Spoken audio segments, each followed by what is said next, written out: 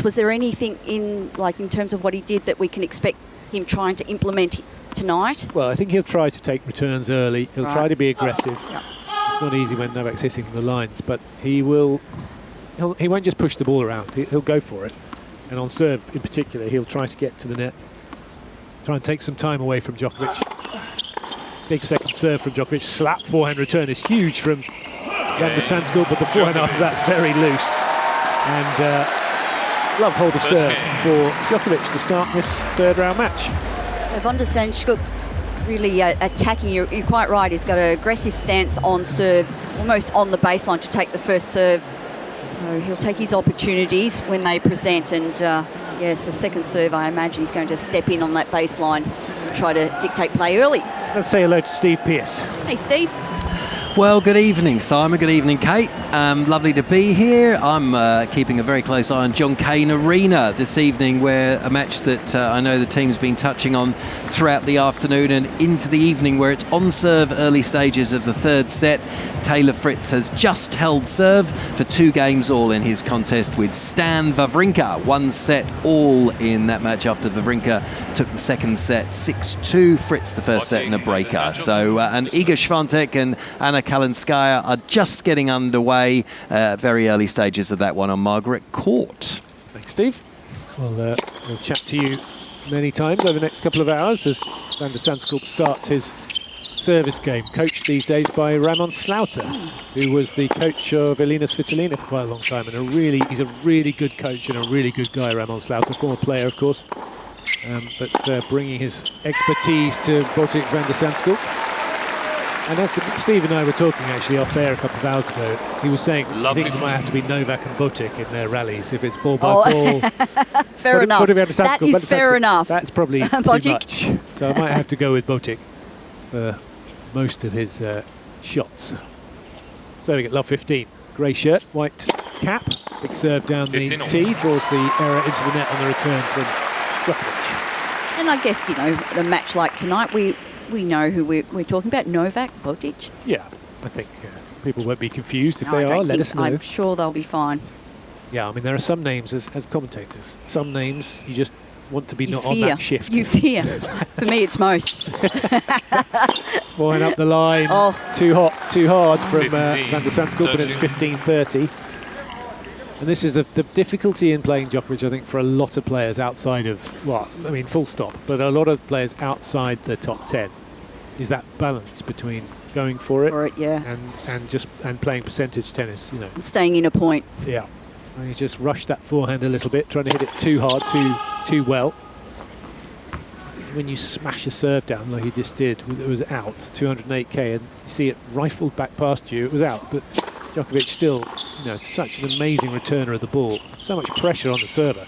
The backhand from the Dutchman to the backhand slice of Djokovic, who then has to move to his right. Drop shot from Botic Van der Zandschulp. In comes Djokovic. He's going to get there, but doesn't put it over the... There it is, the drop shot from Van der Zandschulp. Did well then, and that's what we you mentioned before, Simon, we can expect tonight. He'll want to do a little change up in play, not allow Novak to get too comfortable there at the baseline. Well, it did feel like Djokovic was just sort of strolling along the baseline in that point. That was all going I'll along. win this point. And then actually the drop shot comes in, so 30 all. Novak will take note now. Almost no seats left. Take a huge serve from Van der Zandschulp, 210k straight down the tee. And that wins in the point. We were watching the Ben Shelton match earlier, and I think 226 he put down. He was averaging, his second serve average was 205. Second serve. He what was it? Was it 140? Is that the best? Is that the fastest serve? I think he was close to it. Ace from 242, 242, 244 I think is the fastest. But he's, One game. So he's winding up.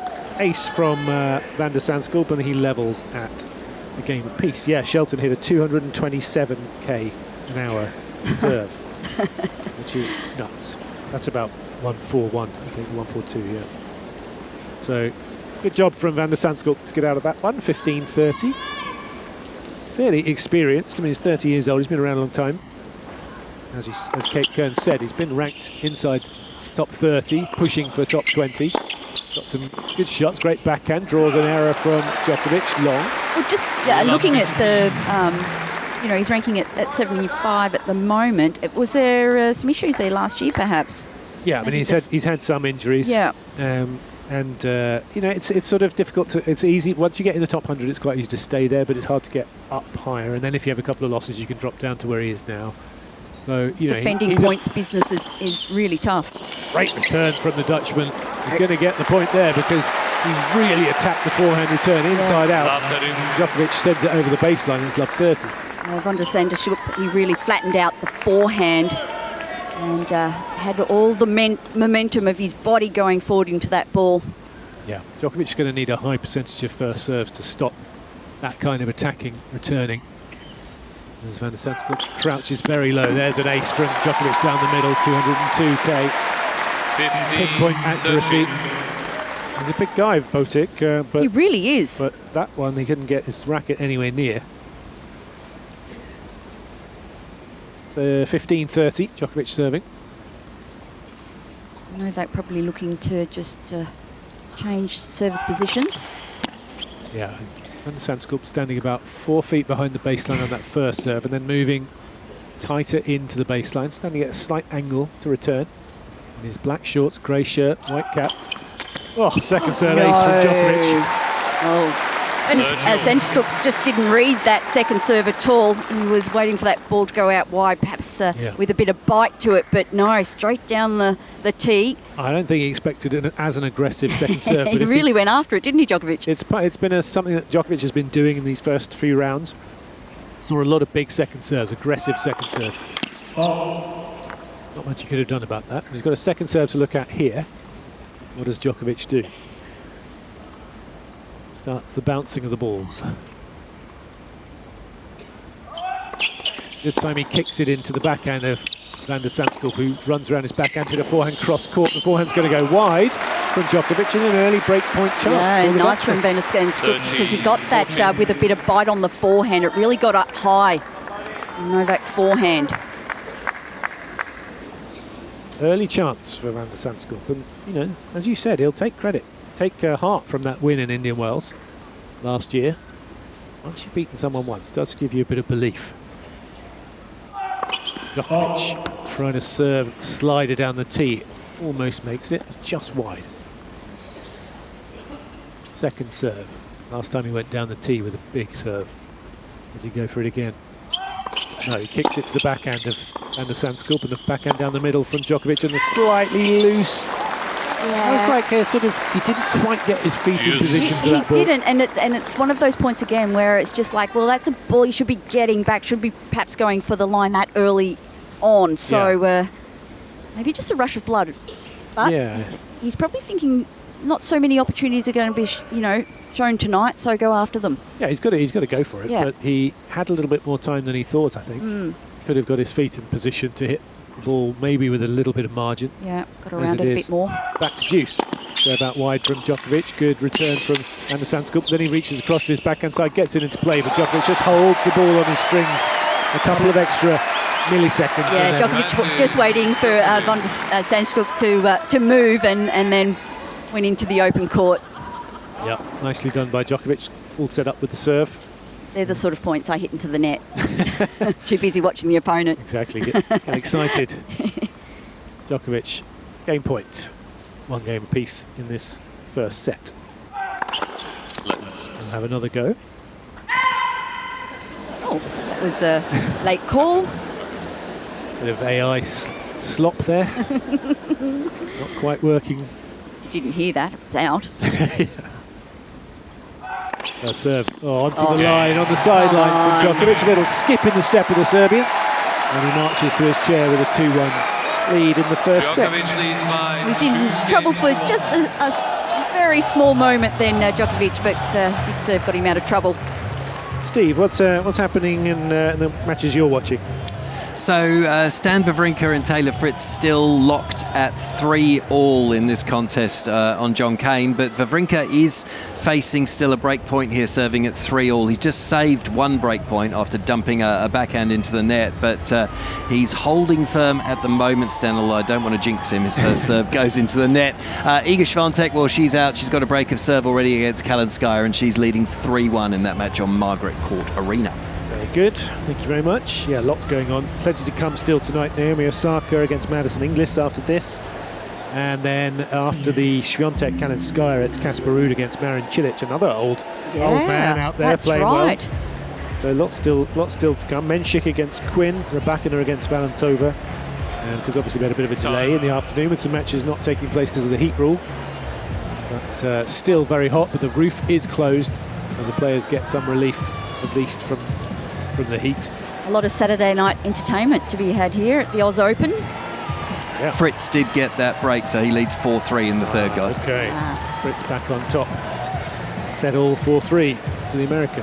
A reminder, by the way, that you've got, just under 24 hours to enter our Week 1 radio competition. We've got a $50 voucher to give away to the Australian Open shop. We want to know which tennis players would play famous movie characters and why. Any genre, any era. It could be from any era of movies, anywhere around the world. You can use the voucher online. Just enter via the Ask the Booth form on ozopen.com or email us at aoradio@tennis.com.au. Remember to give us your name and where you're listening from. Entries close 5 p.m. tomorrow, Melbourne time. And the winner will be announced on the evening serve with Nat Edwards. Be as creative as you can. Look forward to reading a few more of your entries. So first point of the Van der Zandschulp serve goes to Djokovic, but the second one goes to Van der Zandschulp because he plays a fine serve, good forehand cross-court, hooked away from Djokovic. 15. Managed to get a lob up in the air, but for somebody of Van der Zandschulp's stature, easy smash. It was, but he sort of fell awkwardly at the end, didn't he? He did. Quite strangely, he's fine. No problems there, but he just looked down at his feet and said, hey, you're not working properly. Come on. Interesting match for Djokovic because he's like everyone. It's really tough in the heat. It's probably harder in the heat when you're 38 than 28. Certainly recovery-wise, he'll be delighted that the roof is closed as he flashes a forehand return. Wow, it's brilliant! But what a great pick-up half volley forehand from the baseline from Van der Zandschulp. Djokovic gets to it. He's going to put the forehand away. Is he? Yes, he is. Because the volley is into the net. Djokovic pumps his fist. His team are out of their seats. Yeah, Van der Zandschulp just put that smash straight back at Djokovic. He stood there and waited for it and then got himself back into the point. And then Van der Zandschulp just not good enough at the net. Well, we talked the other night about Djokovic's unbelievable anticipation.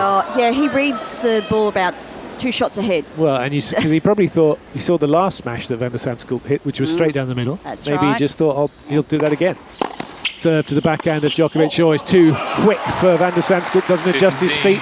Sends the forehand over the baseline, and quick as you like, it's 2 break points for Djokovic. That was lightning from Djokovic, straight back at the feet of his opponent, and makes it hard. No time to recover, to get into position. 15-40, 1-2. Van der Zandschulp serves. Slider out wide. Djokovic gets his racket on it, gets it back mid-court. He's quickly across the backhand volley from Van der Zandschulp's not very pretty. Gets it into play just about. And then the lob is easy for him to put away. That was a horrible-looking forehand volley. Cramped. Yeah, but the smash was better. Smash was good. The rest of it was good, but the volley was not confident. Got himself really, got the ball way too close to him. It's awkward, yeah. But did enough to, yeah. Depth was important. Djokovic annoyed with himself a little bit that he didn't do more with the lob. Yeah, Djokovic still with the break point. Standing about 8 feet behind the baseline to return. Serve. Just long. Djokovic was on it. Now Djokovic moves right up close to the baseline. It's about a foot behind it. And on it by the time he hits the forehand return. It's a good serve into the body Djokovic adjusts well. Forehand. Oh, beautiful forehand hook cross court by Van der Zandschulp. He's on the net. Doesn't put the volley away again. He's going to have to backtrack for this smash. He doesn't hit the smash. Lets it bounce. Djokovic forehand to the backhand of Van der Zandschulp. Back into a baseline rally. What a missed opportunity that was. Forehand inside out from Djokovic. Up the line goes Van der Zandschulp. Djokovic cross court. Hook forehand from Van der Zandschulp. Bigger, flatter forehand from Djokovic. Backhand onto the baseline from Van der Zandschulp. These two just going at it from the baseline. Forehand from Djokovic. Up the line. Backhand down the middle from Van der Zandschulp. Forehand from Van der Zandschulp is wide, and Djokovic pumps his fist into the air. He wants the crowd support, and he deserves it after that point. Gets the break. On their feet here. What a point. I don't know how many shots that was. 26. I do know how many shots. 26. That was insane. And Van der Zandschulp, I mean, in the end, he just hooked that forehand. But my word, he did such good work to stay in that point for so long. But, oh, my word. Djokovic, how old? Yeah, 20. Yeah. That's nuts. That was brilliant from Djokovic. Van der Zandschulp should have put that volley away. It was exactly the same thing. About 22 points.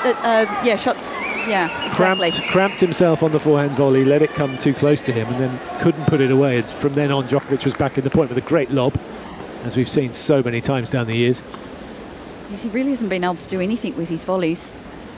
Djokovic just taking a moment while some people move around the seat. You're allowed to move around when you're high up here, but they weren't that high up, those people, and they are in his eye line. They are. And they're still not sat down. I know, it's down. But he's underway and happy to serve. Backhand cross court, too good for Van der Zandschulp. I think that when that rule came in, the players were they weren't overly happy, but they've taken it on board now and really don't react at all.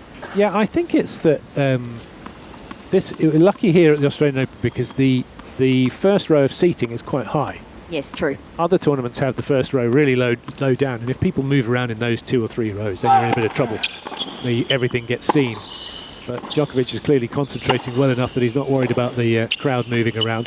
He's pulling Van der Zandschulp all over the place here. The Dutchman gets to the ball, whacks the ball up in the air, but it's nowhere near the court. And it's 30 love Djokovic. An impressive start from the 10-time champion. 3-1, 30 love. Play back underway on the outside courts, just so everyone's across that side. It means Noskova and Wang Jiu are back playing their third round match. So we'll keep you across all those. Simon, Kate. Thank you very much, Steve. Thanks, Steve. Good to know. Yeah, Noskova, very good young Czech. Having had a very good year last year, now up to the up inside the top 15.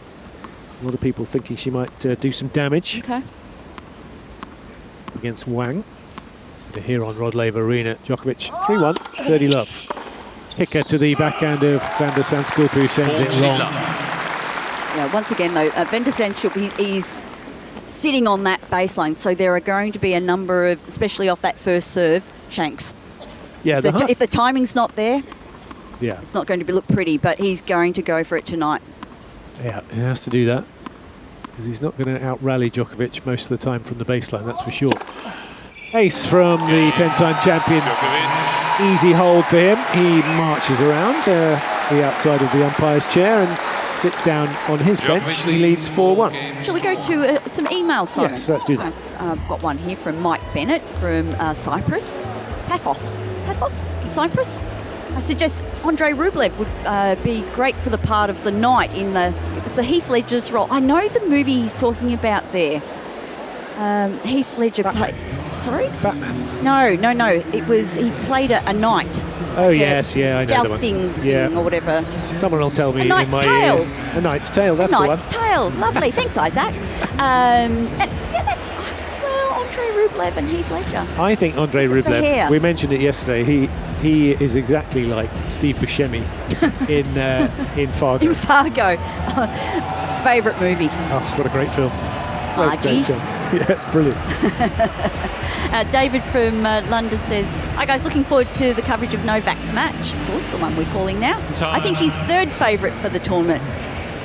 For me, his chances depend on winning his matches quickly, which he has done so thus far. His first 2 matches through in straight sets. I think his days of being able to challenge the top 2, less than fresh, well behind him now. Yeah. Set point for Taylor Fritz. Oop.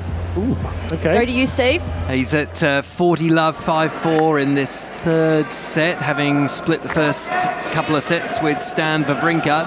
Wawrinka, though, as I mentioned earlier, broken in that 7th game, and now Fritz has the opportunity to serve this out. 40-love, 5-4. Trying to get through, of course, to the 4th round. He lands the second serve in. Wawrinka gets this ball back, and that's gone long from Fritz. So that's one of the set points saved. He calmly takes a couple more balls and inspects them, see if they'll be up to scratch for use here on set point. And seemingly the two he's selected are. So Fritz sets himself again. Oh, it was a beautiful serve. It just caught the minutest part of the net. Otherwise it would have been the clean ace for the set. Not to be. The American's got to reset himself here. They've played an hour and 56 minutes on John Cain as Fritz serves a fault. So Stan's not giving way here. I expect you wouldn't expect him to. Fritz serves again. Second serve lands is pretty short. Wawrinka happy to go with the forehand, and then a wild stroke from the American going way beyond the baseline. So a couple of set points have slipped by. Interesting. Stan staying in there. Stan's hanging in by his fingernails, but that'll do. And the pressure just ratchets up a couple of notches here on Taylor Fritz. 40-30, last set point here. Serves, hits the tape, falls back on his side. Some applause in the crowd. I suppose it's not surprising there's a large amount of support in here for the veteran tonight. Oh, it's a double. It's a double. He's getting very edgy.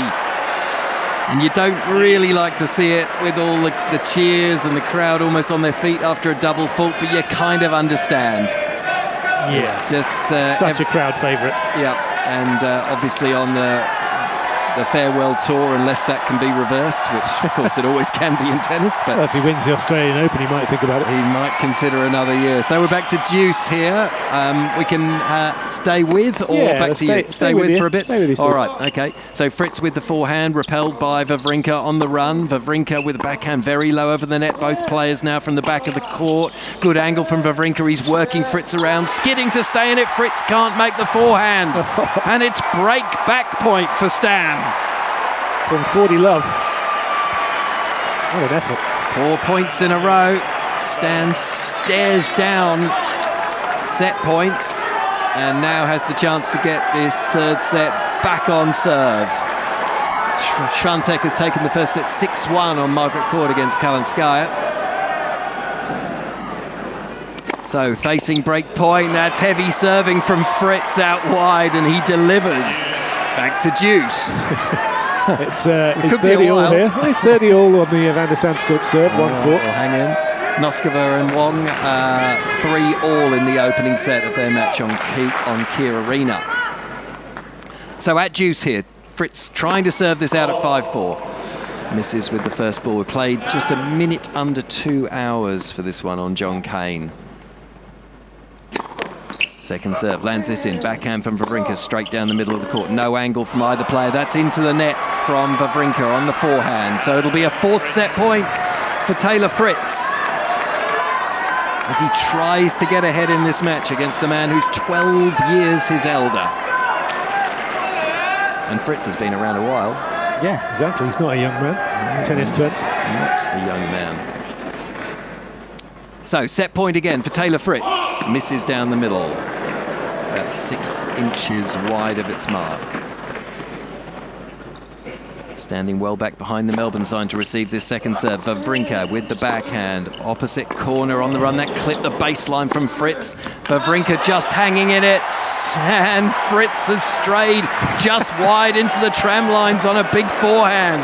Back to Deuce we go. Oh, you can almost tell the result of the point just from the crowd alone.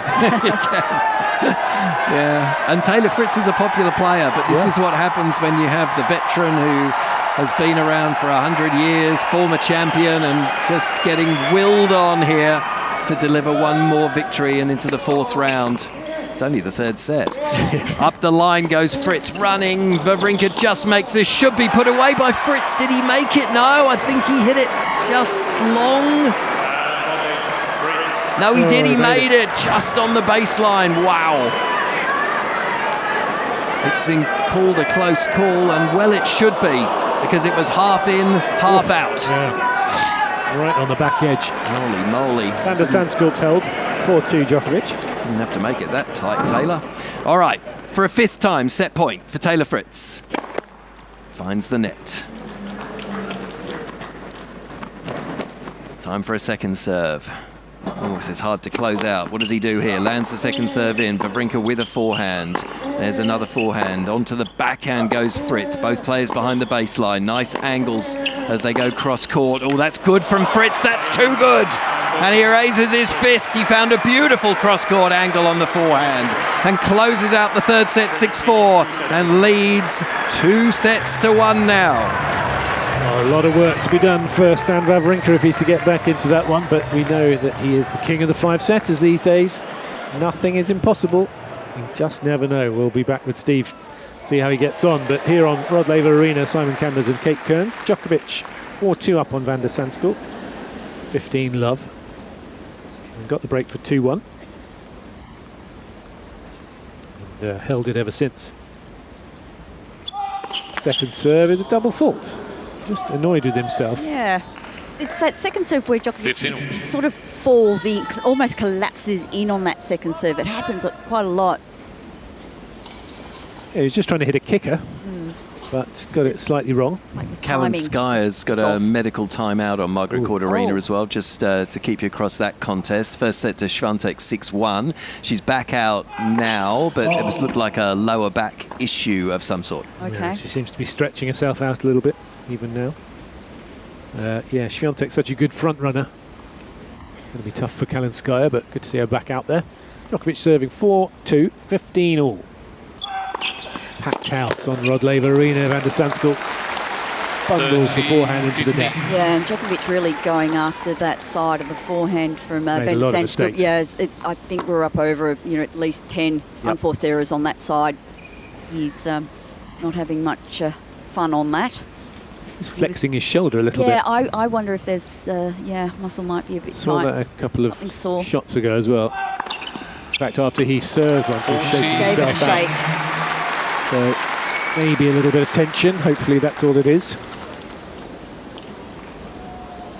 40-15, Djokovic. The weight of the Djokovic shot. Well, yeah. That would do it to most people. Yes. Van der Zandschulp waits with his racket almost on the court. So low down is he. Players used to talk about the when playing Nadal, just how yeah, your arms just felt so heavy. Your racket suddenly weighs 10 pounds instead of however much it's supposed to weigh. Djokovic, easy hold of serve.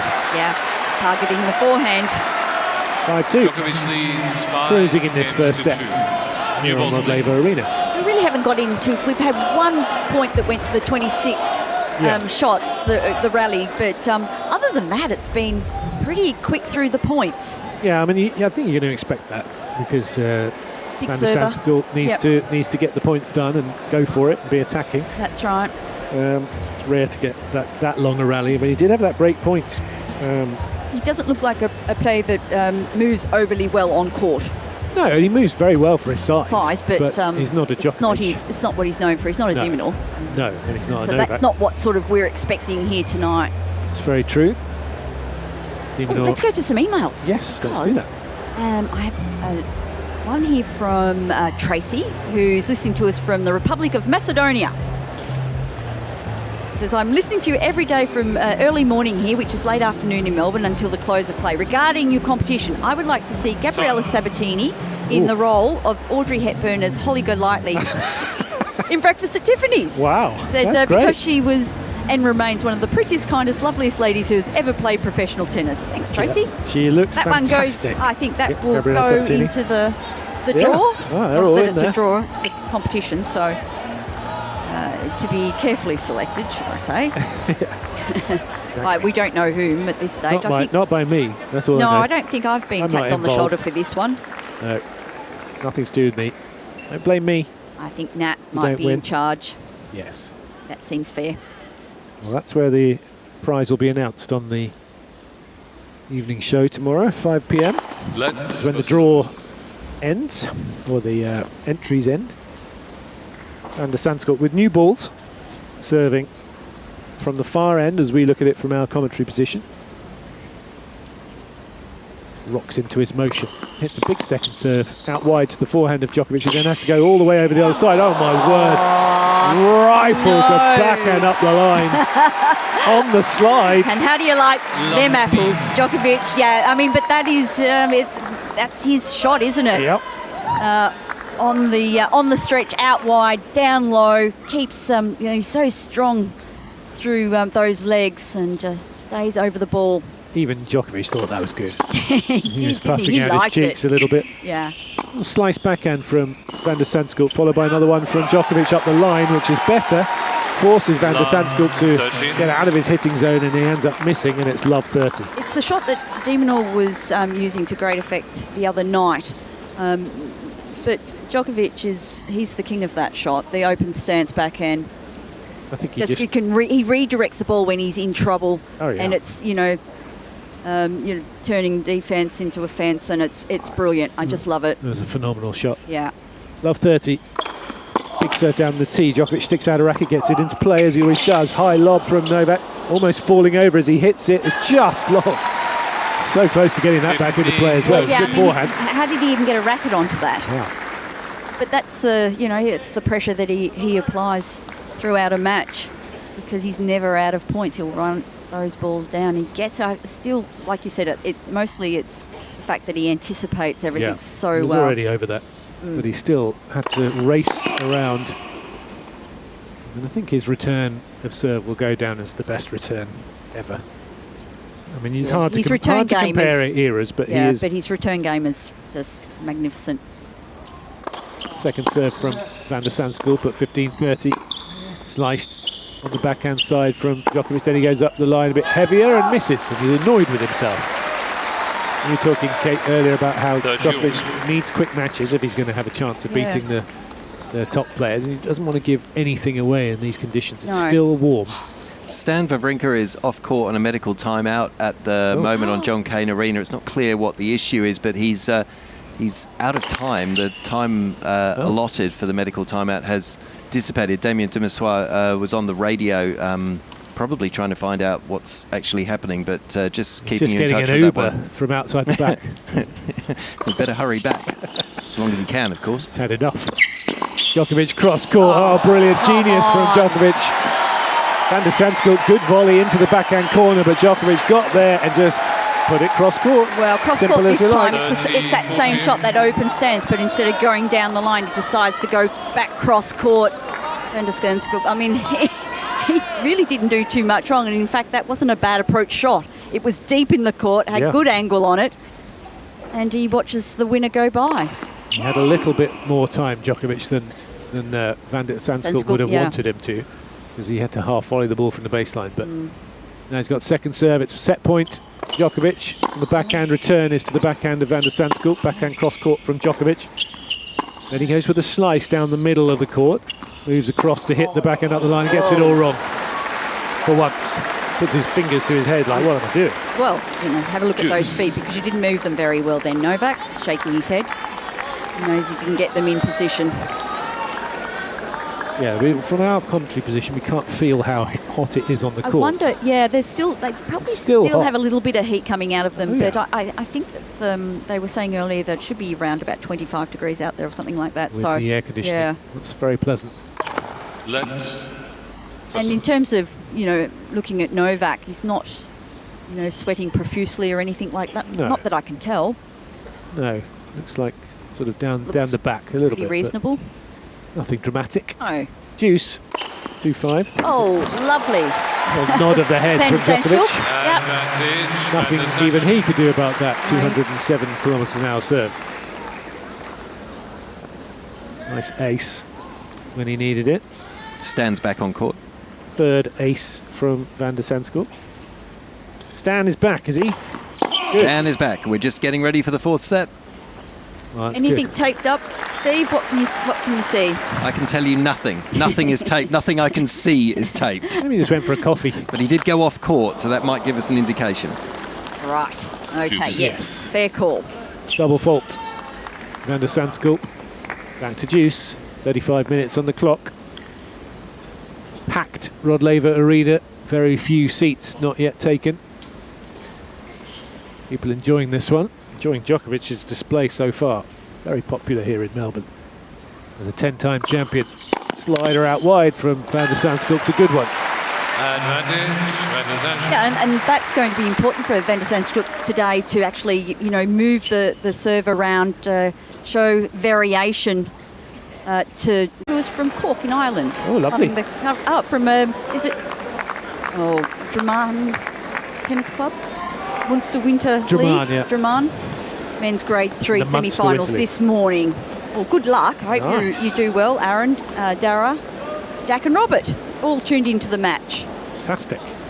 Lovely. Let us know how you get along. Cork has a very strong accent. Is that Cork. right? Can you do one? No, Oh. I can do an Irish accent, but I would be doing Cork a disservice if I did. 15 It's a love. very broad, depending where you're from, but it's a really broad accent. It's quite fun. A lovely place on the west coast of Ireland. Djokovic starts with an ace as he serves for this first set. 15 love. Just lets the ball toss drop and starts again. With the ball bouncing again. Now he's ready. Down the tee, forehand return from Van der Zandschulp's got good depth on it, and then he goes up the line with more power at the net as the Dutchman plays the drop volley's good. Djokovic gets there, whips the ball cross court on the backhand, and then does the aeroplane dance as he makes his way around the back of the court. Well, Van der Zandschulp, I really like that play because he Nothing brought- wrong. Nothing wrong, but just perhaps not enough on the volley, and it just set up a little short, and Djokovic was quick to the ball as he always is, and such great control with the wrists. I mean, just flicks those wrists and that ball went flying past. So good. He really enjoyed that, didn't Well, he? he did, yeah, and so you should. If you can't enjoy shots like that, then you can't enjoy anything. I think the former Spain footballer Juan Mata is in the Ooh, front row Spanish of footballers? Djokovic's box. No He's been here way. to see him before. Really? Yeah. Likes his tennis. Djokovic serve, big second serve, too big, goes for the big flat serve down the middle and misses, and it's 30-15. Where are we with the footy season? It finishes in May, Okay, so plenty of time, but it's getting to the point where things start taking shape. right. That's in England and Spain. Who he plays for these days, Mata. Or it might even be retired. Serve down the centre court from Djokovic. Oh, he lays into a forehand. He's annoyed with himself because he's netted it. It's going inside in. It's 30 all. Well, that set up perfectly for him to put that away and to have set points, but now he finds himself at 30 all. Yeah, from 30 loved, 30 all. Oh, of course. Juan Mata plays for Melbourne Victory. Oh, there you go. You should know these things. Yeah, well, I should know these things for sure. Very good midfield player. Played for Chelsea in England. Well, no wonder for a long he's time. sitting up. Exactly. He's fine. Enjoying himself. He's been here. He was here last week watching Novak, so he's back again. Of course, that stadium's just across the road. Yeah. Yes, exactly. Nice and easy for him. Do a bit of training, pop over to watch the tennis. Second serve, Djokovic serves out wide to the Van der Zandschulp forehand. Dutchman into the middle of the court with his own forehand, goes out wide to the backhand of Djokovic, who goes into the backhand corner, and Van der Zandschulp just gets his angles wrong and drags the ball down on the backhand side. There was an opportunity there. Wanting to flatten out that ball on the backhand side, Van der Zandschulp, but I don't know, he really clubbed the ball rather than guiding it back across. Yeah, just from the moment Just a little he timing. took his racket back, he was never going to make it. No.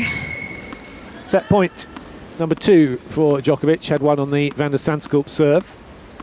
This time on his own serve. Just misses. Long.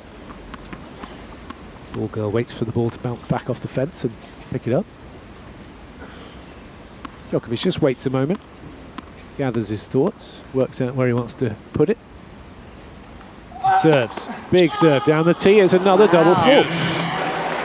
Interesting that he would go for those big serves when he's winning most of the points anyway. No, I know, but he's actually had a little success on on that second serve when he's gone for it. So I guess he'll continue. Well, let's see how much longer he continues to go after those double balls. faulting, he won't. No, exactly. But he'll back himself. They all do that. I just think they can get themselves out of trouble. Slider out wide. Turn from Van der Zandschulp marginally over the baseline. Advantage. Just Djokovic. long. Not That much. is- yeah, he's a little wry smile at the back of the court. He hit it well. It was just Indeed, long. he must have felt like it felt good, you know, off the racket, because the players often, they know, don't they? Yeah, feels good. It feels good. But it's set point number 3 for the number 4 seed. Djokovic serve, huge serve out wide. That one's not going to land in from Van der Zandschulp, and Djokovic punches his fist. He's got the first set in the bag, takes it 6-3. Kids making a racket? Nothing hits like Hot Shots Tennis. Perfect for kids aged 3 to 12. Book your free trial at a participating club. Hit up tennis.com.au. Hot Shots Tennis. It's different. If you're looking to reclaim your game, try Cardio Tennis, presented by Chemist Warehouse. This high-energy group class is where fitness meets fun. No competition, just genuine connection.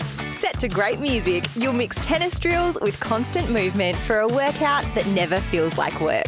And no need to be a pro, qualified coaches tailor the session for everybody at every level, whether you're new to tennis or coming back to the court. An hour of cardio tennis is guaranteed to smash stress, lift your mood, and leave you feeling motivated and confident. Reclaim your game with Cardio Tennis, presented by Chemist Warehouse. Book now at tennis.com.au. Downtime hits different with Tennis Court Hire. Whether it's a friend you want to see, a bit of time for me, or just finding an hour free.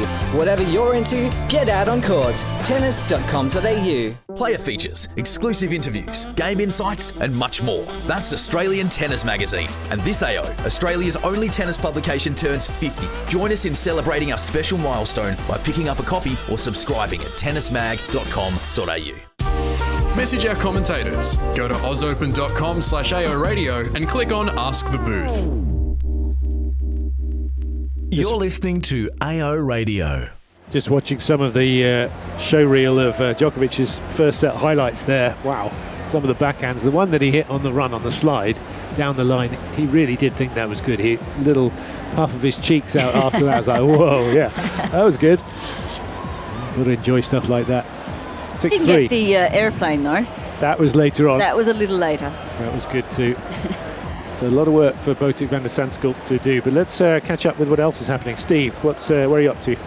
Simon, so Taylor Fritz has just broken serve in the third game of the fourth set to lead by 2-1 against Stan Wawrinka, and of course he has the 2-1 lead, so that's beginning to look a little bit more comfortable for the American. Some of the other matches happening around the venue. So on Kia Arena, Wang Zhiyu is serving for the first set against Linda Noskova of Czechia, the 13th seed. She's 6-5 but 15-30, trying to get that one closed out. Kalinskaya and Swiatek, well, they've exchanged breaks at the start of the second set and were on serve, with Swiatek taking the first set 6-1. And then just out of interest, in the doubles, Irani and Paulini, the second seeds, are 5-6 deep in the tiebreaker, facing match point down against Birrell and Gibson, but it's on the Irani and Paulini serve, so that one's super tight, so we'll keep you across that one as well. Interesting. Those two have had so much success over the last few years. Time for Van der Zandschulp to try and get on top in the earlier stages of this second set. They're in a long rally, these two. Djokovic just whips a forehand on the inside-out angle, and it's back to 15 all. Well, Van der Zandschulp on the slide out wide, but unable to do what Djokovic can do and control that ball down the line. And it is such a tough shot. Van der Zandschulp, Dutchman, reached the quarterfinals of the US Open 2021. That was his best Grand Slam effort. Djokovic comes in and plays a deft little drop shot. Van der Zandschulp gets there. Djokovic covers the ball, thinks about volleying it, but it's gone wide. It's just gone wide. Van der Zandschulp did a great job to get to the net. Just needed perhaps cut in under that ball and drags it wide. He left it in the end, did Djokovic. Yeah. But he knew where it was going. He did. He was ready to hit the volley if he needed to. And it's 15-30. First game of this second set. Djokovic quickly onto a... Wow, that's a great forehand from Van der Zandschulp. He's missed plenty of those. He just sort of hooks it on an angle. And Djokovic, well, he was nowhere near that. I don't think anyone would have been. It's an interesting stance, isn't it, on that forehand side, because it's not open, but it's not necessarily side on either. As you said, he sort of hooks it around his body. Missed the first serve, though. It's 30 all. First serve percentage in that first set was not bad. It was around 68%. Second serve from Van der Zandschulp. Yeah, that's good. That's 67's fine. You've got to win most of them as well. That's Doesn't right. get any luck with the net cord that stays his side. He's just really getting pushed well behind the baseline. Van der Zandschulp. The returns, of course, we've spoken about Djokovic's return game. So good. Keeps the balls deep consistently. Yeah, it's phenomenal how deep to the baseline he gets the ball all the time. Seemingly never gives an inch. Seems to read serves as break point. That forces Van der Zandschulp to go for the big one. Just misses down the tee. Now he'll go again on the second. He goes to the body of Djokovic, but Djokovic is standing far enough back that he has time to get out of the way of the ball. And he chips the ball on the backhand side. Deep to the backhand side of Van der Zandschulp. Forehand inside out from Djokovic, followed by a backhand cross court. Backhand cross court from Van der Zandschulp. Slightly mishit it. It goes wide.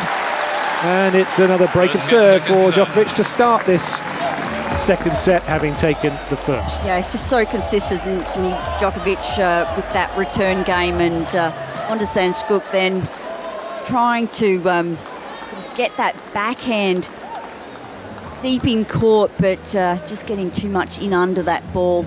And it's hard because Djokovic can get the ball to bite and get high into your backhand, so hard to control.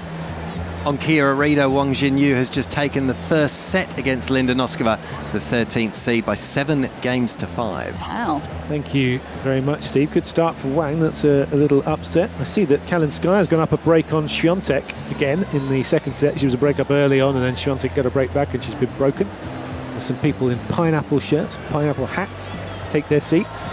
Been a bit sorry for Ramon Slaughter over as the coach of He's on his own. Botic Van der Zandschulp. He's in those seats there by the side of the court, the far end as we look at the court.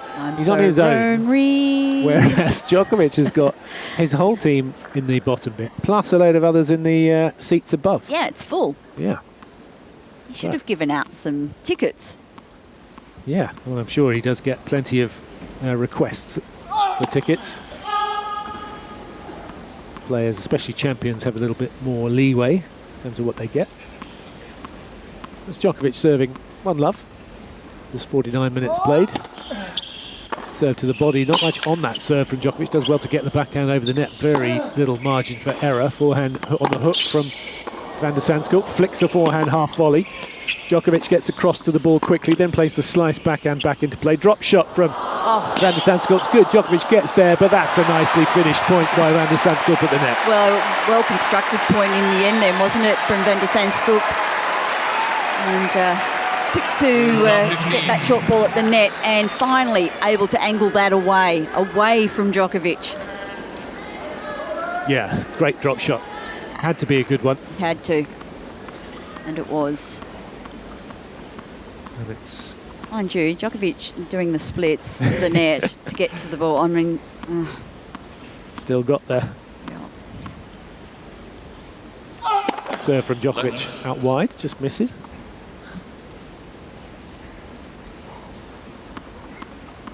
Takes his time, bounces the ball with his racket a few times. And gets ready for a second serve. Love 15. Big second serve, so good that it's an ace down the tee. 187, still going after those second serves. Of course, keep your emails coming through. aoradio@tennis.com.au. We'll get to them throughout this match. Go to the Ask the Booth form at ausopen.com. Fill that in. Whatever question, we were here to to answer it as best we can. We're just getting news, and I can see it confirmed on Naomi Osaka's Instagram now that sadly she is pulling out of the tournament. What? She said, I've had to make the difficult decision to withdraw to address something my body needs attention for after my last match. I was so excited to keep going, and this run meant the most to me, so having to stop here breaks my heart. But I can't risk doing any further damage. Okay. So I can get back on the court. Thanks for all the love and support. So grateful everyone embraced me so much. So that's bad news for Naomi Osaka. Huge. But great news for Maddie Inglis. Oh, through the fourth round of the Australian Open. Through to the fourth Open. round. Thanks very much. Wow. Ka-ching, ka-ching, ka-ching. Yeah, exactly. Amazing, hey? I watched Naomi's match the other night, but I didn't pick up any issues in terms of movement. No, maybe there was something. She said she went off court at the end of the second set, and she said, "You'll know if you know me. You'll know I've got." I think she's had abdominal issues quite a lot. Right. And it could be. I don't want to guess, but but she has had stuff like that. Yeah. Okay. Oh well, that's terrible news. Yeah, sad news for her because she was looking good too. She played well, and obviously her outfits were the talk of Melbourne Park for a couple of days. Djokovic running Botic van der Zandschulp around the Rod Laver Arena. He's going to put this forehand away, is he? No, not quite. The lob goes up from van der Zandschulp. It's very high and very just long as Novak blows it over the baseline just to help. Well, great defence from van der Zandschulp, but in the end, Novak just really running him ragged the other end of the court. He's looking across at his coach. In the doubles, the second seeds are out. Irani and Paolini have been beaten in a final set tiebreaker by Birrell and Gibson, the Australian pair, the wildcards. The Aussie doubles players are having a great time. Yesterday, Tu and McCabe beat Glasspool and who's playing with, I can't remember the Brits who won Wimbledon, forgot the names of it. But they had a fantastic win, knocking them out in the second round. So that was great. Yeah, Cash and Glasspool. As Juan Mata applauds from the Novak Djokovic box. Djokovic holds for 2-love. Well, that's a bit of a shock. Naomi Osaka pulling out of the Australian Open. Former champion twice. That's right. And yeah, as I said, looking good. I think they've scheduled a doubles match to follow this one with Marcus Willis. Remember him? I do not. He was the man who won through pre-qualifying and qualifying to get to Wimbledon about 10 years ago, 11 years ago maybe, and played Roger Federer in the second round. Pre-qualifying and then qualifying. 3 in pre-qualifying, 3 in qualifying, and then won his first round against Ricardo Barranquis, I think, and then played Roger Federer on centre court and enjoyed himself mostly because he hit one brilliant lob. In fact, one point where he hit 2 lobs for winners. So yeah. What was the scoreline in the end? Something like 2-2 and 2, but it was still, you know, absolutely fine. But he disappeared from the game for a long time. He had he wasn't in great shape. He lost motivation. He wasn't playing much, but he's got himself back in the top 100 and doing well. And he's playing with let's see, he's playing with Swiss guy Jakob Paul. Yeah. And they're playing against Kubler and Polmans, who of course beat Kyrgios and Kokkinakis the other night. Right. And the Zandschulp serving at 15, love 15, as Djokovic straight onto that return again fires that backhand down the line, and the error comes from the Dutchman into the net. Zandschulp just late to the forehand on the slide. And Novak is in front of us and just stretching out his, well, that'd be his calf muscle actually with that and a little bit of hammy. He was doing that a couple of games ago up the other end. Sort of lunges, maybe feeling a little bit stiff. Moving well. Yeah. I'm just having a look in terms of English social. If well, it depends who wins out of the Kalinskaya and Swiatek match. Is it a set a piece or no? It's 3-1 to Kalinskaya in the second. Swiatek took the first 6-1. Djokovic plays her forehand with a lot more height, and that gets battered by van der Zandschulp. He thought he could give himself a bit more time to get back into the rally. Van der Zandschulp just then, but you know, he was really dominating from the baseline in that point and had really pushed Novak well back behind the Melbourne sign, if you know the court. Yep. Indeed. It is 15:30 at love 2. We'll cross to Steve in a moment to catch up with Iga Swiatek to see how she's doing, and Stan Wawrinka against Taylor Fritz as Djokovic just gets that return into play with a lot on it again. 14. He then gestures towards his team. I don't know why, because that was a good return. It was. And Zandschulp just once again with that forehand, dragging it long. He's almost... He's lost control on that side on so many occasions tonight. He's under a lot of pressure, isn't Yeah. he? 15-40, 2 break points for a second break in this set for Novak Djokovic. He stands 4 or 5 feet behind the baseline to return. Gives himself more time to get the backhand return back into play. Now he's moving up closer to the baseline. On the backhand side, he slices it down the middle of the court. Forehand slice inside out from Van der Zandschulp. Djokovic, you can hear him yelling himself on. He gets a second break, and he is now totally in control of this match. Leads by a set and 3 love. I've got an entry here from Craig, who's listening to us from Singapore. Excellent. For the competition, surely on another Andrei Rublev. He's very popular with the competition. Yeah. Should play, it's called Andrei Rublev in the Russian film of the same name. Well, that would make sense. I have no idea about this movie. No. Oh, apparently it's very good. Considered one of the greatest films ever. Really? People wearing black berets and dark sunglasses inside smoky cafes. Meanwhile... I wonder what... Oh. Sorry, Botic Van der Zandschulp is having a little bit of treatment on his right shoulder. Which may have something to do with the forehand errors. Possibly, yeah. Right from the start, he was sort of shaking his wrist out. Yeah. And he was just flexing the back of his shoulder. He's having a chat to the doctor and the physio. He's going to take his shirt off for a moment. I don't know, he'd take his cap off before he did that. But a lot easier if you do that. He's going to have... Ladies and a bit of cream, I think. Zandschulp is receiving a medical timeout. Okay, medical timeout. It could be sort of back of shoulder, maybe sort of neck related, a little bit stiff. Quite possibly. May have strained a muscle or something. Yeah, it'll be a bit unfortunate. Let's have a look at what treatment is applied. Oh, yeah, a little massage. Yeah, so loosen that up. Well, while he's doing that, let's cross to Steve. Steve, what's happening elsewhere? Excellent idea. Thank you, Simon. Well, I can tell you that the crowd is doing their absolute utmost about all they can do apart from actually go out on court with another racket and help Stan. They're trying to lift him. They're doing their best. He's at 15 love and 2-4 in the fourth. He's still hanging in there. He's a break of serve down and 2-1 down. But it's quite the atmosphere inside John Cain as the 2014 champs tries to find a way and dig himself out here. He's got to hold serve first for 3-4. That's the first equation, if you like, that's in front of him. Otherwise, around the venue, we've got Noskova, obviously a set down to Wang.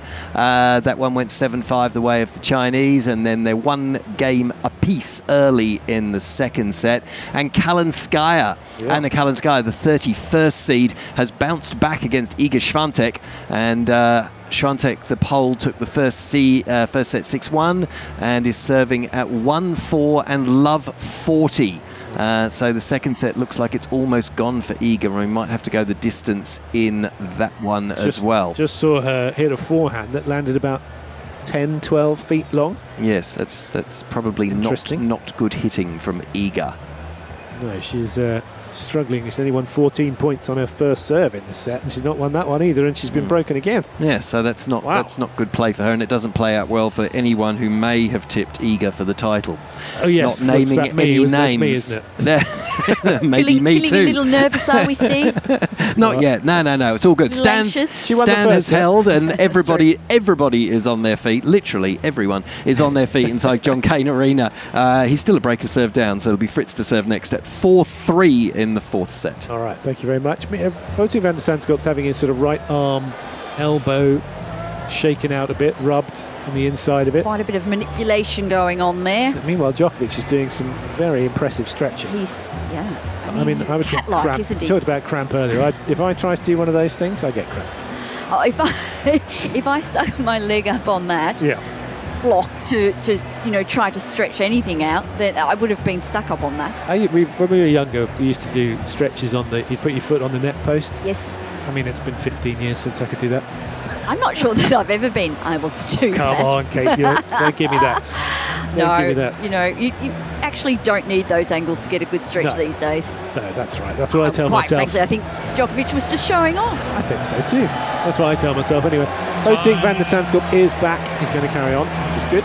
brilliant news. But he's obviously not feeling... He doesn't look himself out there tonight. No, doesn't look... He's not as energetic as normal, maybe. It feels very flat. Yeah, he's played some good stuff at times, but not no consistency, enough. Not enough to trouble Djokovic, that's for sure. Build those points and put the pressure on. So Djokovic starts his service game at 3-love. Second set. Forehand up the line's good from Van de Zandschulp, but Djokovic gets amazing depth. Van de Zandschulp thought about coming into the net, but now he's on the back foot. Now Djokovic doesn't have to hit the forehand. Yeah, it's the backhand that does the damage, isn't it, for Djokovic? He just comes over that ball, flattens it out, finds lovely angle on the court, and the point is over. Keep your emails coming. Yes, please. Love them. Daphne, you've written me a very long one, and I love it. Absolutely love it. Djokovic serves down the tee. Good return from Van de Zandschulp on the forehand, but I was going to say amazing depth again from Djokovic. It was just long. Yeah, perhaps... I was a bit disappointed that he missed that. Well, I actually thought that it hit the line, but I'm wearing glasses, so you all know about my eyesight. Oh, Novak wears contacts. What's the difference? Not sure about wearing contacts when you play. Oh yeah, it's fine. Well, he has had over the issues. Sometimes you get a bit of dirt in there, a bit of dryness and stuff. He has had that on clay. But I think a lot of people wear contacts to play. In these conditions, shouldn't have too many problems. Serves wide to the forehand of Van de Zandschulp, who slaps it back. Djokovic is at the net, hits it, almost turns round and hits a backhand half volley, spinning round, gets back in position, but Van de Zandschulp puts it away. Oh, that is amazing hitting from the Dutchman. He was right onto that serve early, but really had to get on his, his wheels had to move very quickly to get the backhand. And Djokovic, did he do a full 360? Yeah, he hit a half volley and spun around afterwards because it was a good pass. It was great. Right at his shot. Callum Sky has grabbed the second set. That's 6-1 against Świątek. So we're going into a decider on Margaret Court. I'm sensing Świątek off the court for a break time. That's what I reckon. I think might be on the money there. Well, you've got to reset sometimes at the beginning of the set. Yep, no, I'm sitting looking at the screen. She's still there. Is she? Yeah. Okay. But she's going to have to fix herself. It's quite interesting with Świątek. She's had a lot of, in the last year or so, she's had a lot of sets when she's actually lost a set. It's been 6-1 or 6-love. And it's odd for such a player, of that standard. Yeah, that she just disappears in sets. Yeah, it all goes wrong, and then she usually finds a way to reset. Yeah. But it's a little bit concerning for her.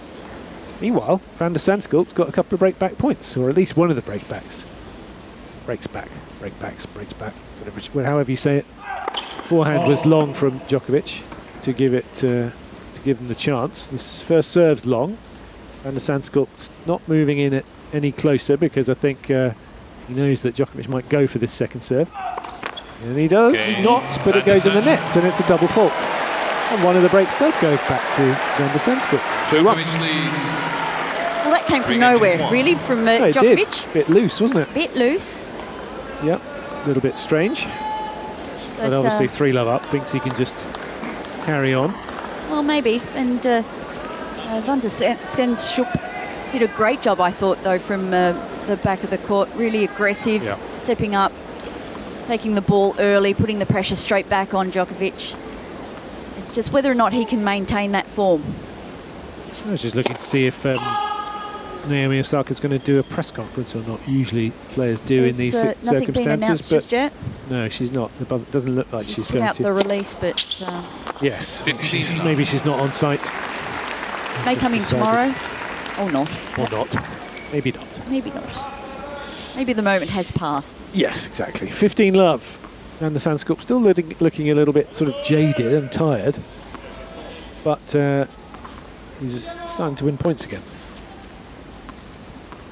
which is a good thing in tennis. Serving at 15-love. Top of the net. Bounces back his side and straight to the ball boy. Puts it in his hand and puts his hand behind him. Second serve. To the forehand of Djokovic, who's just lost his way a little bit. He has lost his rhythm, hasn't he? Lost his concentration. Yeah. But Van de Zandschulp, I mean,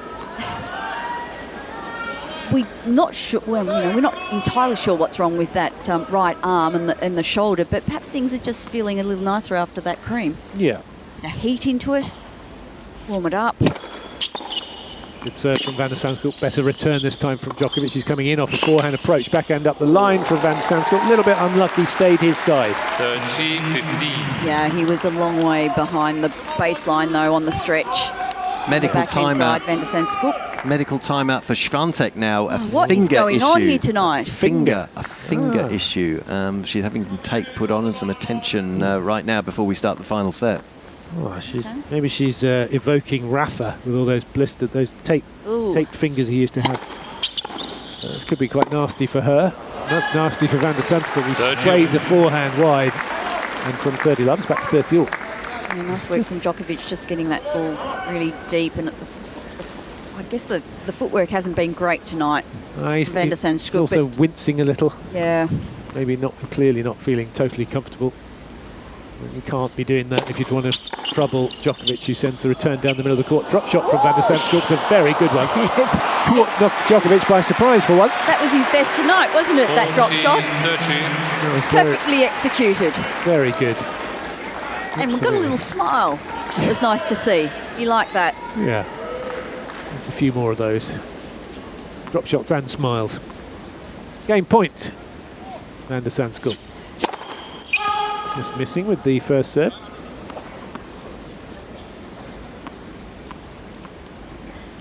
Second serve to come. Kick out to the backhand of Djokovic, who gets right on top of it. The backhand up the line from Van der Zandschulp, catches the tape, stays in court. Djokovic goes up the middle with the backhand. Now he has to go forehand back behind Van der Zandschulp. Up the line goes the Dutchman. It's a good one. Drop shot again from Van der Zandschulp is into the net. No, he did everything right, Van der Zandschulp. And got into, well, would have been a perfect little shot then at the net, because he had Djokovic well behind the baseline, but just couldn't quite get enough on that ball to bring it back over. Again, shaking out his that was a real opportunity, right arm. wasn't it? Yeah, he knew it when he hit it. It was just too dinky. He just keeps shaking out his hand with his right arm. And maybe that's the problem with some of these drop shots. He just hasn't got that feel. The drop shots have been pretty good. That was one of the few that he's missed. But there was no way Novak was getting to that ball. Well, you say that. I say that, right? Yeah. He slides 10 feet to get to it. Backhand straight down the middle of the court from Djokovic. Then goes inside out with a backhand. Forehand pulled cross court by Van der Zandschulp. Better length on the backhand from the Dutchman. And then a lovely backhand. He just laid into that. He launched into it. Fully struck cross court backhand. That is going to feel nice. That was beautifully struck. Yeah. It gives him a game point. It's only one break back, one break down. He had plenty of time to repair on that backhand side. Nice. Game point, 1-3. Oh, thought he'd found the angle to hit the ace. Throws the ball a long way in front, does Botic Van der Zandschulp. Uses that height of his to get right up to it. Second serve is good. But the return is deep, pushing him way back behind the baseline. Djokovic doesn't do much with the next backhand, though. And the forehand from Van der Zandschulp, good. Pulls Djokovic out of position, thinks about going down the line, changes it back cross court. And he holds serve, but he's trudging towards the net slowly. Still looking like he's wondering whether he can get through this match, I would say. Yeah, I agree. I almost thought that he was going to the net to sort of say, that's it for me. But, he's taking some deep breaths, walking incredibly slowly to his seat. And Novak is not taking any note, but I think he's playing on. He's just going to grab a different racket. 3-2, Djokovic leads with a break. He's playing on, but I think I'm not sure if he took some tablets when he had the medical timeout. If he did, it'll take some time to kick in. Exactly, that's right. But yeah, we'll keep an eye on that one for sure, because it'll be interesting. So Swiatek had a medical timeout. Steve, how's she looking? I'm not watching. Sorry, how's Stan Wawrinka looking? Fritz is serving for the match at 5-4 in the fourth, and Wawrinka's delivered a couple of vintage points, and he's really getting the crowd going. Just an absolutely ripped a backhand past the American. It's 15-30 as Fritz tries to serve this out. Oh, let's stay with you a moment on that one, Steve. All right, so Fritz serving here. He goes to the forehand. Wawrinka just dumps it in the net. 30 all. Couple of points here either way. We're going to know if we're going a bit further or whether Taylor Fritz will be celebrating a 4th round appearance. Taylor Fritz's coach, Paul Annacone, never changes his facial expression, does he? Amazing. Fritz. Stony face as Fritz serves. The ace down the middle to set up a match point. Stan could do nothing but admire that. It's quite the noise inside John Cain Arena. What happens here? Taylor Fritz, his first match point. He serves down the middle. Wawrinka manages to get it back into play. That's tremendous forehand, though, from Fritz. And Wawrinka's response is out. And Taylor Fritz has played the role of villain. He's through to the 4th round, but for Stan Wawrinka, it's 20 and out. The 2014 champions run comes to an end, and his Australian Open history comes to an end here on John Cain Arena. But what a way to go out in a really tight 3rd round match. He goes down to Taylor Fritz in 4 sets. Oh, what a spoil sport, Taylor Fritz. I wanted more of that. It's a tough job, isn't it? It is. Yeah. He did a good job because the crowd were certainly on the side of Stan Wawrinka, that's for sure. But he has made it through to the 4th round once again. So good effort from Taylor Fritz and great effort from Stan Wawrinka in his 3 matches here. If that's his last Australian Open, as it seems to be, well...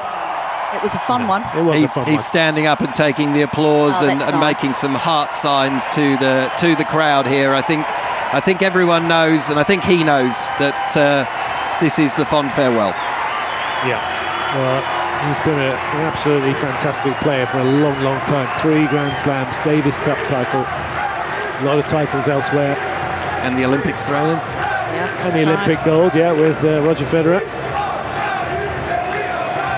Iga's looking okay. That was your original That's question. good to know. Good to know. Thanks for watching that one. It was a blister on the finger after all, wasn't it, Steve? It was I think so. yeah. I think so. But I'll dial back into that, and Wang and Noskova as well, which is in the 2nd set. Okay. Djokovic serving 3-2, 30-15. And the Zandschulp has not been his speeds are not down after he came back in from the medical timeout. That's a beauty of a forehand up the line though from Djokovic. Right on top of it, we're right behind him as he hit that ball, with arrow-like down the line.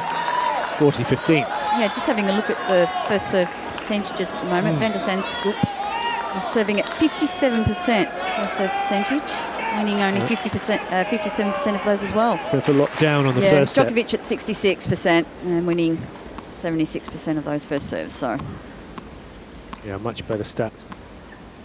Couple of game points for Djokovic, 40-15. Misses the serve down the tee, got the angle a little bit wrong, a couple of feet to the right. Second serve to come. This goes into his routine. 9 bounces of the ball, it's always odd number. Serve short on the forehand side and gets the treatment from Van der Zandschulp. He was waiting for that ball, leathered it at the feet of Djokovic and he netted. 40-30.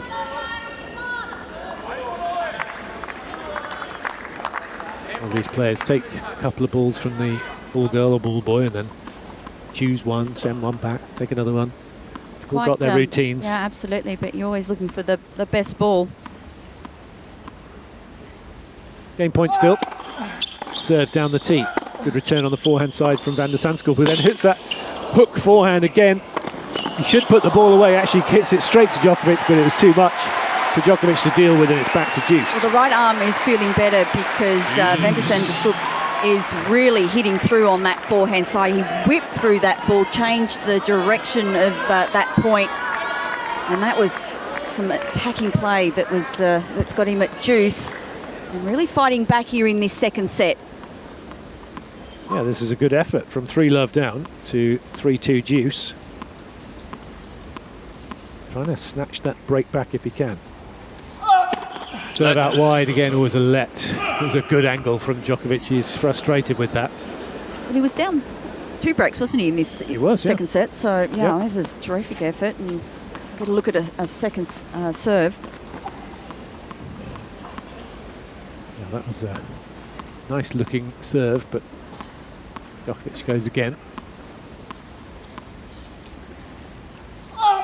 Second serve out wide to the forehand of Van der Zandschulp, gets good depth on it. Backhand into the backhand corner, gets himself back into position, gets low down to hit the next backhand, goes up the line with a forehand and puts it long. Yeah, just set up on that ball. The timing wasn't great to the forehand. Djokovic. You can tell Djokovic has just sort of lost his concentration a bit. Yeah, he's gesturing to his team, he's talking to them. He's got more animated. I mean, that's the first time he's really engaged with them for most of the evening. Yeah. Yeah, now he's carrying on a little bit. Not sure what that is, but... I don't think it's their fault, Novak. No, he's got nothing to do You with were it. the one who missed those shots. But... Just frustrated, right? But still won the point though, didn't he? yeah, he's still got a chance to go up 4-2 in the second set. He serves down the tee, good return from Van der Zandschulp down the middle, plays a little dink of a slice, and Djokovic can start to attack. Depth is good from the backhand of Van der Zandschulp, who then absolutely smacks a forehand. He really unloaded on that. And Novak's smiling, but he won't be happy. Because he didn't do anything with the forehand before. He gave Van der Zandschulp a chance to attack it, and boy did he attack it. And Van der Zandschulp, he is moving so much better now in this second set. And, guys, Stan is... Stan's coming and saying a few words in the middle of John Cain if you want to jump over. Oh, let's... Stan, you've been coming here for 20 let's do years. that. You've been lighting up Rod Laver Arena for 20 years. 2 days ago, you lit up Kia Arena. It was no different today. Bad luck, maybe just a bridge too far against Taylor. Yeah, he's an amazing player. He's a tough fighter to play against. So congrats to him and his team. It was better today.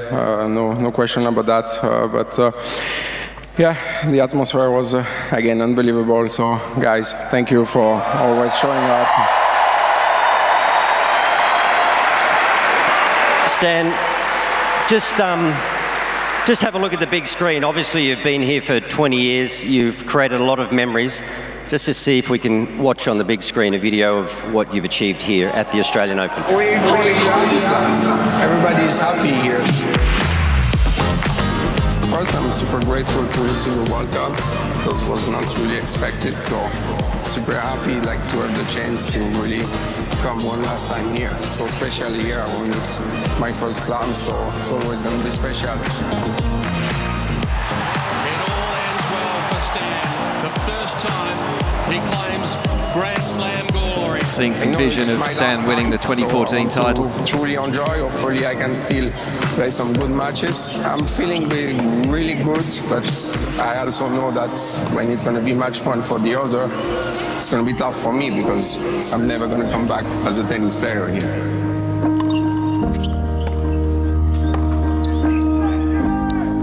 I knew that one moment I will realize when it will be okay for me to stop. And it happened end of last year. I just felt it was the right things to do. Wawrinka leaves with gratitude to the crowd. I still feel good enough to enjoy to a certain level. Oh, that is extraordinary. And that's why I kept playing last 3 years, even playing Challenger and being 113 in the world and not having the same goal as before. But I also don't want to stop on a wrong note. So now I'm super happy. This is not a farewell tour. No, I'm not playing a year to say goodbye. It is from out at the end because I will never come back as a tennis player. But my mindset is not into that direction. It will be hard when I'm going to lose it and when I'm going to finish my match here. But until that, I'm fully focused into the mindset of a competitor.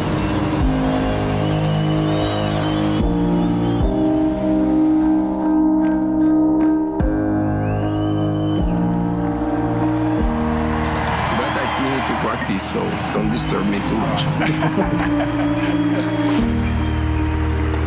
And a big thank you, Stan, comes up on the big screen at John Cain Arena. I'm not sure if Wally's going to have another couple of words with Stan, but he's taking some huge applause from everyone in here. I'd just like to invite the tournament director, Craig Tiley, out. He's just going to have a few words and a gift for Stan. Ooh, nice. Thank you. This is for you. Thank you, Wally. Stan, on behalf of your coach, Magnus Norman, you've had a great journey with your team, the family at the Australian Open, your fans. I'm not too sure if you know this, but you are the oldest man to reach the third round since Ken Rosewall in 1978.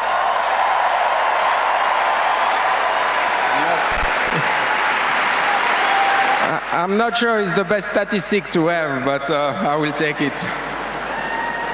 And 20 main draw Australian Opens, that puts you in the top 6 in the Open era. Remarkable achievement. Actually, a couple of days ago, your 5-set match was the 49th 5-set match in the Open era and Grand Slams, which is a record, the most. Well done.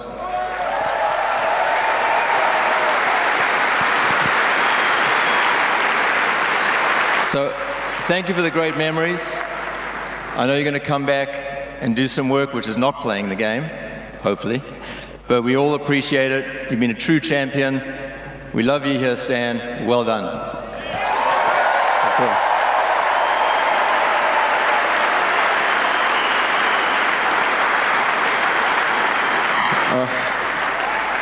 Well, normally we talk on courts after a final. Today it's not a final, so I'm not going to make it too long. But first of all, Craig, thank you for the wildcard invitation. Not the first time. For me, it was a lot of emotion when you called me to give me this opportunity to have one last chance to say goodbye to the people here in Melbourne. I would like to say congrats for everything you've done for the tennis, for the sport, for the player, for the fans. This tournament is every year has been improving. It's been amazing. You have also an amazing team behind the door. So I would like to say thank you to everybody for making the player so welcome.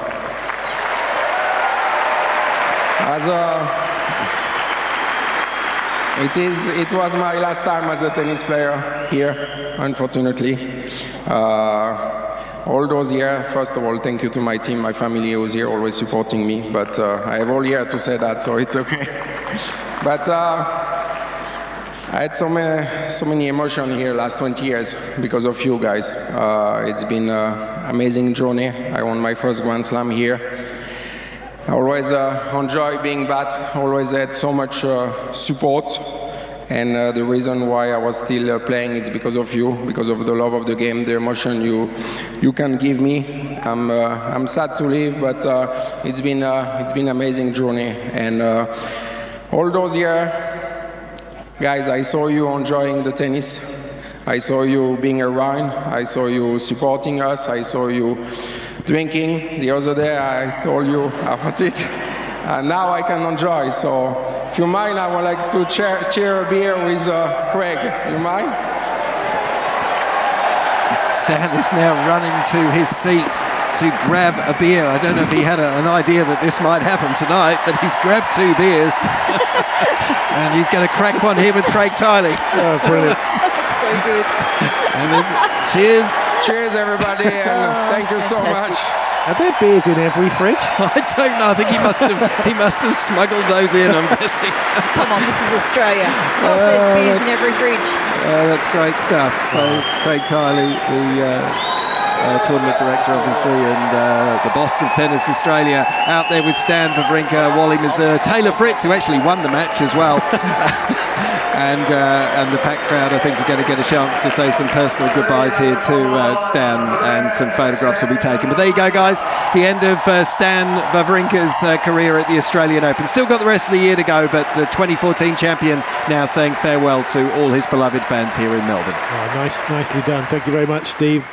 Nice work from both Stan Wawrinka and Craig Tiley, and how he got those beers in, I'm very impressed by that. It's good work. Meanwhile, we've been watching on the Rod Laver Arena an absolutely spectacular game between Djokovic and Van der Zandschulp.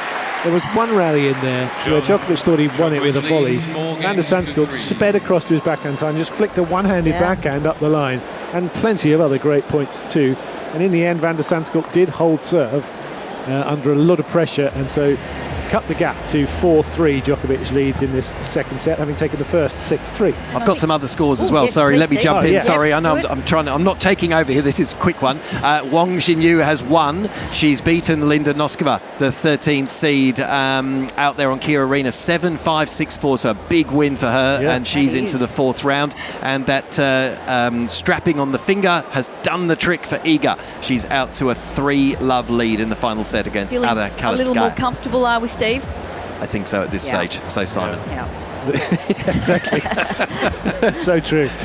That's a good point. It's 4-love now. So that one looking like it's going very much the way of Iga Świątek, the number 2 seed. But here on Rod Laver Arena, after the that... other thing that we missed here when we were listening to Stan, was the fact that Novak had hit a ball back and almost hit a ball kid, and I'm not sure whether or not that was anything was called, but well, if it didn't hit them, it didn't hit them. I didn't see that. You missed it, yeah. Watching Stan. It didn't mean to, but it's one of those things, you know, when you just sort of hit it back and it actually back against the wall or over the net. Near the net. Okay, so he's just feeding the ball back. Yeah. You got to be very careful. Don't you? You need That's your eyes right. open. Yeah. And he knows more than most about hitting a ball in the direction of people. Exactly. Having been defaulted at the US Open a few years ago, and he hit a ball that hit the line judge. Did you say there was a really good long email? Oh yes, let's go to Daphne. Have we got time for Daphne? Yeah. Good morning from Blackheath in southeast London, where the sun is out, but the heat rule is definitely not in place during the coverage. It's usually from 4 a.m. Oh my gosh, that is early. We will get to you because Novak is about to serve. We'll do it in between points. Yeah, Novak serving at 4-3 in the second set. Still has the one break. Had 2 at 3-love. Van der Zandschulp getting himself into this set, forcing Djokovic to recalibrate and keep concentrated. And first ball goes long for the Dutchman. Your film competition has taken me right back to my childhood, before you beauties were ever born, I expect. One of the first films I went to see in 1969 was the American buddy film Butch Cassidy and the Sundance Kid. Film. Around that time, I'll just get to that in a minute because Novak's about to serve again. Keep going. You sure? Novak's all right. Okay. He can handle it. So around that time, John Newcombe and Tony Roach were in the middle of winning the most men's doubles Grand Slam tournaments, and their record is still held in the Guinness Book of Records. 5 Wimbledon, 4 Australian Open, 2 French Open and 1 US Open. Not bad. That is pretty good. Serve from Djokovic, hits the ball behind. Botic Van der Zandschulp, who plays a clever little backhand slice down the line, but it's just wide. So not sure about the looks. There's definitely a moustache required, of course, for Newcombe. Yep. Tick that box, but you may need to ship in Stan Smith if Tony doesn't make the cut for Paul Newman. Okay. That was great. Thanks, Daphne. Good one. Nice work. Thanks very much. We love hearing from you. Thank you for all those emails. Keep them coming. Serve onto the sideline from Djokovic, and then pulls the ball behind Van der Zandschulp. He's quickly to 40-love in this game. Made 3 first serves so far. Helps a lot. Yeah, he was quite annoyed by some of his shot selection, perhaps in that last game. But right on top again. He can flick the switch, can't he? Yeah, he gets himself back in full concentration very fast. But he's also maybe needed to do this to get himself going a bit. He needs niggle at times. Sometimes it helps him, yeah. Certainly doing okay in this service game. He kicks the second serve to Van der Zandschulp, who'd moved backwards to return it on the backhand side. Up the line goes Djokovic, full stretch on the forehand, but Van der Zandschulp tries to squash shot it back into play, but puts it in the net, and it's 5-3 Djokovic. He's gesturing towards his team. He wants something from his team. His team are saying something back at him. Quite animated discussion. And I can't work it out. They're looking over their shoulders. Do they know what he wants? He just basically... That was confusing. Goran Ivanisevic, when he was Djokovic's coach, always looked confused when Novak was shouting at him. Didn't quite know what to say. He always kept saying to Marian Vida, "What did he say? What's he want?" Marian Vida's like, "I don't know." Just smile. Carry on. Yep. So 3-5, Van der Zandschulp serving to stay in the second set. Kick second serve to Djokovic, who plays a good off backhand, and the forehand is good from Van der Zandschulp, and you can hear Djokovic at the end of the court, just overplaying that forehand. He is annoyed with him, so he's in a bad mood right now. Yeah, but good depth, though, from Van der Zandschulp. Yep. Flicked the forehand cross-court, drew the error. Novak lost a little bit of his calmness that he had in the first set. He's still in control, 6-3, 5-3, 15 love on the Van der Zandschulp serve, and then an ace from the Dutchman down the tee. I get the sense that Novak just thinks he's been playing this second set too long. Yes, well, being 3 love up and then losing a break of serve, I think that's maybe what frustrated him. But he was sort of getting a little bit rattled even before that. Sometimes can happen. Thunderous serve. Oh, it's going to be a big one. 209 into the net. Has to wait a moment as the ball girl gathers the ball from quite a long way back in the court and gets back to her position by the umpire's chair.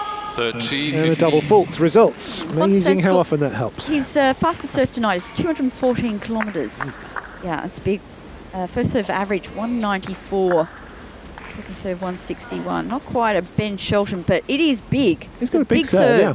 It's used about 130 miles an hour, I think. And there's another ace down the tee. Djokovic just stares at the ball, at the mark as he wanders past. I haven't looked at the stats on this, but has he lost a bit? No wonder he stares at it. It's right on the back edge of the line. Goodness, couldn't get any closer. What were you going to say? I was just wondering if Djokovic lost any pace off his serve over the last sort of 2 years. I don't think so. I don't think so either. No. He's never had the hardest serve, but it's about 125. It's usually so very accurate. Gets on top of a backhand return. Here comes the drop shot from Djokovic. Van der Zandschulp gets there, plays the backhand down the line, but Djokovic just flicks the ball nonchalantly cross-court for a winner. Djokovic brings his man to the net and then he's in total control. Van der Zandschulp did a good job to get that one back. He had to get low. He's a big man and it's difficult to get down, keep those knees well bent, but just didn't do enough. Yeah, it's just a little sort of paddle flick. Just remaining in the point for one more shot. Now, what I like about that is Ramon Slaughter was clapping that point. His man didn't win it, but the coach was clapping it. Good for him, because that's a good thing to see. Still game point, Van der Zandschulp, 40-30. Not all coaches do that. Some players will get very upset if you're clapping a point that you lost. Or some players will get if their coaches are clapping. Good return again from Djokovic.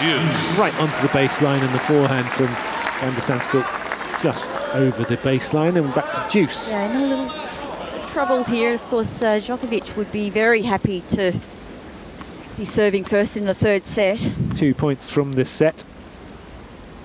Deuce, Van der Zandschulp serves.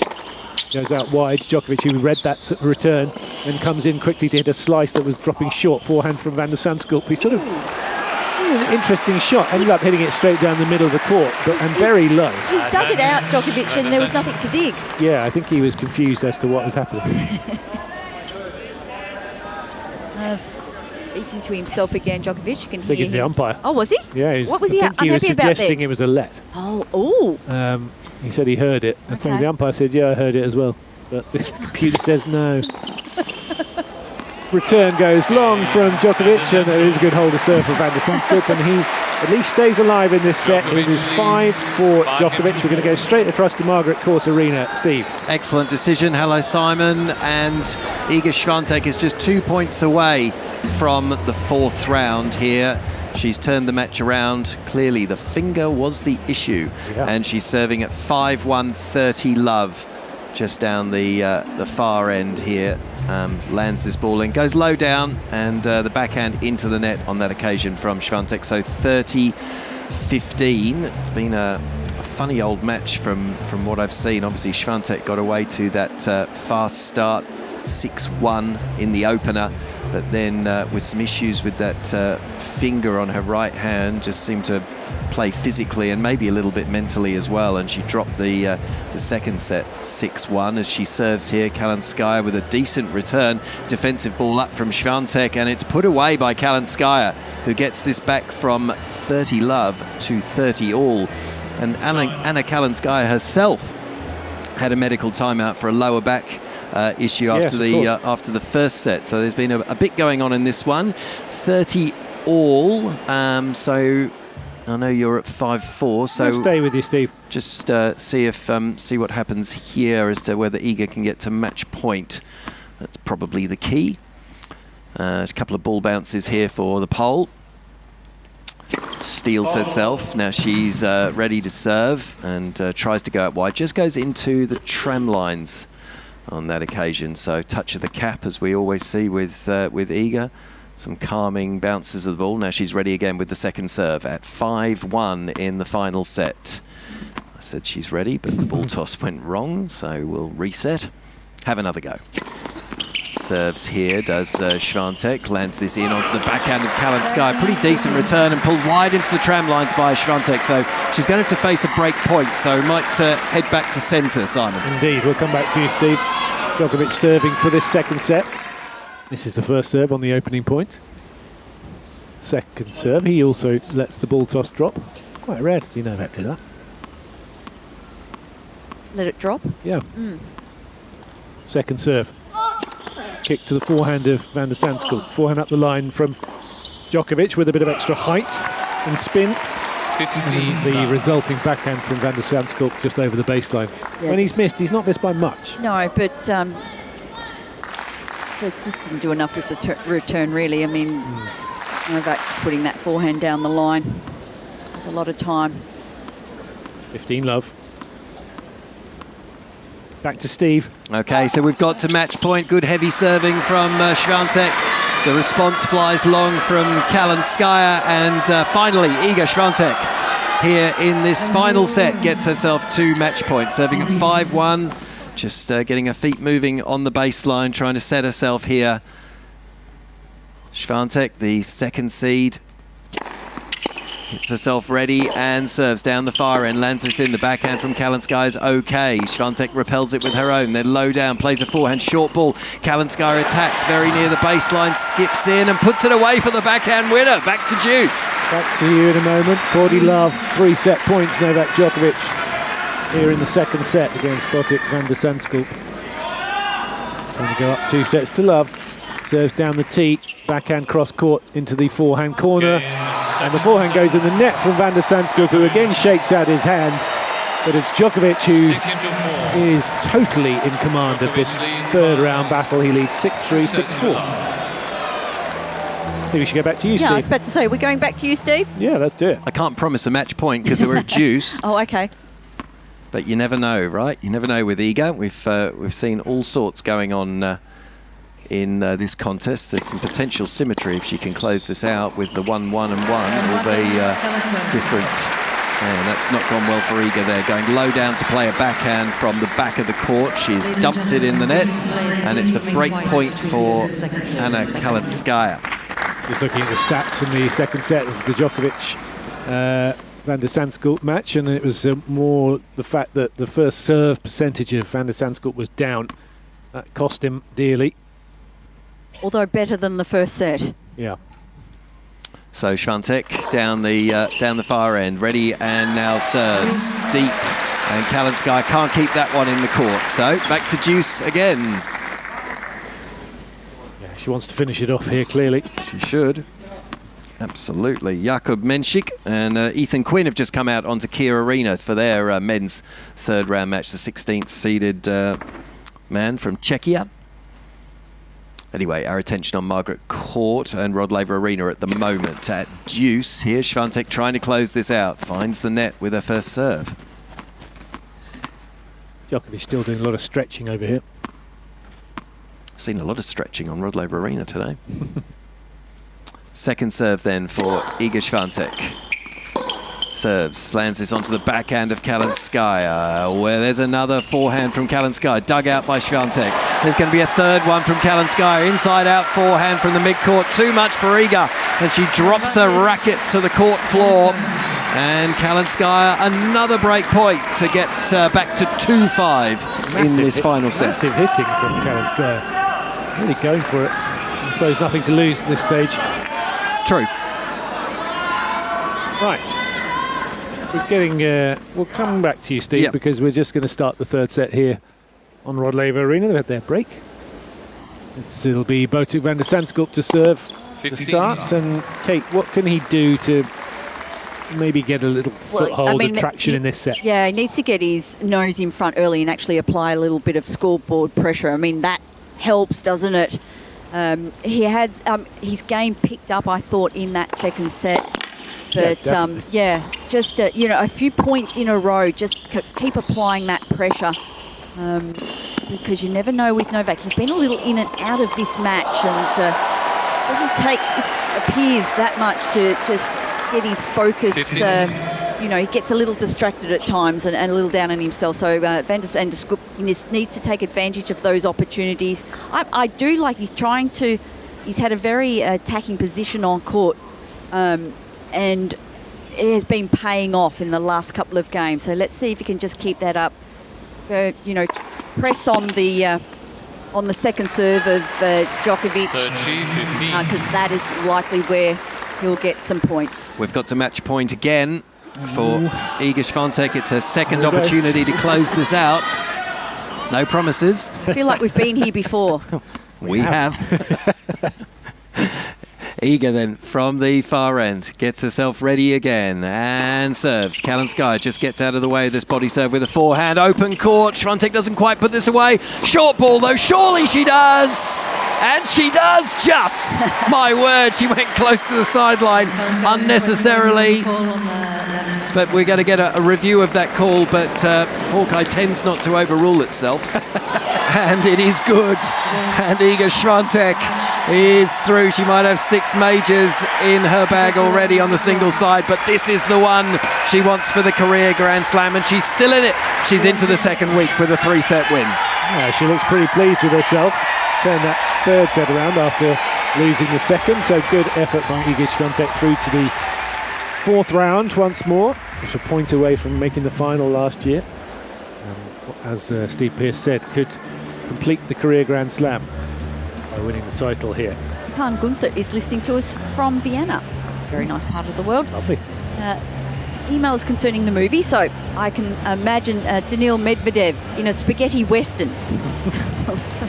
Poor old Daniil. I am trying to stand up for Daniil Medvedev with this competition. Yeah. He's played the villain mostly. He's the butt of now most. he's in a spaghetti western. So then Khan's enjoying the coverage. He's been listening to us for many years, and it's better than television. Oh, fantastic. Thank Thank you so much. Right. Djokovic serving at love one. What Djokovic has done in both the first 2 sets is break early. So Van der Zandschulp at least stopped that happening in the first game of this set. He needs to stay ahead and try and put a bit of scoreboard pressure on Djokovic and see what he can do. As he pulls a backhand return inside in. Djokovic just standing, waiting for the ball. Ball straight down the middle of the court. Slightly mishit forehand from Djokovic, but it lands in. Backhand cross court from Van der Zandschulp. Drop shot from Djokovic. In comes Van der Zandschulp. Rolled backhand right across the Dutchman at the net. Beautifully done by Djokovic. That was lovely by Djokovic. He knew he had his men well behind the baseline and set up nicely with the drop shot. Perfectly hit and brings his man to the net and then just rips that cross court. So easy. Yeah, made it look easy. Rolled it slowly across the onrushing Van der Zandschulp. So, love 15 love. Good depth on the return. Wow, that shot from Djokovic catches the back of the line, and it's 30 love. I think Van der Zandschulp thought that was going to go long, but it didn't. As did not many of Novak's returns. Let's face it. I think you've got to guess that they're going to go in. I think that's probably your best bet out there tonight. Assume in, yes. Good serve from Djokovic, and then a forehand inside out, perfect. Djokovic. Sorry. Just leaned into that forehand, didn't even have to move at the baseline. Put all of his weight forward into that ball. Clean striker. Yeah, held his ground, stayed low. It's lovely. Did a very good job with it. Serve to the backhand of Van der Zandschulp.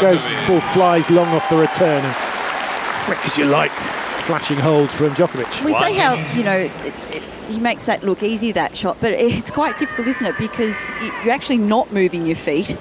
Yeah, you're just waiting. It's all about the timing and the manner in which you hit into the ball. Still stretching himself out a lot, Djokovic. Yeah, after every point, and definitely when he sits down, He's really moving I think he's stretching out the hips more than anything else.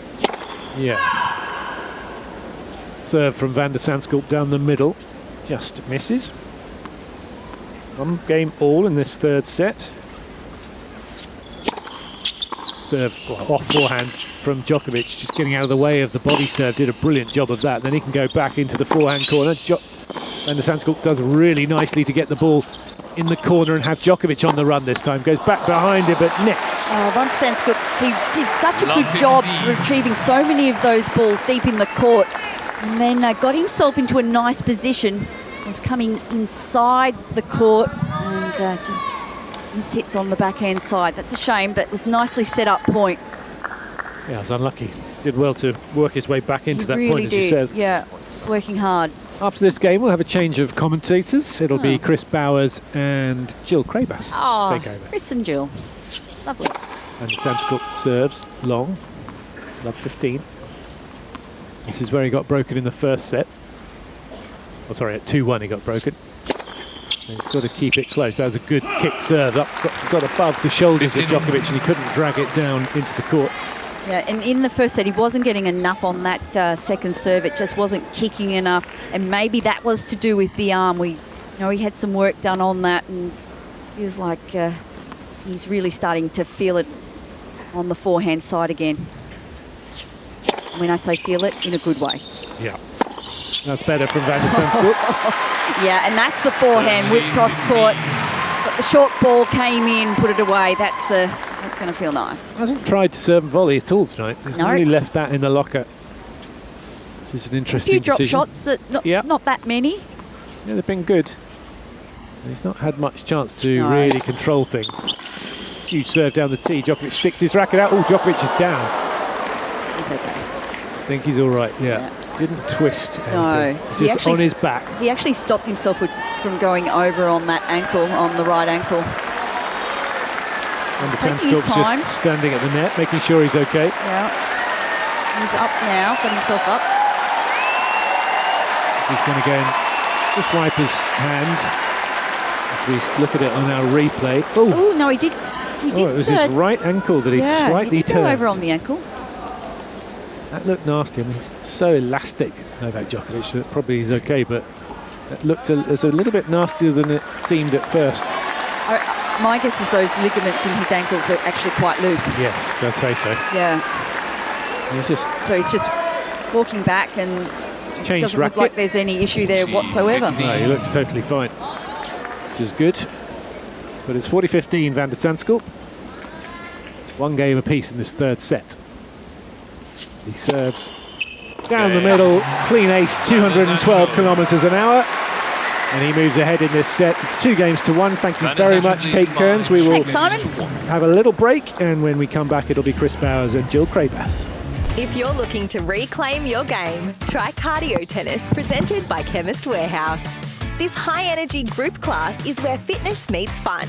No competition, just genuine connection.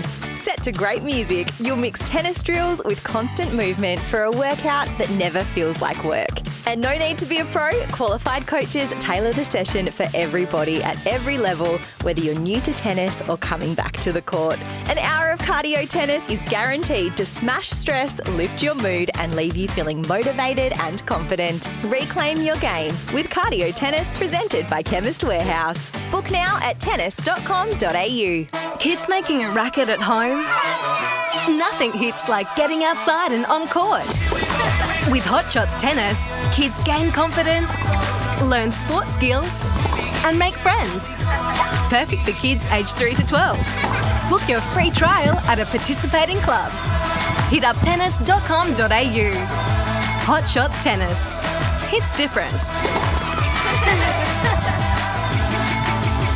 Have you got your copy of the AO 2026 official program? Packed with player profiles, feature stories, stats and souvenir pictures. It's the essential guide to the Australian Open and all things tennis. Pick up your copy at the AO shop, in newsagents or at ausopen.com. Message our commentators. Go to ausopen.com/AO Radio and click on Ask the Booth. Live around the world, this is AO Radio. Very good evening to you from me, Chris Bowers. Alongside me is Jill Krabus, and Djokovic has the trainer out. It's nothing major.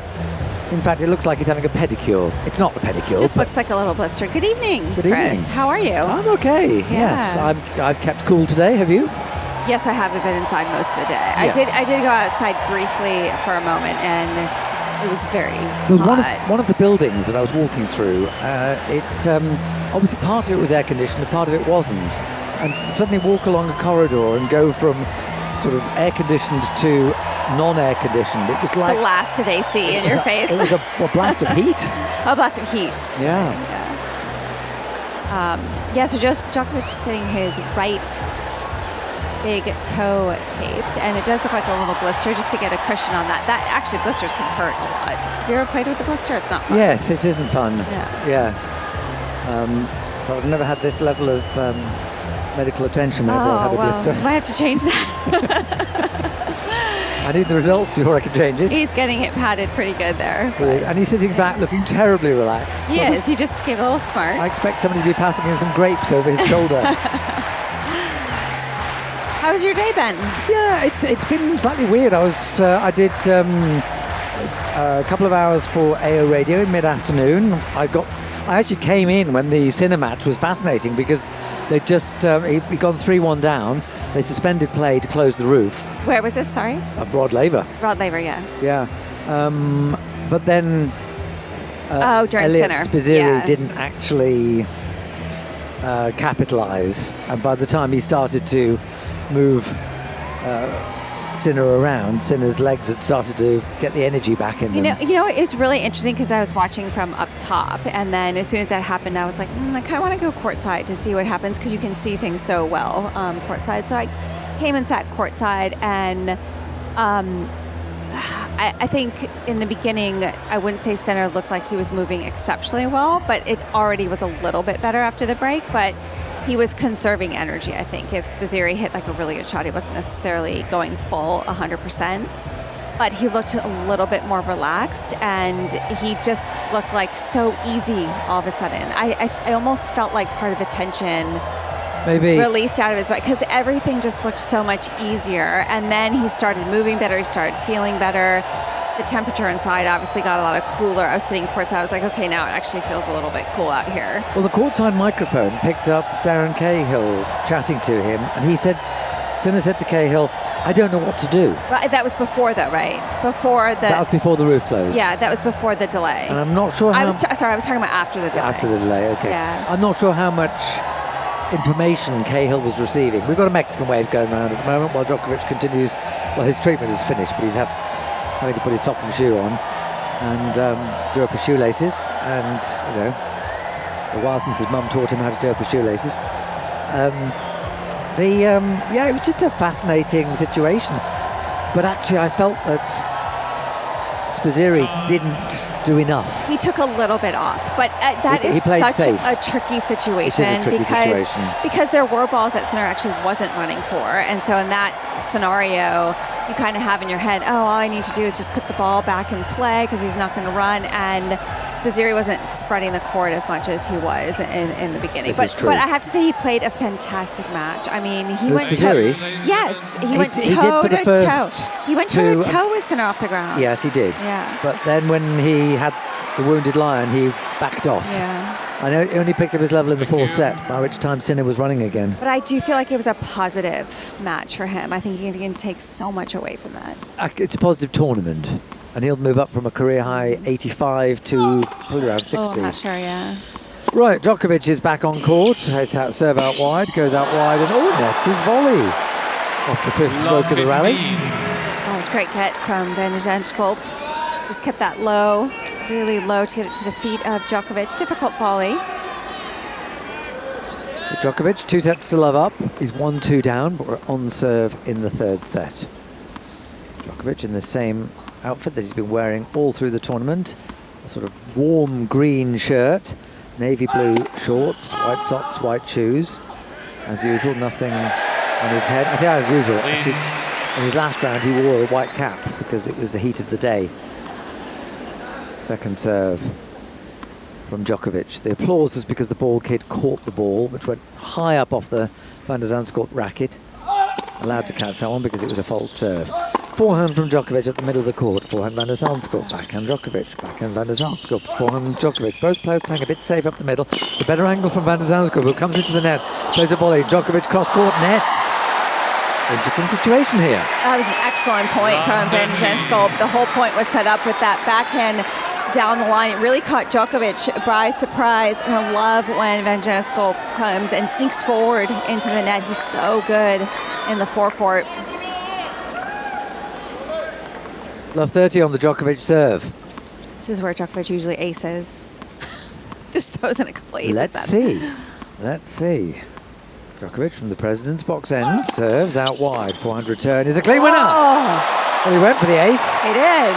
But whether Van de Zandschulp guessed or waited to see which way the ball toss went or anything like that, he was absolutely in the right position. I might have just jinxed Djokovic You there. have. Oh, that was an amazing return. I'll tell him later. It's my fault. Oh, please just keep that a secret. I will keep it a secret. Your secret is safe with me and about 2 million AO radio listeners around the world. Djokovic serves into the net. I sometimes feel when I'm playing a match, if I'm going to have a bad game, I'd rather have all my bad points in one game rather than have them spread around. Now, somebody's shouting out just as Djokovic is about to serve. Djokovic pulls out of his serve. It's enough now. Thank you, it's enough. And John Blom, the umpire, saying that's enough now. Second serve from Djokovic. Goes to the backhand of Van de Zandschulp. Forehand Djokovic. Van de Zandschulp up the middle of the court. Forehand Djokovic goes back to the forehand. Pushed back by Van de Zandschulp. Djokovic will go down the backhand wing. Van de Zandschulp cross court. Djokovic wrong foot Van de Zandschulp with a volley. I say wrong foot. Van de Zandschulp gets this back and it's in. Should be smashed off the bounce by Djokovic and that's put away. Yeah, smart that let the ball bounce on that huge lob from Van de Zandschulp, and it was so high in the air. Djokovic did well to just take his time and then right down the center of the court, safe overhead. Yes, he figured on Van de Zandschulp going one way or the other, and so went down the middle. And it was good enough. Van de Zandschulp is in a grey shirt, slightly darker grey shorts, white socks, grey shoes, white cap on. Slate grey, I'd probably call that. Djokovic serves out wide. Forehand return is netted. And so 2 of the 3 break points are saved by Djokovic. Same serve, but that time Van de Zandschulp couldn't get the width that he needed to connect with that return. Van de Zandschulp has broken once in this match. And the 3rd break point now. Had 4, converted 1. Djokovic serves into the net. It looks to be sort of almost collapsing off that serve. I think it's partly just frustration that he should have the temerity to miss a serve. Second serve from Djokovic. The arena goes quiet. Serves into the body. Big forehand off the top of the net. That's a winner. Djokovic thought that off the top of the net might give him the chance. But Van de Zandschulp has not only broken, but that sends a signal to Djokovic is that if you're going to miss your first serve, I'm going to attack the second. Well, he has to. He has to take that chance there. You're not going to get many second serves from Djokovic. He's so good in pressure points in those big moments to come up with first serve. So love the fact that Botic took the chance, got really aggressive. It was a good body serve, actually, and Zandschulp did well to get out of the way. I think the let court actually helped him because I think Djokovic thought he maybe missed it in the net, so he kind of stopped his momentum, and by the time he restarted running, just couldn't get there on time. So Van de Zandschulp with the break, serves and tries to wrong foot Djokovic. Djokovic pushes a forehand back to the forehand of Van de Zandschulp. Djokovic goes cross court. Forehand from Van de Zandschulp. Forehand Djokovic into out. It's a winner. Yeah, that's too good. That's too short from Van de Zandschulp.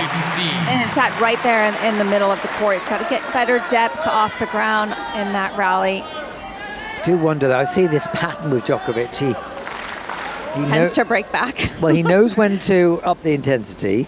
He's 2 sets to love up.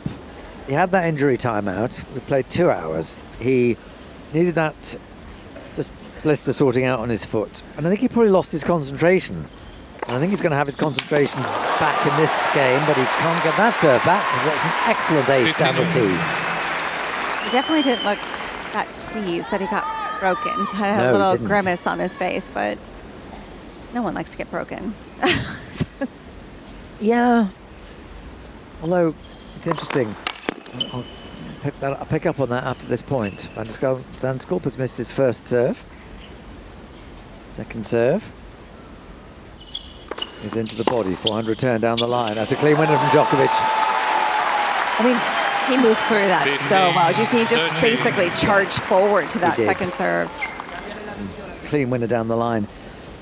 I know people don't like getting broken, but in a way, I think we sometimes get too fixated on serves and returns, and sometimes a player can have as good a chance of winning a game on the return of serve. Someone like Djokovic has such a good return. Yeah, it's one of the best, yes. He might well be quite relaxed about losing the odd service game on the basis that ultimately it doesn't matter how many serves and returns you win as long as you get to 6 with a lead of 2. 15. Double fault from Madison Keys. I don't know. I don't know if I agree fully with that. I mean, I feel like you hear all the players, that's what a lot of their focus on is in their practices in the off season, is fine-tuning the serve in particular, and also stances on the return. Forehand from Zandschulp, backhand from Djokovic is netted. I think like that's a big area that the players are. Yeah, but they might work on their serve for some other reason. I mean, the serve is the one stroke they have control over, that you have total control over, other than maybe a gusting wind. It's a bit like in golf. At golf, you can control every stroke. Even if you've got a tree in front of you, you can still control the stroke. The serve is that one in tennis. Van der Zandschulp serving second break point against him. He's missed the first serve. Second serve from the Dutchman. Waits, now tosses the ball and serves the forehand of Djokovic. Backhand return, backhand from Van der Zandschulp to the backhand of Djokovic now. Van der Zandschulp, the forehand wing. Forehand from Van der Zandschulp to the backhand of Djokovic. Backhand from Van der Zandschulp. Djokovic runs around his backhand. Forehand from Van der Zandschulp is netted. And Djokovic gets the break straight back. That's what he's so good at. He just doesn't lose focus, does not panic. Djokovic, he just trusts himself so much. And like we were saying, one of the best returners in the game. And he believes in it so much that he just knows that he can get that break back. And just to finish the point I was making about the serve. Yes. Because the serve is not dependent on the opponent, there's actually extra pressure on it sometimes. Yeah, of course there can be. And people get the yips with the ball toss. Once the ball's in play, you've got to react to what your opponent does. And to a certain extent, you're playing on instinct. The serve is the one thing that is totally calculated. Yes, that's true. But there's so many players I know 100% that focus a lot on their practices on serve and that first ball. Because if your serve and the accuracy of the serve, you can get the serve really accurate. A lot of players trying to get a little bit more pop. I mean, Alcaraz is tweaking his serve a little bit. The top players, Sinner has changed his serve a little bit. Same with Coco is working on her serve, of course. Sabalenka. I think Swiatek has actually used... Swiatek, yes. Sabalenka worked on it for a while, obviously, because it is so crucial. If you can place it so well with a little extra pace and power, that next ball you can attack. And that's why so many players are working on that serve and +1, the first ball. I hope you're finding this fascinating. Wherever in the world you may be, do contact us. You can do it one of two ways. You can either go to ozopen.com/ is it radio? Is it listen? Is it AO radio? Anyway, you can experiment. And once you get to the AO radio page, scroll down and you'll find the Ask the Booth form. You might even be able to put Ask the Booth into the search just on the ozopen.com homepage. Or you can send us an email. Our address is aoradio@tennis.com.au. And don't forget we have our competition running for you to guess which tennis player would make a good actor for a certain part in a movie. Pick the movie, pick the part, and tell us which player would be a good fit for it. Assuming that all tennis players are excellent actors. We don't want you to judge potential acting ability. We're saving the tennis players from that. Wasn't Serena in some movie, I think, or some part in a movie? Yes, she had a small part. John McEnroe made a cameo too, I think. I mean, there's all sorts of tennis movies where lots of people have been in, that, was it Wimbledon with Paul Bettany and Kirsten Dunst? No, but I'm talking about the actual, player that made cameos in a movie. Vijay Amritraj was in Octopussy, one of the Bond films. Mm-hmm. Yes, had a terribly corny line about a backhand. Still, it's a Bond film. What should one expect? Forehand from Van de Zandschulp has gone long, and Djokovic moves to 30 love. Yeah, when they switched sides, we just saw Van de Zandschulp coming towards us, and you could still see the look on his face about getting broken in that last game. And he keeps shaking out his arm. I know he had the trainer out a little bit earlier, but he keeps trying to shake out and loosen his arm a little bit. Djokovic serves into the body, then goes into out. Van de Zandschulp throws up a lob. Djokovic back pedals. That's going to go in, but quite short. Djokovic smashes off the bounce. Van de Zandschulp throws up another lob. Djokovic will let that one bounce, and it's wide. Actually, a really good get on that first lob. He got so deep in the court, but Djokovic handled it really well. Yes, we were a little worried at one stage when we saw Van de Zandschulp getting treatment in the second set, because we've already lost the next match. We have just joining us, Naomi Osaka has pulled out, so Madison Inglis, the Australian, has got a walkover through to the fourth round. First ever fourth round at a major. Backhand from Van de Zandschulp to the forehand of Djokovic. Forehand from Van de Zandschulp is off the frame and wide. Djokovic holds to love and levels at 3 games all. I was actually sitting on the couch next to Madison Inglis. I didn't even know I was sitting. We were kind of, our backs were to each other. I didn't even know she was behind me. And then one of the other Australian players said that he might be moving to Rod Laver Arena in the doubles. And that would have been Pullman's or Kubler. It was Pullman's, and then he looked behind me, and then he's like, "Is that right?" And he looked obviously behind me, and then I looked, and it was Madison, and I was like, "Really?" And she's like, "Yeah." She's like, "It's wild." I'm like, "Congratulations!" I'm like, "I know you probably wanted to play the match because you want that opportunity, of course." And she just looked, and she's just like, "It's just wild." I think, like, for a moment, she couldn't believe that she was in the next round. Well, you know what I mean? Like she has earned it, not only for a whole career, but she had 2 very, very long matches up to now. Yeah, but she was almost like a little bit excited, nervous, in awe that she's in the fourth round. Now in the fourth round, round of 16. Yeah, exactly. Oh, it's a great achievement. Yes, but she's playing very well. She plays Swiatek. She plays Swiatek, yes. Van de Zandschulp, 3-all. Third set, backhand return, backhand from Van de Zandschulp, forehand from Djokovic to the backhand of Van de Zandschulp. Djokovic throws up the lob. That's going to be smashed on the full by Van de Zandschulp. Nicely put away. Yeah, very nicely timed and 15 love. Didn't overpower that overhead too much, just placed perfectly to Djokovic's backhand corner. I really like Van de Zandschulp's game. I think I really like his game a lot. Anything in particular about it? He serves now down the centre. I think he's good. I actually think he's pretty good at everything. Like, he's got nice fluid strokes. Second serve is into the body. Forehand return from Djokovic. Forehand from Van de Zandschulp deep to the forehand of Djokovic. Forehand Van de Zandschulp is long. Lost control of that one. And I like that he comes forward quite a bit, and he's pretty comfortable at the net. Yep. You sound doubtful of what I'm saying. Look, my judgment about players is sometimes influenced by interviews I've done with them. That looked like it hurt him, actually. Sorry, I'm just seeing the replay of the forehand. Yeah, well, he didn't catch off the middle, so it may well have just sent some vibrations down his arm. I've interviewed him a couple of times, and he's not the most fluent of talkers, and therefore, when I think of him, I don't always think of him in... think of someone like Lindsay Davenport, who's just the most wonderful talker. Roger Federer. It's not his first language either, right? No, but all the Dutch speak beautiful English. Yeah.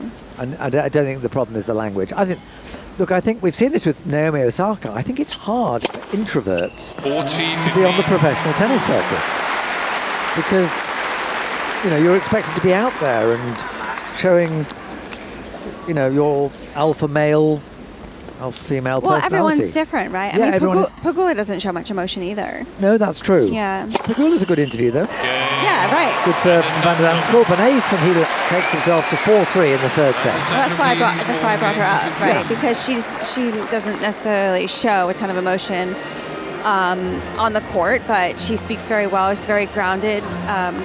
And I think she's very talkative. Like in press conference, just ask her a question, and she talks Well, you get talks a lot. thoughtful answers. But she also mentioned the other day that when she feels like when she all of a sudden maybe gets too energetic or too emotional on the court, she said that she feels like it drains her energy. Okay. So that's why she doesn't necessarily want to get into that sort of situation. I mean, going back 50 odd years, you know, Virginia Wade, who battled against a fiery temperament through most of her career and then eventually won Wimbledon at the age of 31. You know, she said that the difference was that she recognized that whether you cheer wildly or are very outwardly berating of yourself, it sucks the energy out of you, and therefore the best way to play tennis is just to take every point. If you hit a glory shot, fine, maybe just a gentle fist pump. If you make a terrible error, okay. Doesn't it depend on your personality, though? I really think it does. Well, that's my opinion. She was, I mean, look, she was an outgoing personality and said that she had to tame it a little bit. I mean, yeah, but she understood to some degree. She got to the point where she understood that was not helping her, right? Correct. Yeah, correct. Like I think for someone like a Sabalenka, I feel like sometimes she needs to get that out, and then she feels a little bit better. I think Djokovic occasionally needs to. Yes, I think Djokovic. I would agree with that. Is somebody who generally plays under control. There are a few sarcastic glances and comments, and every now and again he needs to scream. But then Federer had that. Mm-hmm. Yeah, so sometimes I think that being vocal it could be a good thing. It can be a good thing, yes. Djokovic 3-4, third set, serves down the middle, backhand return is lofted. Djokovic lets it bounce just long. Looks so comfortable now, Djokovic. He does, doesn't he? Yeah. Just, it's like he's in stride on the serve too, and he's definitely made improvements on the serve over the last 3 or 4 years. It's just gotten so much more accurate. He hits his spot so much better. Djokovic serves, backhand return, backhand from Djokovic, slightly off balance, but gets depth. Oh, that's a very long forehand from Van der Zandschulp. I would say that's 5 meters long. Incidentally, you're not missing much on the other courts. We have singles on Margaret Court Arena, John Cain Arena, Kia Arena. They're all in the first set. Cilic Ruud, Rybakina, Valentova, and Menchik Quinn. We've got Steve Pearce on the case there. And when we start getting to the sharp ends of sets and whatever, we'll get some updates on those, but nothing at this stage. 40 love for Djokovic, another fantastic serve, and he's targeting that forehand. He's noticing that Van der Zandschulp keeps rubbing that shoulder, keeps fiddling with that shoulder. So good awareness here from Djokovic. And yet you've seen the amount of tape on Djokovic's right shoulder. I mean, he's very taped up. You can't see it while he's got his shirt on, but when he changes his shirt, you can. Djokovic serving at 40 love. Second serve from the 10 times former champion, but he hasn't won this for 3 years. Second serve. Down the centre, forehand return. Forehand from Djokovic, the forehand of Van der Zandschulp. No, that's too long. Djokovic holds for 4. 4 games all. 2 easy service games, the last few service games from both guys. This is where Djokovic is really going to try and step up and test the Van der Zandschulp serve. Van der Zandschulp is really taking his time. Djokovic just looking over. Charlie Herrera is the... Is Dusan Vemic there? What? Charlie Herrera, the hitting partner. Yeah. He was at the front. What was he doing? Yeah. Well, he was talking doing the talking. Yeah, exactly. Djokovic can't get that return back, and it's 15 love. I'm surprised they could hear each other because they weren't that close together, and some of the fans were yelling out. I'm surprised and I'm they could actually hear. assuming Charlie's speaking in Spanish. Djokovic does understand a bit of Spanish, but I think they generally talk to each other in English. 30 love. Serve out wide by Van der Zandschulp. Van der Zandschulp, who is coached by... Were you on the tour with Raymond Slaughter? Yes, I was. Yes. Yeah, he's a lovely man. Yeah, he's very nice. He's really interesting. When I've interviewed him, he's very nice. Yes. You get some great answers. Really thoughtful. Who did he work with before? I'm blanking now. I think it was on the... another of the Dutchmen, wasn't it? Was it? Okay. Van der Zandschulp serves into the body, back and return. Now Van der Zandschulp comes into the net, but doesn't have to play the volley because Djokovic's backhand drifts long. Maybe I'm thinking of the fact that he was part of the Dutch United Cup team. Maybe that's what I'm thinking. Yeah, well, he may be brought into that. Last year. I'm thinking of that last year, maybe. Yes. 40 love. Points against the serve are a rare commodity at the moment. 400 return from Djokovic, pushing Van der Zandschulp back. Djokovic into out, but wildly inaccurate from Djokovic. That's strange. Yeah, well... I mean, just kind of slapped it. I mean, I think the way he went at it after it was a 40 love point. Just kind of slapped at it. Yeah. But I think Djokovic has that sort of... Remember when Pete Sampras used to play at Wimbledon, and, you know, if he got love 30 down, if he was 30 love down on the opponent's serve, he'd just say, okay, well, have a go next time. Because he was so confident. He always denied it, but it always looked like that. Just because he had one of the best serves ever. Exactly. He had one of the best serves around. Apparently one of the toughest to read is what all his opponents would say. He just cannot read from his top, because sometimes you get little cues from where the players toss the ball, whether it's more to the right. Normally it's a slice serve, so you kind of like can drift to the right and cover that, but I don't know. Steve Pearce, anything to tell us at this stage? Well, Chris, I can tell you that the Fijian curry tonight was absolutely terrific. Oh, you had that, did you? I did, yes, right. with a bit of couscous. Yes. Fijian. Was that the one with the eggplant? No, it was snapper. Oh, okay. Ooh, that would be good. I had the eggplant with couscous. Oh, that would have been nice too. Very nice, yes. Yeah, that would have been delicious, but I particularly did enjoy the snapper. Okay, right. I suppose there's also some tennis.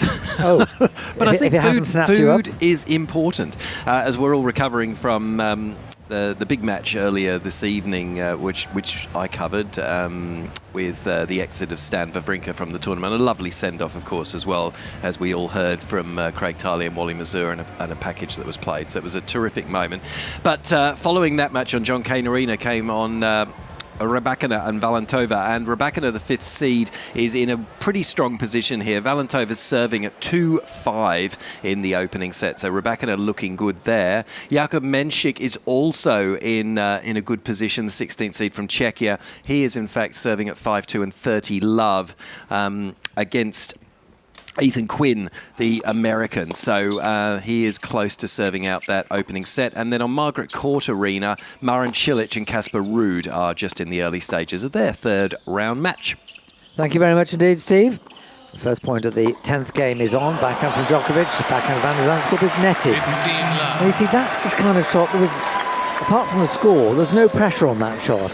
I don't think he's feeling 100%. That's my take. Yeah, I mean, especially on the forehand. Like every time he hits a forehand or it just shanks, I've never seen him miss a forehand that long before, and he just kind of starts rubbing his shoulder a little bit. Djokovic is playing well. Yeah. But I just noticed that, and sometimes he's grimacing a little bit.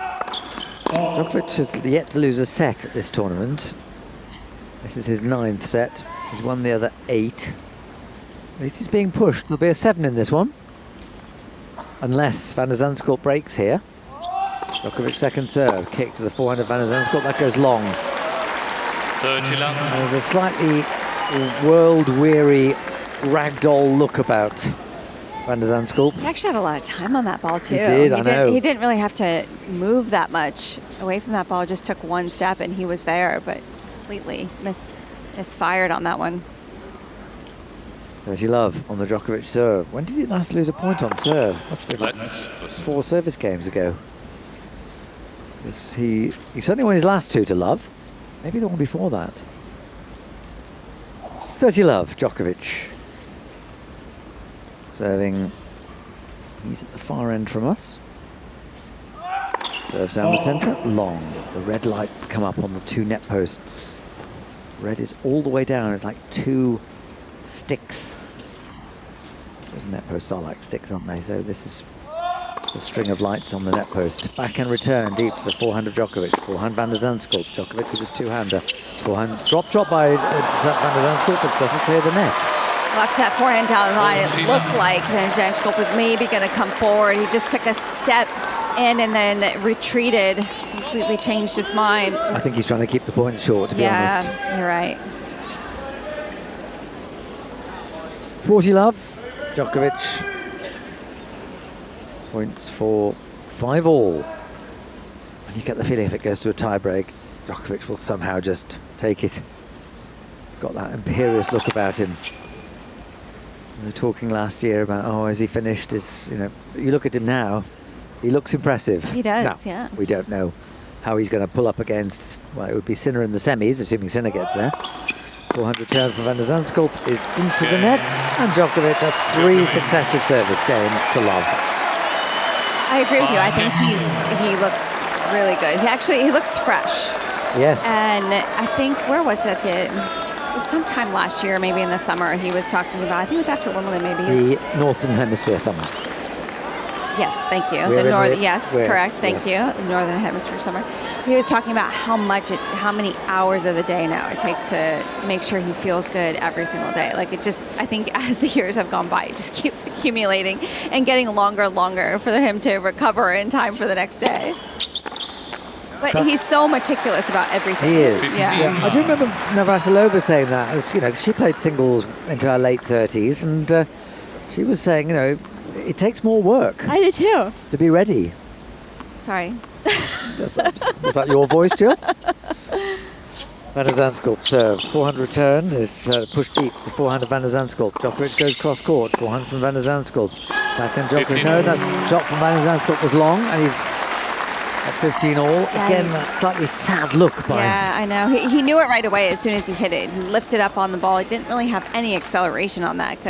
Flat and just lofted it, and he just stopped as soon as it came off his racket. He knew it was floating long. 5-all, 15-all. Third set. 2 sets to love for Djokovic.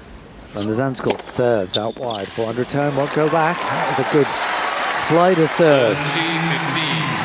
Served out wide to the forehand of Djokovic. And the service motion. The fundamental service motion is very simple. You toss the ball up and you hit it over the net. But there's so many mechanics into a serve at this level of the game. Van de Zandschulp serves back in return. Serve was long. Second serve from Van de Zandschulp is kicked to the forehand of Djokovic. Backhand from Van de Zandschulp. A slice from Djokovic. Van de Zandschulp goes back, goes into out. A slice from Djokovic up the line. Oh, was that called wide? It was. I thought that might have caught the edge of the line. It looked like it actually, for a moment, like it was going to curve wide, and then it started kind of drifting inward. But it just had enough side spin on it where it missed barely. It was a great slice previously. It was a great slice over the high part of the net. Yes, but Van de Zandschulp's was really good too. It was. Van de Zandschulp at 40-15. First serve into the net. Second serve from the Dutchman is into the body of Djokovic. Backhand return. Backhand from Van de Zandschulp. Up the line by Djokovic. Van de Zandschulp throws up the lob. It's going to come down with ice on it. It lands just inside Djokovic's baseline. He smashes off the bounce and goes long. Good hold from Van de Zandschulp. And if nothing else, he will at least take this set to a tie-break. Who knows, he might break in the next game. That was incredible defense. And that was such good moving along the baseline. He was so far back, how he got his racket on that ball and then just got the lob all the way back to the baseline. Good effort from Van de Zandschulp. Quick update for you both. Jakub Menšik did in fact take that opening set against Ethan Quinn, 6-2 on serve early in the second, and Elena Rybakina has just taken the opening set as well against Valentova on John Cain Arena. Cilic and Ruud still early stages in the third game of that one in the first set. Any idea what the temperature's like out there? I mean, not a number, but is it still as punishing as it was during the day? It's absolutely not. It's still lovely and warm, Chris. Yeah, I just had a bit of a stroll, and it's pleasantly warm. I would suggest it's about 32, something like that. Yep. I'm told it's not going to go below 26 in the night. That sounds about right. It's one of those horrible nights where you've got to run the air conditioning all night just to get some sleep. Yes. You do get those. Yes, indeed. Well, Melbourne's known for them, isn't it? Yeah. But it's actually very pleasant tennis watching weather now, and probably not too bad for playing either, to be fair. Well, it's very nice evening, and we have one of those fingernail moons, new moons in the sky over the Melbourne skyline. We have a message from Joel Newnham. Newnham. Newnham. Joel Newnham, who lives in Bournemouth, UK. Yes, Okay, Bournemouth. okay, I got Bournemouth. It's okay. It's strange language. Casper Ruud's unborn son or daughter is very kindly waiting for Daddy to win the tournament before she or he arrives. We know it's a he. We do know it's a he? Apparently. Okay. Well, they said it's a he. They said it's a he. Okay. Yes. Oh, little baby boy. Yeah, yeah. But yes, he is obviously waiting for his moment.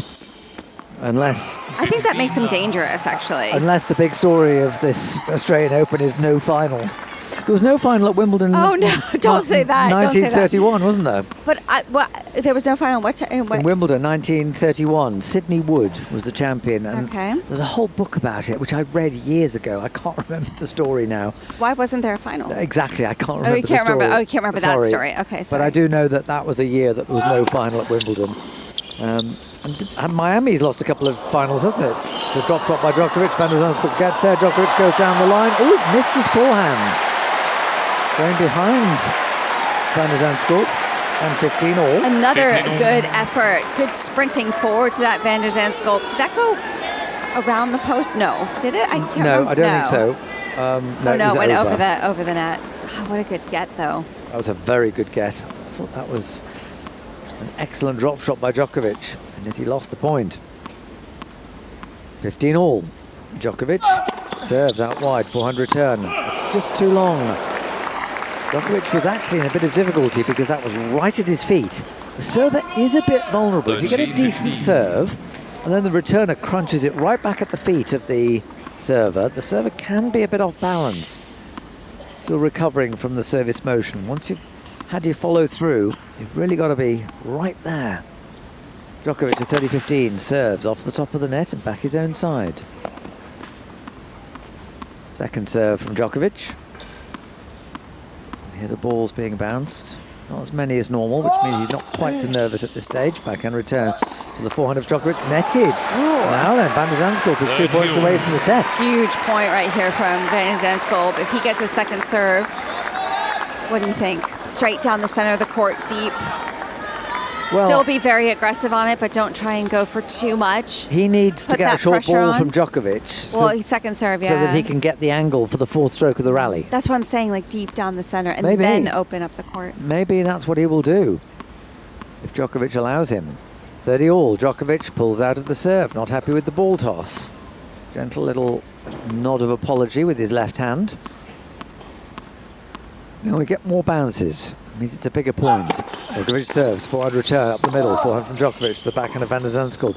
Short ball for Djokovic, he goes to forehand wing, Van der Zandschulp across court, Djokovic goes to the backhand wing, Van der Zandschulp throws up a high lob, Djokovic will let it bounce.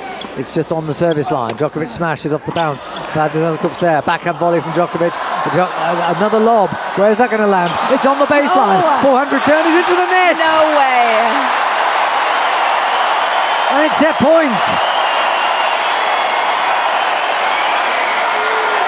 What an effort from Van der Zandschulp. 3 or 4 balls, you felt like he was completely out of the point and just showed how quick he was to get that ball back, forcing Djokovic to hit 2 or 3 extra shots. 30-40. Once again, Djokovic's smash was not clinical enough. But that was a great defensive lob. It landed just inside the baseline of Djokovic. This is where he usually aces. Thank you. Well, let's see what Djokovic can produce here. He hasn't played a match before this Australian Open since the 9th of November. I think out wide. Okay, let's see. Set point, Van der Zandschulp. Djokovic serves out wide, but the net gets in the way. Second serve. It's going to come. There's somebody making some noise in the crowd. I think Djokovic has got to be careful here. The more he pulls out, the more he encourages people to shout out. It is 9:45 at night, so there has been a little bit of amber nectar flowing. As Djokovic serves, forehand return, deep to the backhand of Djokovic. Djokovic goes to the backhand of Van der Zandschulp. Backhand from Djokovic up the forehand wing. Van der Zandschulp lofts this. Forehand from Djokovic. Forehand Van der Zandschulp. Djokovic will go down the backhand wing. That's a winner from Djokovic. And Djokovic now looks to the crowd, puts his finger in front of his lips as if to say, quiet, please. That was a great forehand. I knew you just felt Botic was in trouble. He just didn't have a lot on that forehand, and Djokovic just pulled the trigger. I want Botic to win this set. Well, I think he's deserved it with the hustle and the I do. Yeah. I think it would be fascinating to see the fourth set, although I have a feeling Djokovic will probably break very early in the fourth set, but still 5-6 on the Djokovic serve. Deuce. Djokovic bouncing the ball, he then stops, now he bounces again, only half a dozen bounces. He serves to the backhand of Van der Zandschulp. Backhand Djokovic cross court is wide. And again, Djokovic putting his arms up to the crowd. I have a feeling John might say something here. Well, any little noise Djokovic is not happy with. Thank you, ladies and gentlemen, please. I need to say this politely, but please, any noise during the point is distracting. 2.5 hours, you cannot be polite. You have to take a stand. Well, Djokovic walking up to the umpire saying, you can't be polite. Please. Well, that's unhelpful. Any noise from during the point is perspective. distracting. Any noise between the first and second serve is distracting. Please try to be quiet at these times. Thank you. There is the lecture from the umpire's chair. I suspect it just takes one of the 15,000 in this arena to disrespect that. Set point number 2 for Van der Zandschulp. Djokovic serves, backhand return is deep to the forehand of Djokovic. A slice from Van der Zandschulp, forehand from Djokovic up the forehand wing. Van der Zandschulp cross court, forehand Djokovic on the backhand wing. A lob from Van der Zandschulp. Djokovic is up the net. He blows the ball long. He stood on his baseline and blew that ball beyond the baseline. You're not amused, Jill. I could see your facial expression. This is exactly what we were talking about earlier, right? Where he needs to let that out, I think, a little bit. But that pattern, I mean, I knew that pattern was going to work for him. As soon as he got Botic way off on that forehand corner, it opens up that forehand down the line that he absolutely loves. I also know that much as you admire Djokovic, he irritates you at times. No, I just think that's unnecessary. Yeah, I agree with you. I mean, I don't think he's helping himself with the crowd. I agree with you, absolutely.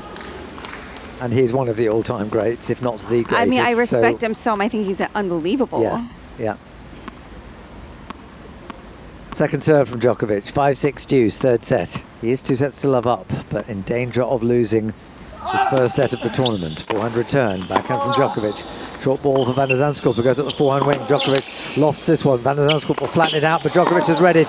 Forehand from Van der Zandschulp is a drop shot. Djokovic, it drives into the net from Van der Zandschulp. And he had Djokovic absolutely out of position. That was the wrong shot. I really feel like that was the wrong shot to go for. Advantage, Djokovic. He was so far inside the court. I mean, at deuce at this point, your hands are less steady than they would be in other situations. But Djokovic was 2 meters behind his baseline. That's why the shot made sense from a positioning point of view. But the thing is, Van der Zandschulp had Djokovic out of position. He could have finished that with... It was amazing defense. Yes, using the full width of the court. So a point for Djokovic to take the set into the tie-break. He serves. Backhand return is not going to go over. I don't think it doesn't. No. Djokovic drops the loose ball, walks to his chair. 6 games all, tie-break. Just a quick towel down. I don't think we've got new balls at this stage, have we? No, I don't think so. 25, no, 31 games. There's another 3 games with these balls.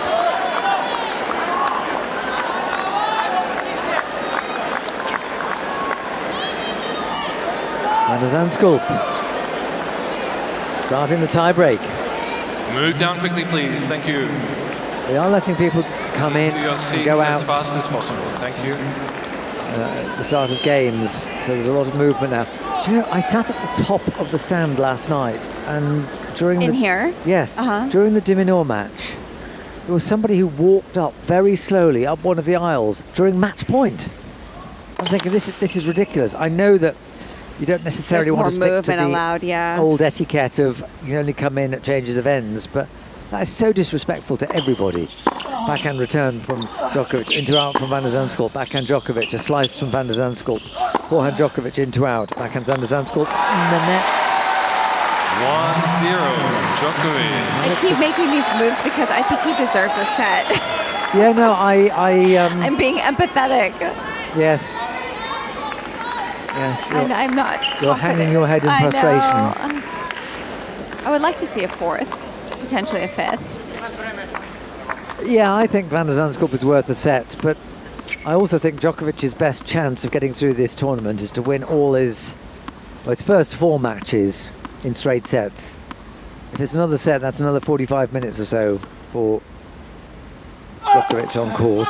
And if we want a good semi-final final, I mean, I'd love a Sinner Djokovic semi. And I'd love Djokovic to be in perfect shape for that, so that it's a genuinely good contest. But who knows how fit Sinner will be after the cramping today. Double fault from Djokovic. It's 1 set all. He went big there on that serve, on the second serve, down the tee. 187 kilometers. What is that in my language? In your language, it's about 118. Yeah. Wow, 117. That's big. 170 miles an hour, yep. Working on a 5 miles is 8 kilometers, which isn't totally accurate, but is as good a guide as any. Djokovic serves out wide. 400 turn is long. That out wide serve is working for him. That's one that's I think has gotten better. But Yeah, on the deuce Yeah, side. Yeah.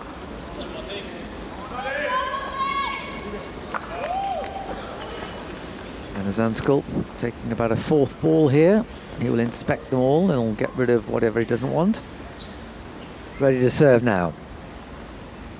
2-1 to Djokovic.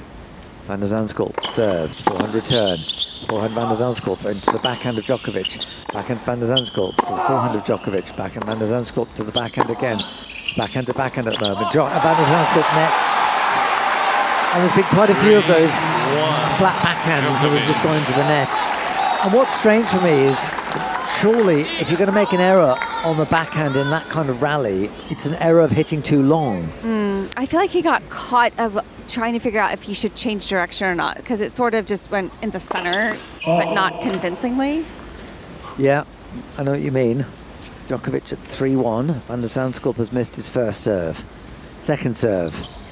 Into the body, backhand return. Backhand from Van der Zandschulp. A half volley off his baseline. Djokovic comes to the net. Cross court from Van der Zandschulp. Djokovic gets the volley. Van der Zandschulp puts that away. Oh, second time of asking.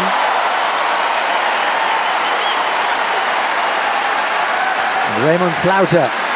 He's fired up. The coach, he's off his seat. Yeah. He's providing the energy that Van der Zandschulp clearly hasn't got. Although he has when the ball's in play. Well, it's amazing reflex, actually, from Van der Zandschulp. He could have easily thought he had the .1 already, but he stayed really alert and ready for that ball, that reflex volley back from Djokovic. It looked like he was going to finish it easily, Yeah. Van der Zandschulp. But of course, he has to be ready for the ball to come back. Djokovic's anticipation is so good. And he was. Yes, he was ready. Djokovic at 3-2. 1 mini break. Serving. Down the centre, just too long. They'll change ends after this point. Second serve from Djokovic. You can hear the ball being bounced. These are 9 times. Serves, kicks to the backhand of Van der Zandschulp. Forehand from Djokovic. 200 from Van der Zandschulp. 200 from Djokovic. 200 to 200 at the moment. Now Djokovic slices up the middle of the court. Forehand Van der Zandschulp to the backhand of Djokovic. Forehand from Van der Zandschulp again. Backhand Djokovic looking for the backhand of Van der Zandschulp. It's sliced. Forehand Djokovic up the forehand wing. Van der Zandschulp goes cross court. Djokovic down the line. Van der Zandschulp is there with a slice. Djokovic thinks of coming to the net. Stays back and misses his forehand. And they change it 3-all. It's very steady rallying from Van der Zandschulp, and he stayed on the backhand side for quite some time before he changed direction. And I like that little mix-up on that last backhand because it was in the center of the court. He was in position, but he consciously chose the slice and got the error from Djokovic right away. Van der Zandschulp was wincing after that point. I feel like he looks like he's wincing, though. I think there's almost, of course he wants to win this set and have a go at it in the 4th, but I wouldn't be surprised if half of him is thinking, do you know, I need to get on that massage table. I need to get the physio's advice on whatever it is. If it is a shoulder injury, you don't... After 4 sets, or 5 sets. Well, I'm still wishing for the 4th. I'm still wishing for the 4th to come, and maybe a 5th. I get that. And yes, I'd love to see this match go 4 sets. Or 5. Or even 5. This crowd, though, may be aware that it's got an Aussie doubles team coming up next. Hormans and Kubler against Marcus Willis and Jakob Powell. British-Swiss combination. They are the replacements for the Osaka-Inglis match, which will not take place because Naomi Osaka has withdrawn. Djokovic at 3-all in the third set tiebreak. He's missed his first serve. His second serve is coming up. Taking his time with the ball bouncing, serves that wide, forehand return. Djokovic with a half volley up the middle of the court. Backhand from Van der Zandschulp, forehand Djokovic. Van der Zandschulp's at the net and puts a volley into the net. Again, was he trying to be too cute with that volley? I think that one you have to go for. It was just a really good dipping shot from Djokovic. It was an excellent approach shot. I mean, Van der Zandschulp hit it so well, and he got close to net. It was just too good. It was so heavy to the feet of Van der Zandschulp. Yep, absolutely. I mean, what else are you going to do with that volley? I think that was the right volley to go for. Probably, yeah. I just wondered if he was trying to play a drop volley and therefore underdid it. Van der Zandschulp at 3-4. This set is already over an hour old. 2 hours 41 on the match clock. Second serve from the Dutchman. Backhand return up the middle of the court. Forehand from Van der Zandschulp. Forehand Djokovic. Good angle. Down the line by Van der Zandschulp. Djokovic a full stretch. Just clears the net. Netted by Van der Zandschulp. He's found the net so often with these flat shots. How did Djokovic get that ball back? That was incredible. How does he get it with 2 hands? Yeah, I mean, he's got a good slice. That's a great point. That would have been the moment to play the slice because he only just cleared the net. Because he slid to it. You see, he gets that wide base with his legs that's able to get him in position on that wide ball. That's the skier in him. Yeah. You can see the skier, just the use of hips and knees and wide stance. 3-5. Van der Zandschulp serves, backhand returns, short ball. Van der Zandschulp should kill this one. Oh, he's put it wide! 6-3. Djokovic. Great serve, 210 kilometres, well angled. Djokovic gets it back. It's a short ball. Van der Zandschulp goes cross court and puts his backhand into the tram lines. Again, he finds a way to get everything back on the court. I mean, that could not have been a better struck serve. It's just too good. So Djokovic, 6-3. 3 match points. Serving out wide. Back, no, the serve was long. 2 net posts light up red. Second serve from Djokovic. Match point. Goes to the, oh, it's a double fold. He wanted the quick. 6-4. The quick point. Djokovic. I think he wanted the shock because most of his serves in the ad court have been to the backhand of Van der Zandschulp. Yeah. So I think he wanted to mix it up on the second serve. I'll come to some of your messages shortly, but obviously the match close to ending. We'll also have the on-court interview, assuming Djokovic wins it here. Second match point for Djokovic. Serves down the centre, backhand return is lofted to the forehand of Djokovic. Forehand from Van der Zandschulp, forehand Djokovic. Van der Zandschulp with a forehand up the backhand wing. Djokovic cross court. Slice from Van der Zandschulp. Djokovic tees off on the forehand to the backhand of Van der Zandschulp. Backhand from Djokovic, backhand Van der Zandschulp. It's backhand to backhand at the moment. Who'll break it up? Up the middle of the court. Djokovic takes this on the forehand. Forehand Van der Zandschulp is long. Djokovic puts his hand to his ear, saying, "Come on, bit of credit, please." And he doesn't necessarily endear himself, but he's made a statement. That's 3 rounds he's won. He's yet to drop a set.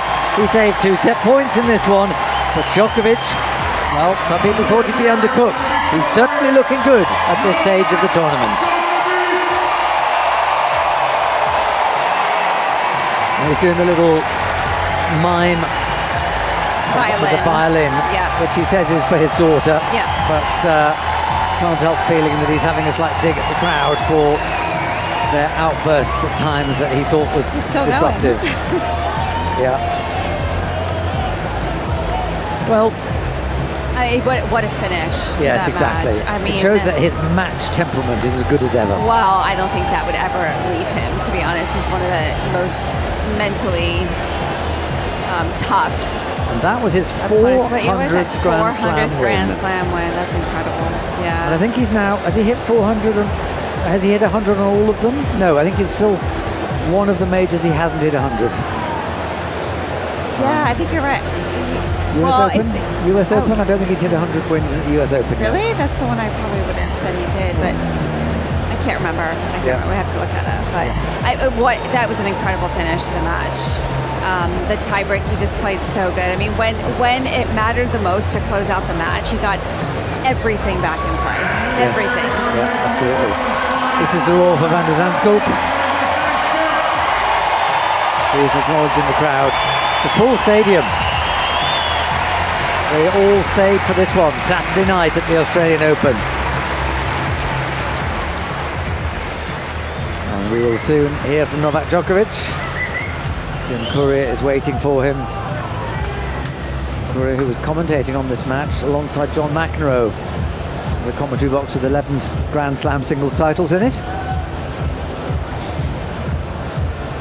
Djokovic just toweling himself down. And I think has he packed as much as he wants to? No, he's still packing. And he drops his bags. He's usually pretty quick though. That was pretty quick. Usually fairly quick. That is quick, yeah. He hasn't put his tracksuit top on, he hasn't changed shirts. And here we have Novak Djokovic talking to Jim Courier on court. Novak, it's great to see you out here. Congratulations on another fine performance. The first set and a half, you were well and truly in control. And then Botic got some treatment, and then all of a sudden he really turned his game on. You had to find something special to finish it. How was this match for you to play tonight? Because it was up and down for us to watch it. Yeah, I mean, it was a pretty good treatment, I must say. You know, gave him a lot of firepower. I mean, he was serving extremely well from that moment onwards. You know, I think at the beginning of the second he did struggle with the arm, and I could see with kilometers per hour went down a little bit. So I had more looks in his first serve and second serve, but then tables turned, and I must say that I relaxed a little bit, too much, and was in trouble, to close out the second set, and pretty much from that moment onwards it was really anybody's game. Really lucky to get out of the trouble on the set point in the third. He had an upper hand in that point, and things happen so quickly in this sport. One shot can really determine the winner. So just glad to overcome it in straights. We were concerned for a moment when you seemed to turn your ankle, you went down on the court, and then you were immediately seen by the physio, but it didn't look like he treated your ankle. What was going on with your body? Actually, a few points before I almost twisted my ankle, I asked for the physio. So I was planning to see him for my blisters, and then, thankfully I managed to have a good fall, if you can say so, kind of protect myself. Things could have been very ugly in that moment. Last year was an amazing year for anyone who would want to play the sport. If they had your year, they would be happy. 4 majors played, 4 semifinals played. Of course you want more, but it was incredible. But one of the challenges for you was that sometimes your body didn't cooperate, that you weren't in your best shape when you got to those semifinals to play as well as you would have hoped for. Where would you say your body is so far in this tournament through 3 rounds? Really good. I mean, I must say that it's been a great start of the tournament. Obviously, things can change. I'm not getting ahead of myself because, last year I learned a lesson. I got too excited too early, in some of the Grand Slams, playing really well and getting to the quarters and semis, and then,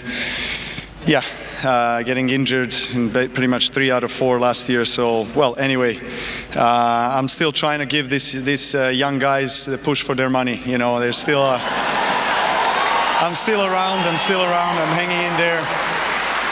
Obviously, Alcaraz and Sinner, 2 best players in the world. They're playing on a different level from all of us right now. But when you enter the court and the ball rolls, you always have a chance. So particularly here. And definitely the court which has given me the most in my career. So I look forward to the next battle.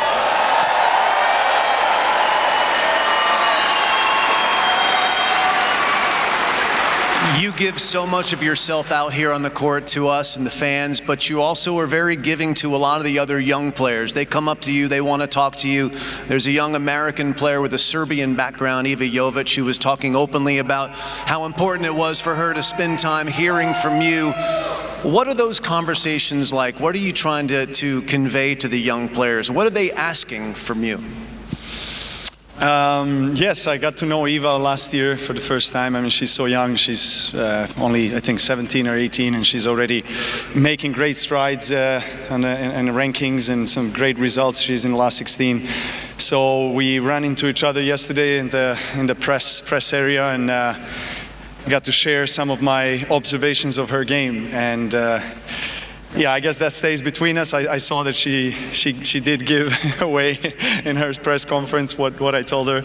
That's fine, you know. It's up to her if she wants to share. You know, obviously I really like her. She's a great girl and really nice family. And obviously I feel more emotionally connected to her because of her Serbian background. So I, you know, try even more, and you know, she has definitely all the tools to be the future champion, a future number one. So that's exactly what I wish for her.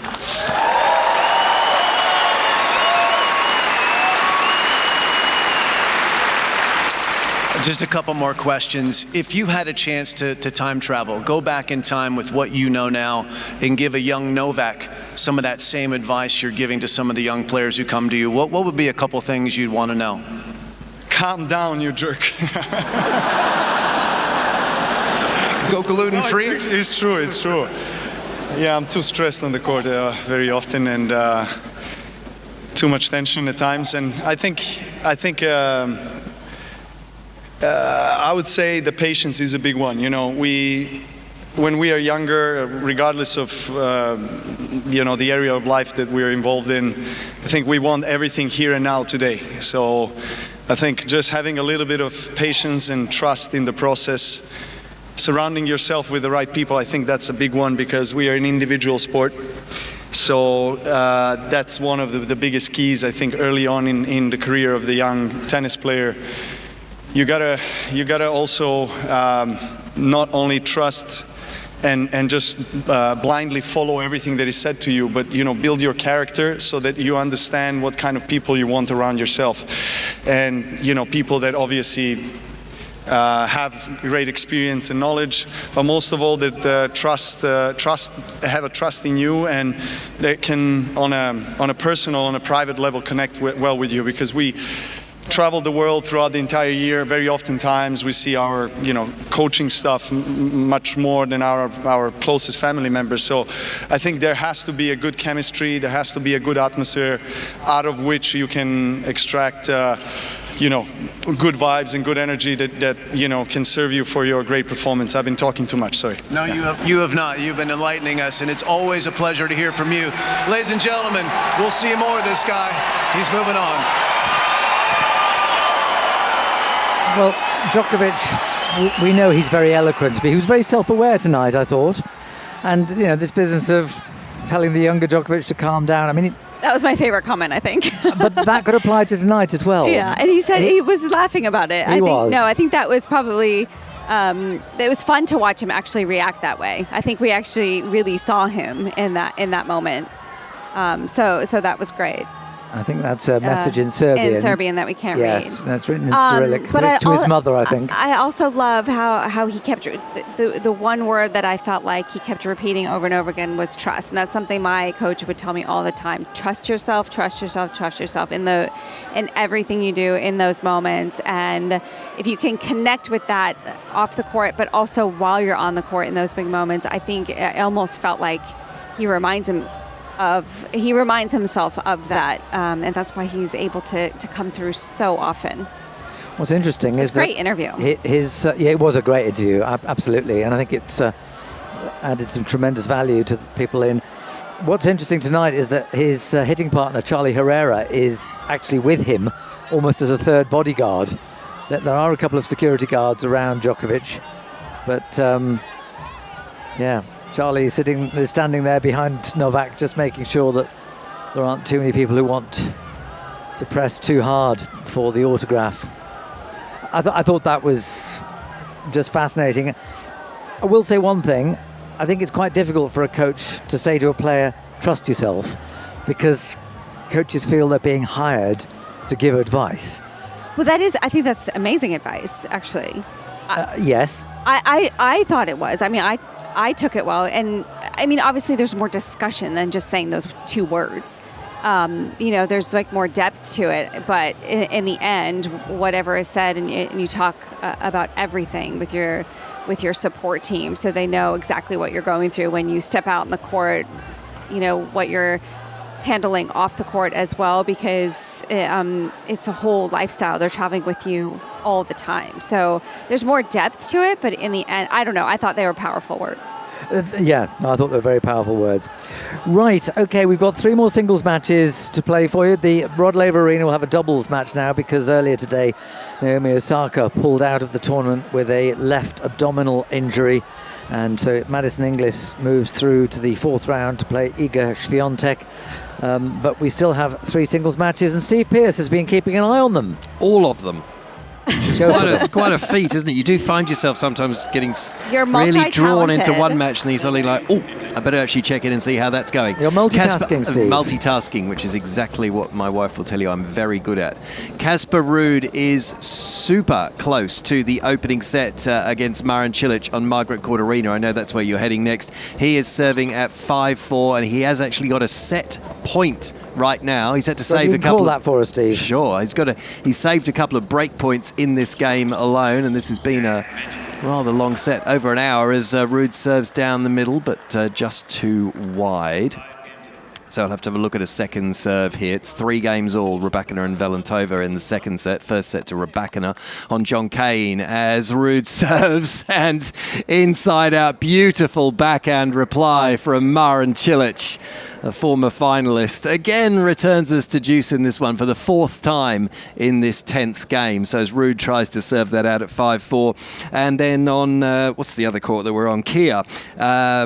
Jakub Menšik and Ethan Quinn at 6-2 Menšik in the first set for the 16th seed, and they are locked in a tight battle. It's an hour and 11 minutes on court. It's 5-all in the second set. Quinn did serve for this second set at 5-3, but he was unable to serve that out. So now we're at 5-all in that one. And now also we have a situation where Marin Cilic has a break-back point for 5-all. 7 minutes for this 10th game. We'll just see what happens here, and then you can make a call as to whether we stick with it.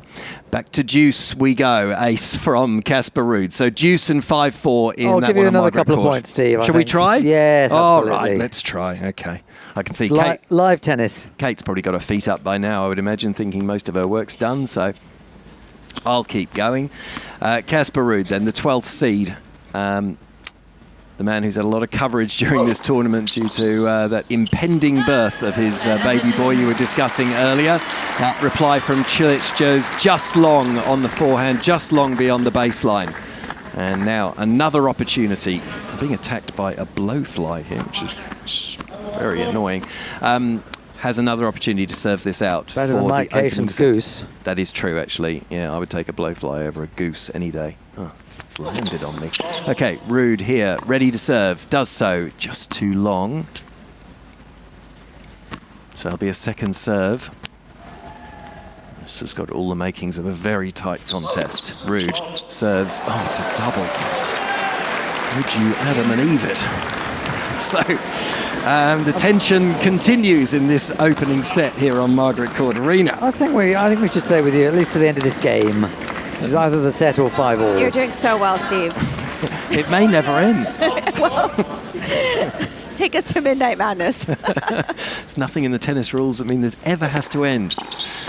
5-4 here, and Ruud serving heavily, and he'll be delighted to see that backhand from Cilic just slump into the net to hand him another opportunity for this opening set. Dressed in sort of greeny blue top with vibrant yellow shorts, Casper Ruud.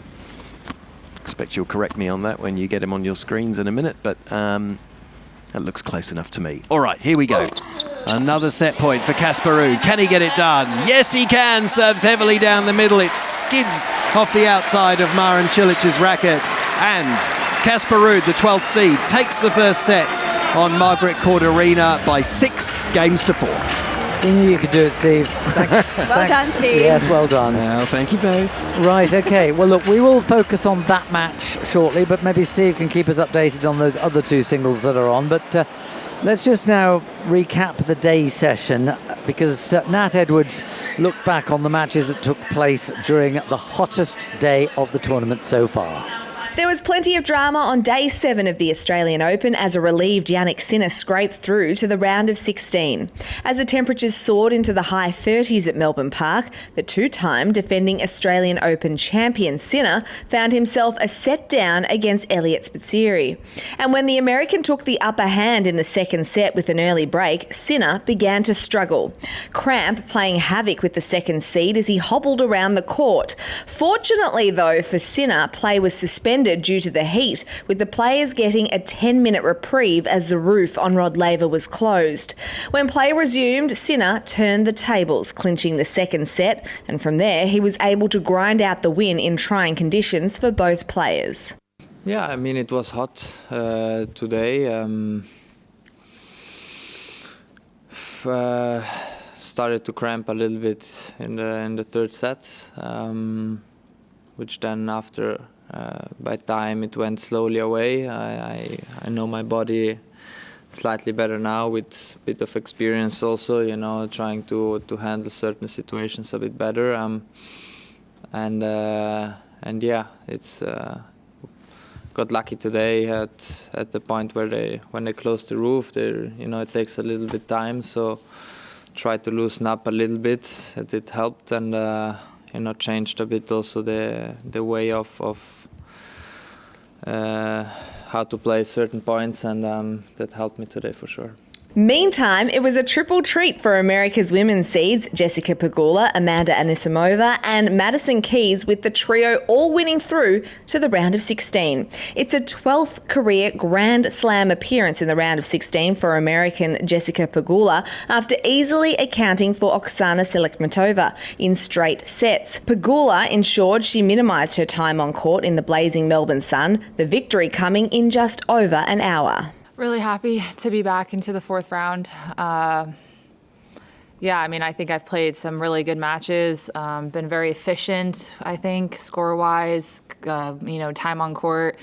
Today was really tricky. I didn't know that much about her. She's a lefty. I mean, I think she's definitely probably going to, you know, do pretty well the next couple of years. I think she'll definitely, you know, swing probably into the top 50, I would imagine. I mean, she's tricky. She's a good player. So, yeah, we had a couple of tough games there, but I thought I was able to kind of grab the momentum when I could, and served very well and just was able to execute my game plan. Her opponent in the round of 16 will be compatriot and defending champion Madison Keys, after she defeated Czechia's Karolina Pliskova in straight sets. Keys dominated play, hitting 25 winners to 8 on her way to a straight sets win. I think overall I played a pretty clean match. Was really happy with kind of being able to get off to a good start, and then I think my serve got me out of a few tricky moments today, but overall just pretty happy with how clean it was. Meantime, big serving American and 8th seed Ben Shelton was also on the winners list on day 7 after defeating 30th seed Valentin Vachereau, and fans on Cain Arena were treated to a 4.5-hour marathon, with 5th seed Lorenzo Musetti winning the 5th set decider against Thomas Machac.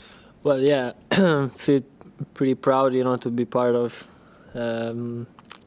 this trio that now we have in the fourth round here in Australian Open. It's my first time, so I'm really, really happy and proud of the win today. It was such a tough battle for me with an opponent who played, I think, really incredible level since the end, so it was not easy, and I had to, you know, turn around the match with physical abilities due to the heat and you know, the tough condition that they were out there, and of course you know, improving set by set the percentage of the serve and the way I was, you know, before I was, not leading so much the rally, and afterwards I started, to play better and to move better and to play more forehands, and that was probably the key of the match.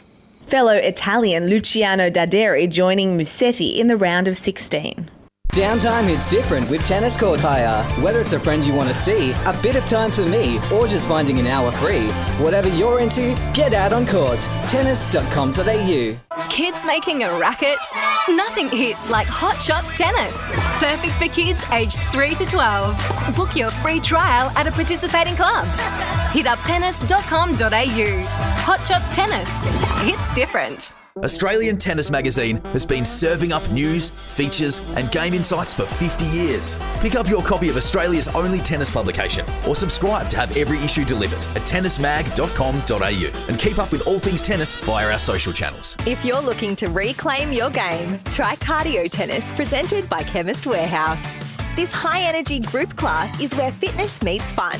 No competition, just genuine connection. Set to great music, you'll mix tennis drills with constant movement for a workout that never feels like work. And no need to be a pro, qualified coaches tailor the session for everybody at every level, whether you're new to tennis or coming back to the court. An hour of cardio tennis is guaranteed to smash stress, lift your mood and leave you feeling motivated and confident. Reclaim your game with Cardio Tennis presented by Chemist Warehouse. Book now at tennis.com.au. Family time hits different with Tennis Court Hire. From less eyes on screens to more time with your teens or smashing fitness routines. Whatever you're into, get out on court. Tennis.com.au. The sound of summer. AO Radio. Thank you for the music. Thank you for the music, says the umpire. That was an ABBA song. Casper Ruud. He's not from Sweden, he's from Norway. Most successful tennis player from Norway. 55. Taking over that mantle from his father, Christian Ruud, who's sitting courtside, because Christian Ruud is also his coach. Christian got to 39 in the world. Casper has been, well, that US Open final he played against Carlos Alcaraz was a direct eliminator for the world #1. Yep, that's right.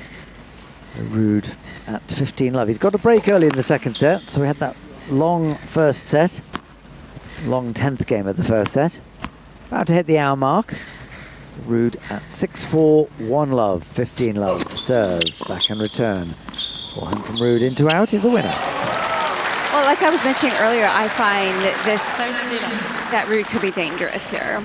Yeah. Because he's relaxed. Because the baby on the way. Yeah. No, because it's a win-win situation. Yes, absolutely. If he wins, it's great. If he loses, he gets to go back and spend the time witness the birth of his child, or if the child's already there, he's there. Do we know where his wife is? I don't. I mean, is she back home in Europe? I would think so. Yeah. Yeah. I mean, you can't travel when So you're... it'll take... No, you can't. That's true. Yeah. It'll take him a good 24 hours to get there. Maybe a little less. Back and return from Cilic. The backhand of Ruud. Ruud nets. Massive return. It's like 5 feet inside the baseline, Cilic. Cilic lent into that. That's what he did when he won the US Open, you remember? He was just unleashing on everything. Where he beat Federer in the semis and Nishikori in the final. It was absolutely incredible. Ruud at 30-15. Serves, back and return. Oh, it's a shot between the legs and goes in. Forehand from Cilic, forehand Ruud. Backhand from Cilic is a drop shot. Ruud will not get to it. Oh, he does get to it, but picked up by Cilic off the volley. What did you say, relaxed? That was pretty relaxed. I've never seen Casper Ruud do that. In fact, if he told me... I've never seen him do that either. Well, the ball came straight at him and he stuck his racket behind his back and played a defensive forehand through his legs. It was actually kind of the only play because the return came back so fast. Well, that's the thing, you see, and we felt when the tweener first happened, back to the net tweener, it felt like it was a showboating shot. Actually, it's quite a good shot because the opponent can't see which way the ball's going to go. Ruud having been 30 love up, back at 30 all. Now you see 40, everyone 30. practicing the tweener. They do practice the tweener, yes. Some better than others. I could never get it. No, I've never done a successful one. And as a man, you've got to be very careful to get it right. 40-30, Ruud. Rebecca is at match point. Serving And the centre forehand return is onto the sideline, chopped back by Ruud. Backhand from Cilic. That's a lovely shot from Ruud down the line. Hold serve for 2 games to love. Steve Rybakina. Serving here on match point, Rybakina goes with the backhand deep in the court on the baseline. The pair exchange blows. Valentova holding firm at the moment. She goes with the forehand. Rybakina goes back behind Valentova. That's good enough. Puts it away cross court into the open court. And Elena Rybakina, the 5th seed, is through with some ease in the end. A couple of mini battles in those sets, but 6-2, 6-3. She's safely through to the 4th round. Just checking my draw sheet to see who she plays now, or are you ahead of me on that one, Steve? I'm not. Okay, so singles, Rybakina. Which half of the draw? We're doing the top half today, aren't we? No, we're doing the bottom half. While you're looking for that, Jakub Mensik and Ethan Quinn are in a second set tiebreaker. It's 3 points apiece in that breaker after Quinn's serve for the second set at 5-3. Just look. So Keys will play Pegula. Wang will play Anisimova. Jovic will play Putintseva. I think it's there. I think you passed it. I passed it, have I? Is that it? No, I can't read it. Yeah, Rybakina. Yes, Rybakina will play Mertens, Elise Mertens, who's the 21st seed, and she beat Nikola Bartunkova. She played outstanding. I was over there. I was at John Cain Arena. I was over there. She played really well. Well, Bartunkova had her best result in the last round when she put out Belinda Bencic. Her first top 10 win. Yes. First time ever she won a round at a Grand Slam. Yes, that's right. So she was in the 3rd round. But Elise Mertens, who was a semi-finalist here, I can't remember when, about 10 years ago, wasn't it? She was very young at the time. 2018. Yeah, 2018, okay. Thank you. Well, 8 years ago. We have an answer, by the way. I don't know if you want to hear it now, about your 1931. Oh, yes, go on. Remember? Sydney Wood, the Wimbledon final, the final that never was. Now I got to find the... Okay, this is from Kimberly Swift, who lives in London. Right. Enjoying your commentary again this morning. Slightly hungover after a cheese and wine night. Oh, right, love okay. cheese and wine. According to Wikipedia, Sydney Wood was declared winner of the title by default over Frank Shields. Oh, yes, Brooke Shields' grandfather. In capturing the gentleman's single title at the 1931 Wimbledon Championships, Shields withdrew due to a knee injury sustained during his semi-final match against Jean Barotra. Right, okay, yes. Yep. So Shields beat Barotra. In the course of that, he got the knee injury, and he realised afterwards how bad it was. Because I suspect if he'd realised at the time, he might not have finished the match, because he knew he'd be deprived Wimbledon of a final. There we go. So Wimbledon didn't have a final in 1931 for that reason. There you go. Good memory. Well, thank you. And Frank Shields was Brooke Shields' grandfather. Wow. Yes. Brooke Shields, whose good fact. Connection to tennis was that she was for a short time Andre Agassi's wife. Yeah. 15-13. Cilic just losing his way right here a little bit. This could go quickly. On trouble on his serve again. Just forehand got away from him, missed it by quite a bit wide, and now 15-30. Cilic serving on the left-hand court. Steve challenged us to describe the colours that Casper Ruud is wearing. I would say they look like Swedish colours, even though he's not Swedish. Yes, sort of reversed, because the blue shirt. Well, the Swedish blue is a sort of like a that looks Swedish sky blue, or is it a little bit lighter? No, than it's like a sort of dusty royal blue. That one. His socks and shoes are definitely royal blue. Like the court. And the yes, and the shorts are sort of highlighter pen yellow. Yes. So down the centre by Cilic, that's too good. I like the outfit. Yeah, that's good. I'd see it in the final. Colourful. I do, I like it. Looks nice. Cilic has got himself back to 30 all. Cilic, lots of bounces of the ball. He has his front foot absolutely parallel to the baseline, which always looks uncomfortable to me. But it works for him. The winner of this plays Ben Shelton in the 4th round. And then the winner of that would be in a quarter-final, presumably with Sinner, if Sinner beats Darderi.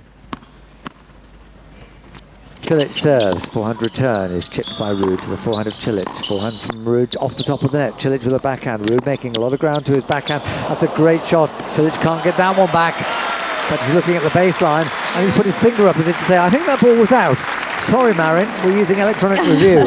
Even if you're right, you're wrong. How good was that running backhand from Ruud? Pretty impressive. There's that shot he's hitting very well. He hit that really well in his previous round. Also, I mean, he kind of had to go for broke. He was all the way outside the doubles alley.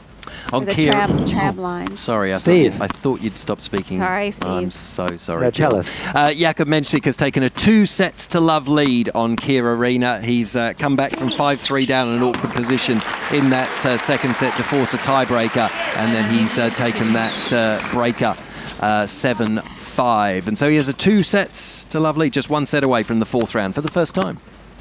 Thank you very much. Good to have you keeping across. Is that just a one singles match now? Yes, it is. Yes, with Rebecca winning. Yes, it's just the two of us, just you and me. Well, but keep an eye also on the doubles on Rod Laver Arena as Cilic holds serve and lead narrows the gap to 2-1, but Ruud still with a break of serve. Because we have the Aussie pair of Jason Kubler and Mark Holmans, who had a really difficult match in the last round against Kyrgios and Kokkinakis, where they were Australians, but the crowd really wanted them to lose. The villains. Yes, against the lovable rogues. But I think they will get the support they deserve in this match, and they're up against Marcus Willis and Jakob Powell. And what was Mike Cation saying? He said Marcus Willis is one of the best players he's ever seen on the Challenger circuit.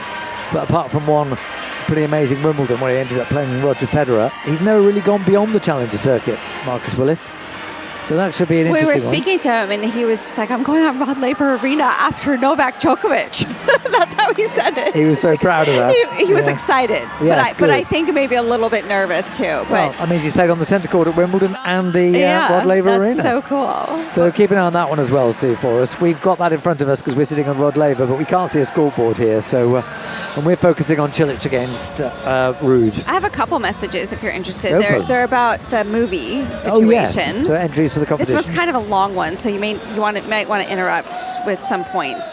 But dear AO radio team, enjoying your awesome Aussie Open commentary from Hardensen, a little village nestled in the Solling forest foothills in central Germany. I don't know if I said that right, but let's have a look. Where's that? Oh, Hardegsen. Hardegsen. Okay, the Solling Forest. I'm assuming that's northern Germany because it sounds like it's sort of central Germany. Central Germany. That's what it says. My submission to the film competition. Are you ready? Yes. When I heard the suggestion for this competition, my first vision was Medvedev playing the dapper, cynical cafe owner Rick Blaine, Humphrey Bogart's role in the internal classic Casablanca. Well done. Mm-hmm. Danielle in a white tuxedo, leaning nonchalantly against the bar in Nick's Cafe, overlooking the variety of guests waiting to get out of Europe, appeared in my mind. Yeah, with a lot of grease in his hair. Yes, I can see that. Then it continues. Elena Rybakina could then play Ilse Lund, Ingrid Bergman's part, as an aloof, ambivalent, mysterious beauty with emotions smoldering under the surface. This is good writing. Her Czech husband, Victor Laszlo, Paul Henried in the film, yeah, could be played by Yuri Lehechka, a Czech himself, subtly representing the resistance. Wow. This is pretty good, this right? Is good. I like this, yes. There's more. Nick Kyrgios would play Ugart. Oh, the Claude Rains character. Peter Lorre's role. Oh, okay. I was thinking he meant the shady, explosive, short-lived but memorable exit visa seller. Oh, yes. Okay, him. Okay, are you following? I am just about. Novak Djokovic would play Claude Rains' role as Captain Louis Renault, partly villainous, partly comic, perfect of police who has his men round up the usual suspects. Yes. Shocked. I'm shocked. Game rude, so he still leads 3-1. The character started out as more of a villain, only to then rehabilitate himself at the end of the movie by essentially saving the resistance. Well, the final line of this tennis cast movie would then be Daniel Medvedev, saying to Captain Renault Djokovic, I think this is the beginning of a beautiful tennis year. No. You can't have that. Why? Thanks, and then he says, thanks for the great competition idea. Deborah writing from, Deborah writing from Hardingsen, Germany. Well, I think it's a great entry. It's so good. I just don't like the final line, but... I like the final line. What's wrong with that? I like it. What would you have a better suggestion? Yeah, that's a good point, actually. Would I have a better suggestion? Yes. No, not yet, anyway. This could be the start of a beautiful rivalry. This could be start of a beautiful rivalry because they're saying 1-1, right? Yeah. Okay. Yeah. Okay. Yeah. I like it. That was great. Yes, that was a wonderful entry. Yes, wonderful. Thank you. Thank you. The person you have to impress is not us, but Nat Edwards, who presents the evening serve. And she will be giving the answers. I mean, that's met the deadline. The deadline is 5 p.m. Melbourne time tomorrow, which is 18 hours and 25 minutes from now. And the winner will be announced by Nat Edwards on the evening serve tomorrow, starting at 6:30 Melbourne time. That was an excellent serve. And backhand winner down the line from Cilic. His good body serve actually kicked up pretty high on Ruud, and he was so far back he couldn't quite get the depth, and Cilic took care of that short ball. Yes, Cilic's big serve is keeping him in this at the moment. He's still a break down. Cilic at 30 love, 15 all, serves, misses his first serve. He's one of these players who wears clothing from his racket company. I notice there's another racket company that's doing this a lot. Alex de Minaur, he's wearing the clothing of his Wilson, racket company. Right? And Wilson, yes. Are they insisting on it?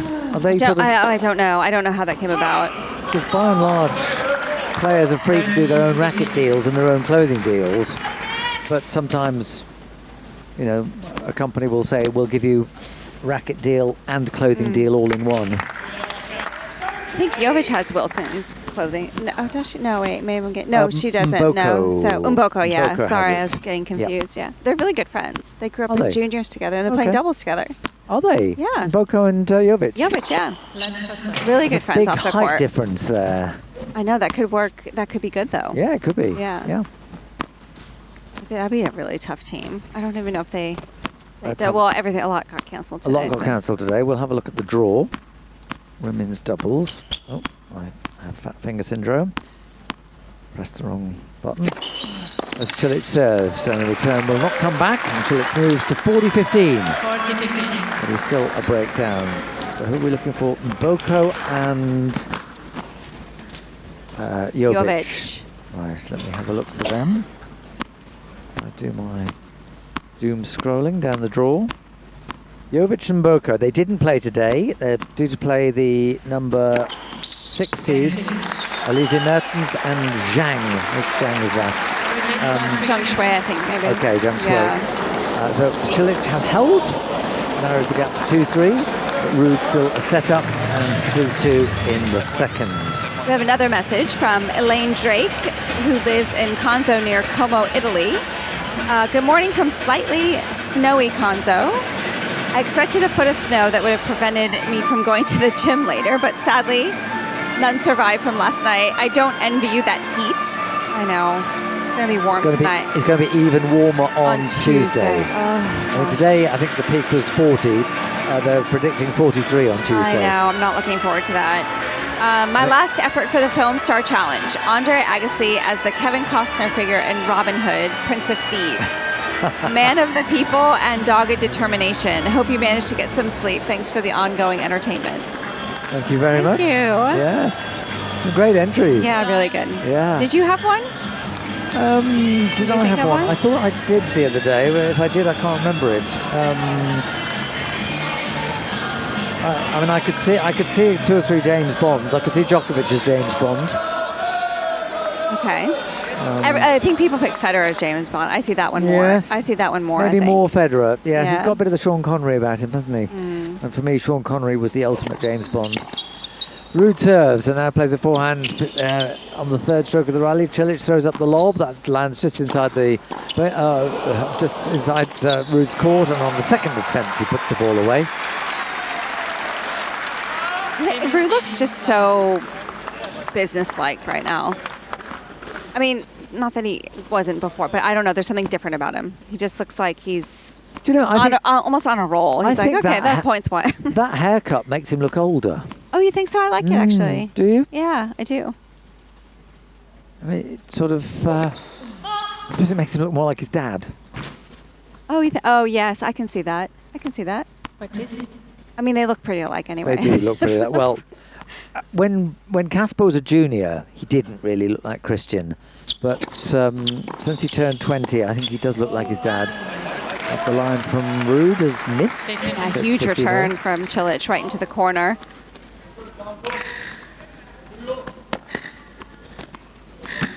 all on the Ruud serve. We have another good entry that I'll get to. Good. Eventually. Eventually. It's fine. I've got a bit of tennis on court as Ruud serves out wide and ace. 30-15. Because the Menchik-Quinn match, we heard from Steve at the end of the second set. It's early in the third at the moment. And that doubles on Rod Laver has not long been in action, about 10 minutes so far. Ruud serving 30-15. Puts his first serve into the net. Second serve from Casper Ruud. His kick to the backhand of Cilic. Cilic is late on that one. He definitely put more on that serve because Cilic, especially on the ad side, Cilic has just been so far inside the baseline, taking it ridiculously early. And so Ruud knew he had to put a little extra pop behind that serve. Ruud at 40-15. Serving into the net. Second serve from the Norwegian is on its way. Promise you. It is coming. Down the centre, backhand return. Backhand from Ruud. Forehand from Cilic. Forehand from Ruud up the backhand wing. Cilic cross court. He's made it. Winner. Lovely shot. Yeah, as soon as he gets that backhand and that lands short, you knew Ruud was in trouble. He set it up with the forehand, got a little bit more width on the forehand angle to be able to open the court up. 40-30 on the Ruud serve. Second point for 4-2 in the second set. He serves down the centre and ace. Game Ruud, new balls, please. Ruud leads by 4 games to 2. Ruud just moving inexorably towards 2 sets to love lead. Got the break very early.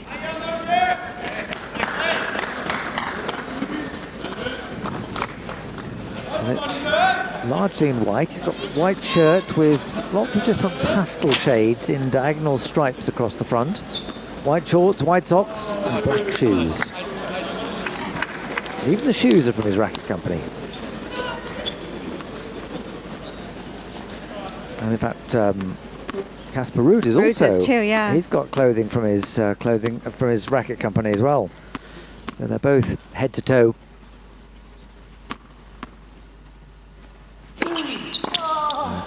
Cilic serves and smashes behind it. Very, very businesslike, Marin Cilic. Medjugorje Medjugorje is actually in the Croatian part of Bosnia. He's always played for Croatia. Big Davis Cup. Back and return from Ruud, backhand from Cilic. It's long.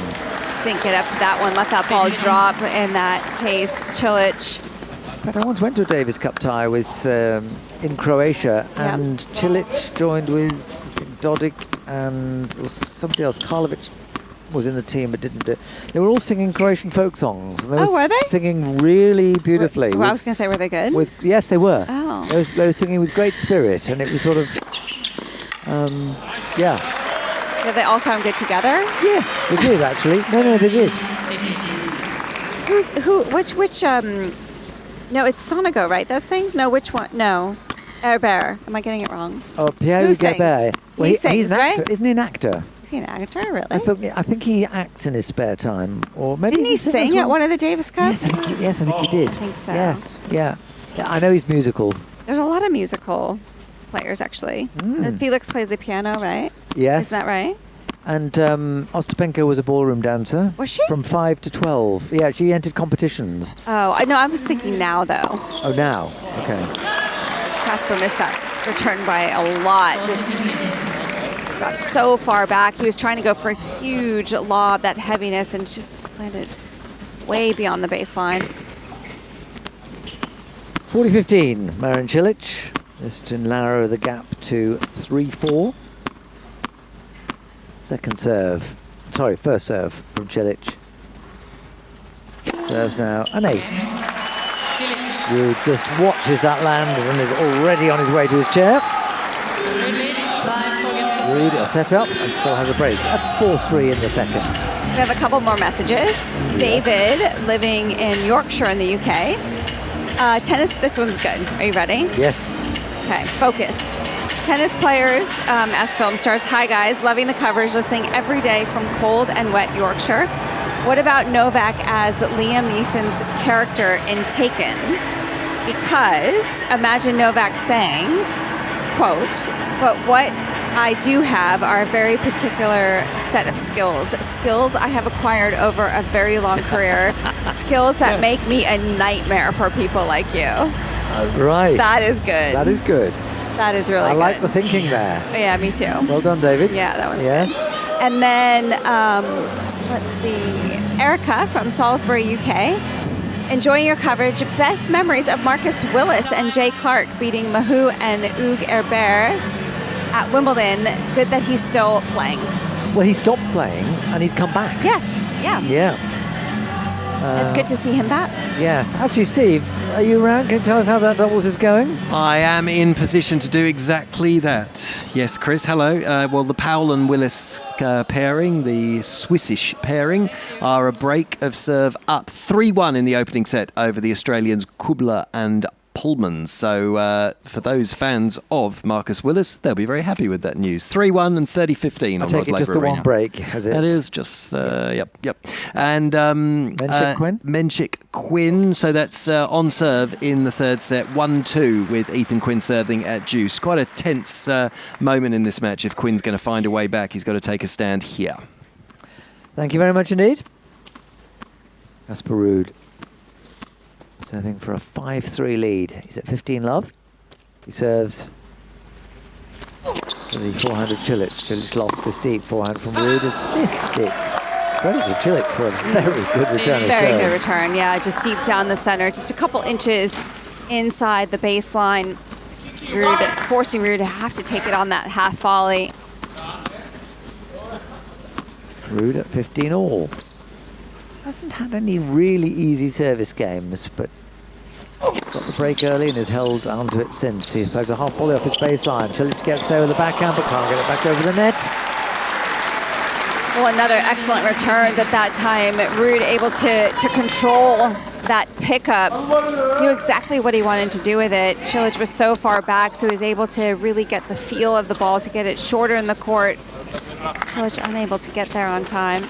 Menchik's broken, so he leads 3-1 in the third set and by 2 sets to love. So 1 foot in the fourth round for Jakub Menchik. Okay. Keep us posted on that one, Steve, as Ruud serves an ace to move to 40-15.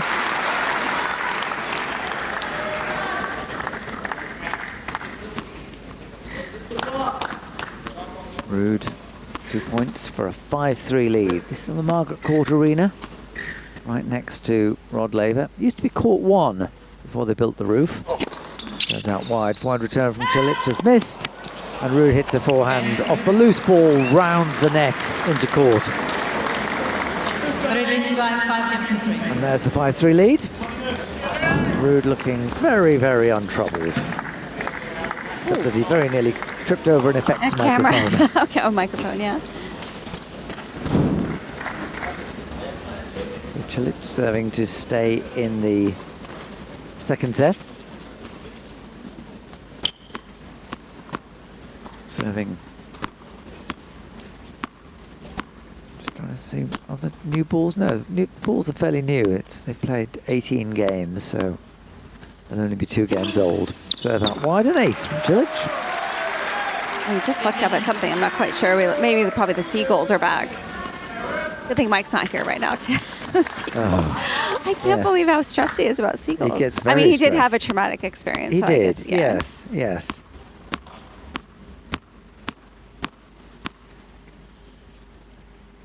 Cilic serves down the centre, 400 turn. He's into the net from...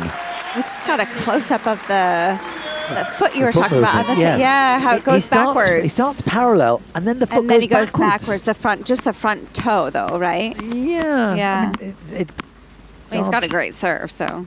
Yes, exactly. It works for him, but it looks like he's about a foot fault when we see his service position. But then he moves his foot back, so it's pointing backwards. I mean, you'd never teach that. No, but he gets really good hip rotation, and that's a really good thing to have for a serve because you get a little bit more pop when you push off your legs from the ground to get up to the ball. Pretty easy service game here for Cilic so far. Serving now, 40 love. Down the centre. Ruud doesn't even attempt to reach for that one. I think he just thought, I'll trust my next service game. And Cilic is serving as big as that. And so Ruud will be serving for a 2-set-to-love lead in just a minute. Do you know something that I found out in the last hour? What? The number 1 and number 2 seeds in the girls' singles are sisters. In the juniors. In the juniors. Tell us their names. Elena and Jana Kovachkova. Kovachkova. Yeah. I might need my glasses. They're Czechs. Okay. There's more Czechs. Oh goodness. The number 1. I bet they're really good. They have really good backhands. the number 1 seed is Elena Kovachkova. Okay. And the number 2 seed is Jana Kovachkova. So they obviously don't get on because they're kept as far apart in the draw as they possibly can be. And they were sitting courtside tonight watching Elena Rybakina's match. Oh wow! And the juniors start. They're supposed to start today, but I don't think there was a full program of matches because once the heat stress scale got up to 5, which happened at about 2:25 this afternoon, all afternoon matches were suspended, and I think very few of them were restarted. So I think only a few junior matches took place today. Ruud serving for a 2-set-to-love lead. Forehand from Ruud is just too long. And we know tomorrow is back to the original time start for 11 to 11:30 on the. Okay. Yes, 11 o'clock on all courts bar Rod Laver and Margaret Court. And so we will be starting on Cain Arena because that's the only singles on at 11 o'clock. Backhand from Ruud to the backhand of Cilic. Backhand Ruud up the line. Forehand Cilic cross court is a winner. Lovely forehand from Cilic. So well done from Cilic. It looked like he was pretty much out of that point. He got off balance and on the defense with a great angle from Ruud, but he got back into the court and recovered really well. That's too good. Ruud serving at 30 love, backhand return off the top of the net, and that's to Ruud. He started racing forward for that, but that was a stone-dead net cord. Just dribbled over. A little bit of luck there. No, sorry, it didn't. It got back his own side. Oh, sorry, no, it dribbled over. It dribbled over, Yeah, yes. dribbled over, yeah. So here above 40. Here are 3 break points for Cilic. So Ruud, this is not an easy service game. Love 40. Ruud serves down the centre and ace. That leg court didn't even faze him. He didn't even make a reaction. No. But then Ruud is a bit like that, isn't he? He sort of takes everything in his stride. Yeah, that's true. He's a very calm guy. He is, yeah.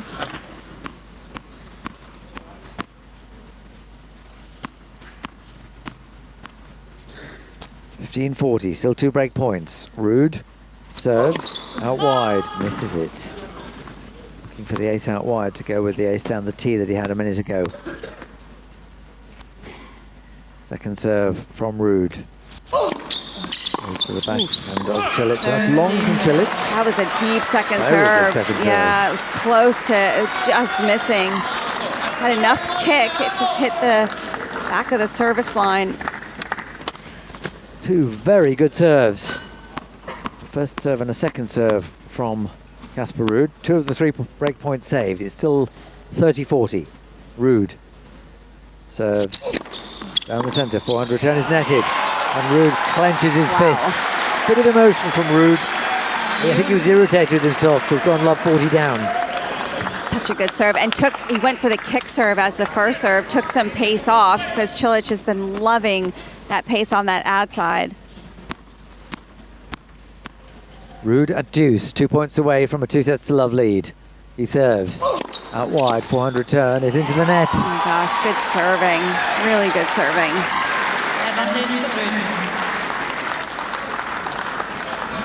So set point for Casper Ruud, 4 points on the run.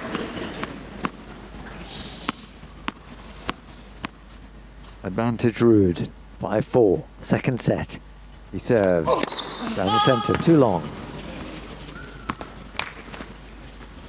Second serve from Ruud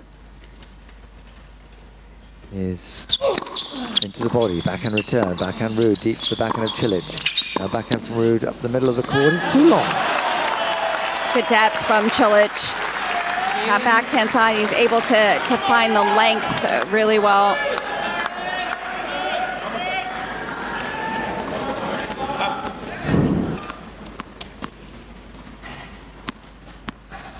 Deuce on the Ruud serve. Ruud into the net. Second serve from the Norwegian.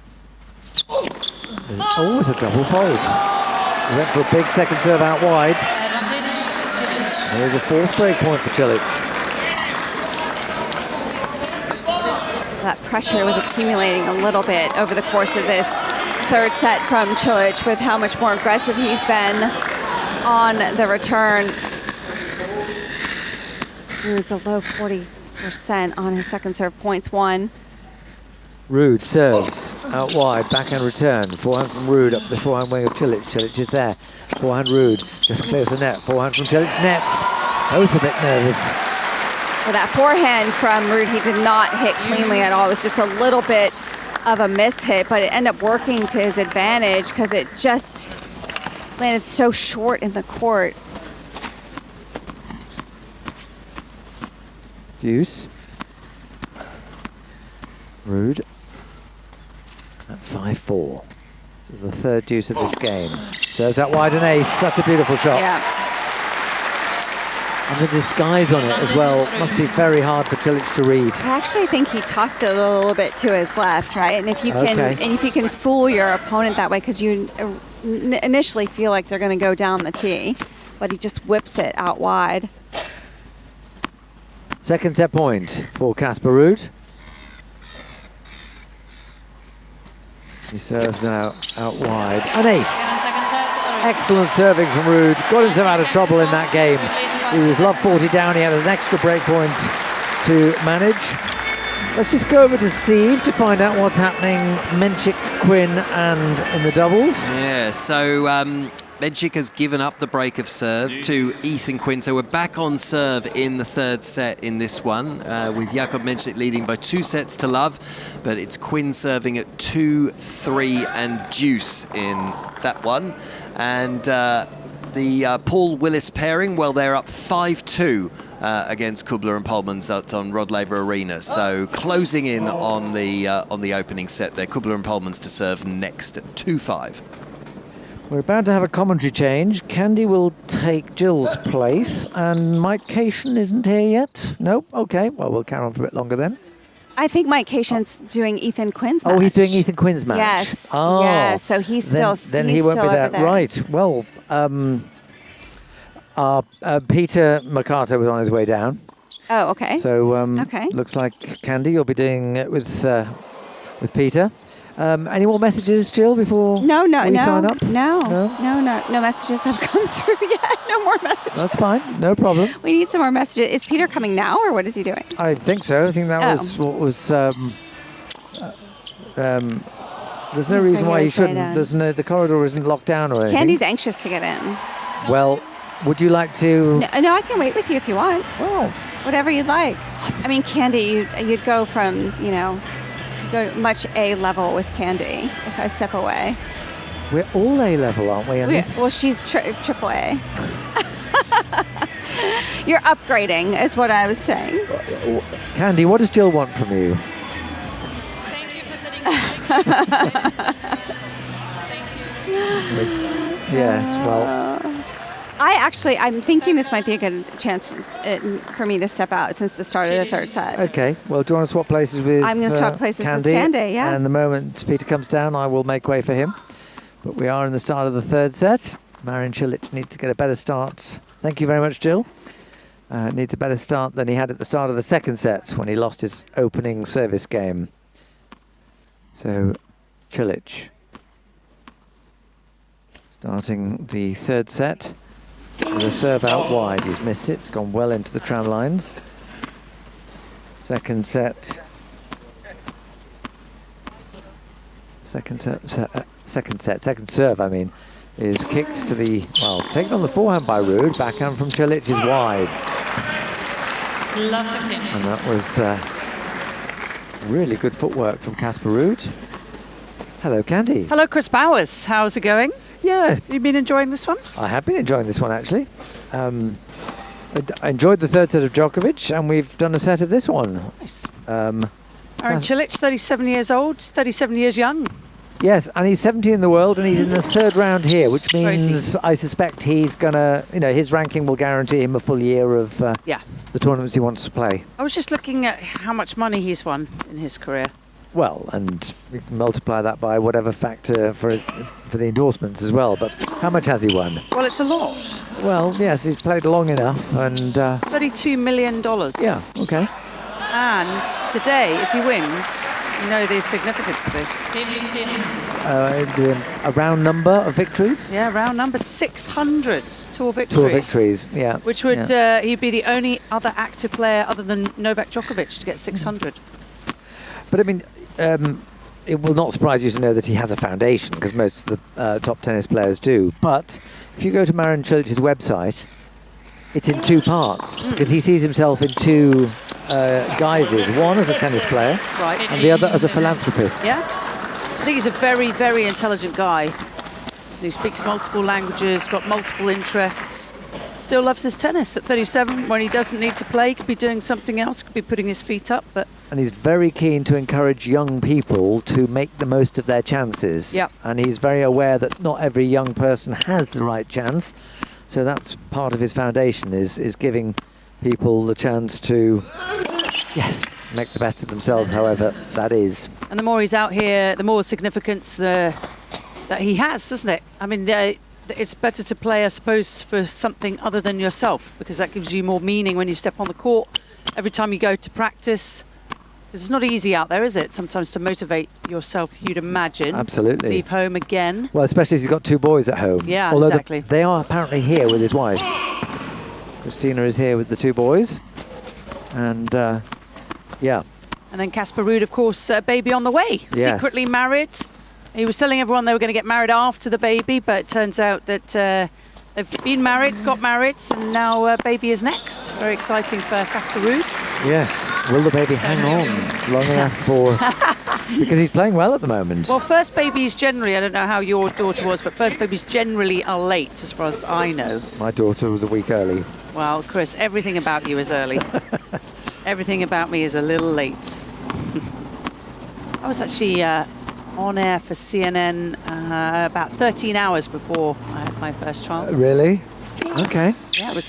Did you see the Stan Wawrinka supporter in the match against Fritz today? She was heavily pregnant and had managed to paint her bump with like a tennis ball saying "Go Stan."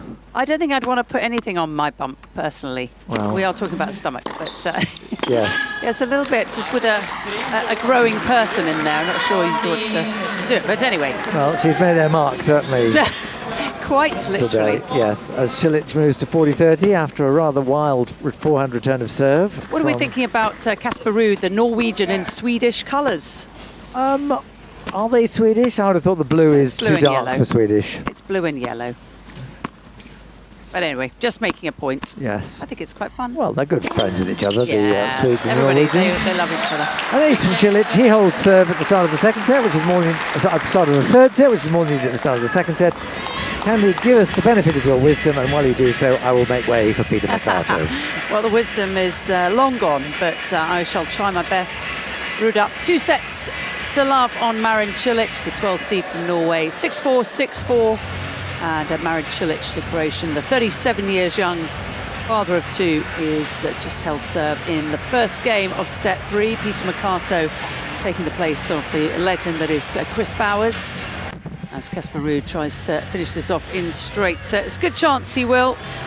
What a player Casper is. Of course, a major finalist who's come close, but not quite any cigar yet. Perhaps he will win a major championship before he comes a dad. You're offering cigars? Is that what you're doing? Hello. Well, later, after midnight. If we get to Midnight Madness. Oh, okay. Are you throwing out kind of a little... We've got the challenge. We've got 55 minutes. I'm just, the fishing rod is out. Well, if I'm that's not the sure. case, are we bringing Steve Pearce with us? I think we should. Did you Is see he? the tuna? I think it was it caught in Japan? How much it went for, that giant tuna? I haven't. I Well, haven't you seen a haven't lot of the lived. outside world, so you're going to show me that, I'm sure, as Ruud 15 love 1, I shall third get you set. information on this. But there was a very large tuna that was caught. Recently. Okay. And it went for the biggest ever tuna recorded. Honestly, I've had no contact with the outside world. You're just in the bubble here. The snapper was delicious for dinner tonight. I had the snapper. Yes, Fijian curry. Yeah, I had that. It was very tasty. Lovely, as we've got a ball block back here by Ruud. Off forehand, nice from Cilic. Getting the clean winner, 15 all. Do we think the food is the best at the Australian Open than any other major? That's hard to make comparisons on. It's got to be up there. I think it might.